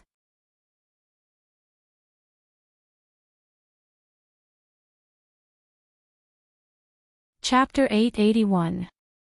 Time passed really fast as the growth of Qin Feng's popularity. Under the double recommendation of Rao Sherman and Leah, and Qin Feng's continuous uploading of new videos, the number of Qin Feng's Weibo fans had already exceeded the 3 million mark. However, Ma Xinxin discovered a very serious problem. The number of fans hadn't increased explosively for a long time. Xinxin, how's the situation today? Did the number of fans break 5 million? Qin Feng was still very motivated recently because the number of fans was getting closer and closer to the system's limit of 20 million. Ma Xinxin grimaced and complained, I don't know what's going on, but the number of fans has been increasing very slowly these past 3 days. It seems to be stuck at the 3 million point. Qin Feng took Ma Xinxin's phone and looked at it. As expected, the number of fans hadn't increased greatly for a few days. This sudden situation was a bit strange, and Chin Fong couldn't understand it. Is it because I haven't sung well recently? Chin Fong asked. Ma Xinshin shook her head like a rattledrum. Definitely not. I'm the first listener for every song you upload. I feel that the more you sing, the better you get. Every song has a unique flavor, and you completely beat a large number of popular singers now. Hearing Ma Xinshin's words, Chin Fong was even more puzzled. Then what's going on? Is everyone jealous of my handsomeness? Are they purposely not following me? I don't understand either. This happened so suddenly that I was caught unprepared. Ma Xinshin looked aggrieved. It was clearly Chin Fong who was a star, but when she saw Chin Feng's hard work suddenly being stuck, Ma Xinshin was even more upset and nervous than Chin Fong. Just the number of fans hasn't increased. How are the comments, reposts, and likes? Chin Fong continued to ask. Ma Xinshin's expression changed, and she hurriedly looked at the data related to the comments. She had been staring at the number of fans these days and forgot to pay attention to other things. Very quickly, Ma Xinshin's expression became more and more disappointed. She discovered that the other data also didn't increase. It was as if Chin Fong had been forgotten by the large number of fiery loyal fans overnight. The 3 newly uploaded songs only have 200 comments so far, but there are quite a lot of reposts, more than 100,000. Where are the songs that I uploaded earlier? Ma Xinshin suddenly realized a problem. Previously, in order to promote Chin Fong, she had posted recordings and videos on various popular video websites and apps. The results were great, but now those recordings and videos had been deleted. Even the previous comments were gone. They're all gone. This is a bit strange. Chin Fong frowned. He already felt that something was wrong. As the daughter of a wealthy family, Ma Xinshin's vision was not low. She quickly thought of a possibility. Chin Fong, I think you've been blacklisted. Chin Fong was slightly taken aback. In the past, he often heard about celebrities being banned. He never thought that one day, he would be banned from the entertainment industry. Why did you ban me? I didn't upload any unhealthy information. Chin Fong was in a bad mood. He was spreading positive energy. Ma Xinshin hesitated and said carefully, could it be that you're too ugly? Are you afraid of dragging down China's attractiveness, so you were banned? Chin Fong glared at Ma Xinshin and prepared to pounce on her to punish her. At this moment, Chin Feng's phone rang. Who is this? The caller was an unknown number. Ha! Zheng Shuai's grandson, how have you been recently? There was a burst of complacent laughter on the other side of the phone. Chin Fong felt that the voice was very strange. Who are you? Ha! You ask who I am. I'm your parent. You want to mix in the entertainment industry. If you don't fucking please me, then you'll have to go to the northwest wind. The person on the other end of the phone was Xiao Bin. These days, he had used all the resources and connections at hand to start to vigorously ban Chin Fong. The videos that were deleted on popular websites and the comments that disappeared were all done by Xiao Bin. Xiao Bin also said that during this time, anyone who dared to cooperate with Zheng Shuai or promote Zheng Shuai would be the enemy of StarLive Media. StarLive Media was a giant company in China's entertainment industry. Who dared to offend them? Although Chin Fong couldn't guess Xiao Bin's identity, he guessed the man's intention. Are you the one who has been banning me recently? Oh. You're not stupid, kid. You finally know that someone is banning you. How about it? It's great to be banned, isn't it? This is just the beginning. Just wait to eat and vomit in the future. Xiao Bin admitted the fact that he was being banned, and Chin Fong was very angry. Qin Feng didn't become a star for the sake of being a star. He wanted to complete the system's mission as his goal. Someone dared to hinder the progress of Qin Feng's mission. Qin Feng absolutely could not allow such a person to appear. Tell me, who are you? Where are you? I'm going to find you now. Qin Feng's voice was cold. Zhao Bin ignored Qin Feng's threat and said with a playful smile, "Grandson, listen carefully. My name is Zhao Bin. I'm drinking coffee in the boss's office on the top floor of StarLive Media in Zhongchuan City. Hurry up and kowtow to me and admit your mistake. Otherwise, don't think about mingling in the entertainment industry." Before Zhao Bin finished speaking, Qin Feng had hung up the phone, picked up his coat, and went outside. "Qin Feng, where are you going?" Although Ma Xinxin didn't hear what Zhao Bin said, she had already noticed that Qin Feng's face was not right, so she quickly caught up. "Someone is indeed banning me. I'm going to settle accounts with him now." Qin Feng pressed Ma Xinxin's shoulder and said, "You don't have to worry about me. Wait for me at home for dinner." Ma Xinxin disagreed. Although she knew that Qin Feng was very skilled, Ma Xinxin couldn't help but worry about Qin Feng. "No, I want to go with you." When Qin Feng learned that someone dared to ban him, he was so angry that he rushed to clean up the person. "Okay, then you follow me. Don't be scared by the bloody scene later." At the bottom of the StarLive Media building in Zhongchuan City, a crooked man in cheap black sportswear stood at the bottom of the building, but beside him stood a beautiful young girl. This pair of toad beauties was very eye-catching. Any passerby couldn't help but take a few glances. Qin Feng and Ma Xinxin just got off the taxi. On the way, Qin Feng sent a text message to Yang Kan. "Sir, this is StarLive Media Company. What can I do for you?" As soon as Qin Feng entered the building, a beautiful receptionist came up to greet him. "Take me to see Zhao Bin." Qin Feng didn't talk nonsense. The beautiful receptionist was stunned for a moment.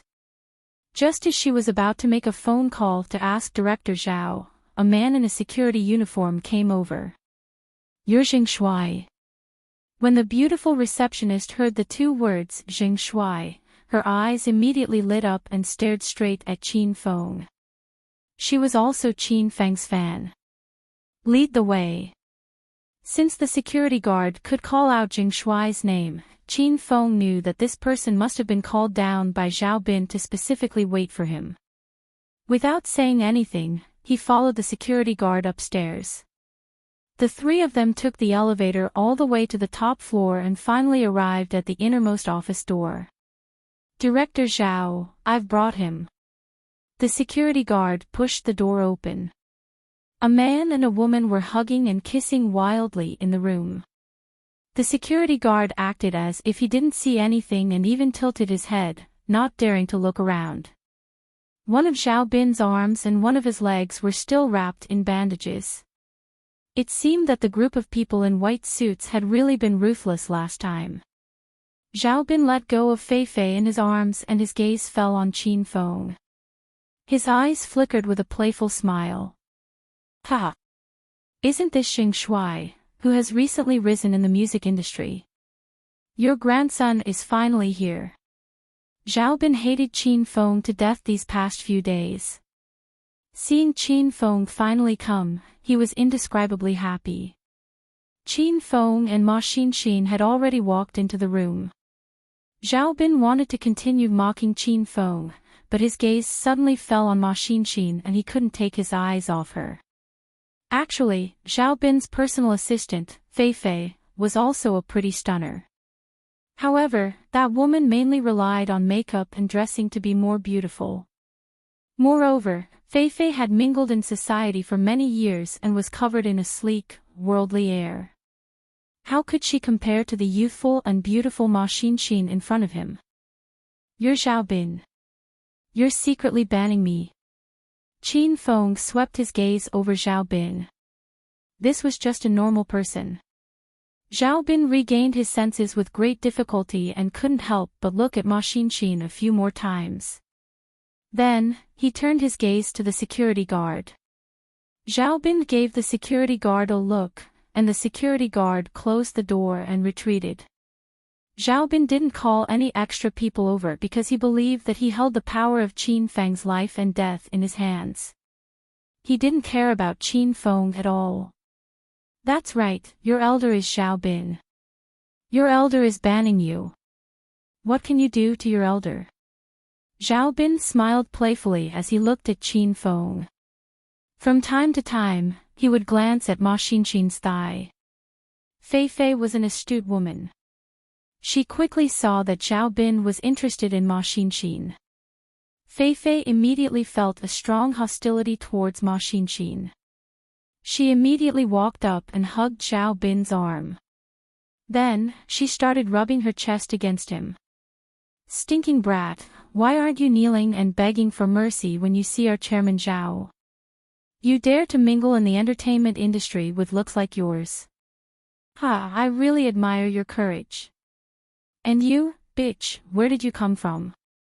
This has nothing to do with you. Hurry up and scram. After Fei Fei yelled at Qin Feng, she glared at Ma Xinxin. This was her number one enemy. Fei Fei, shut up. How can you talk to a little beauty like this? Those who come are guests, and I, Zhao Bin, am a hospitable person. Hurry and invite the little beauty to a seat and pour me a cup of coffee. Zhao Bin used to like Fei Fei, the little vixen, but after seeing Ma Xinxin, Zhao Bin immediately became hostile. He flung Fei Fei's arm away and angrily scolded her. Fei Fei was furious, but she didn't dare go against Zhao Bin's wishes. She glared fiercely at Ma Xinxin and went to pour the coffee. There's no need for that. I came here with my boyfriend to ask you why you banned him. I don't think we've offended you. Ma Xinxin didn't want to have anything to do with Zhao Bin. She could tell that Zhao Bin was interested in her. However, when she saw Zhao Bin's lecherous gaze, Ma Xinxin felt disgusted. You're tuning into the LoveLore Library YouTube channel. We're so grateful for your support, and don't forget to subscribe to join us on this incredible journey through captivating stories.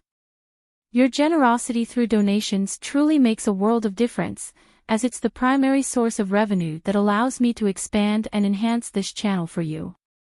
Thank you from the bottom of my heart for being a part of this adventure.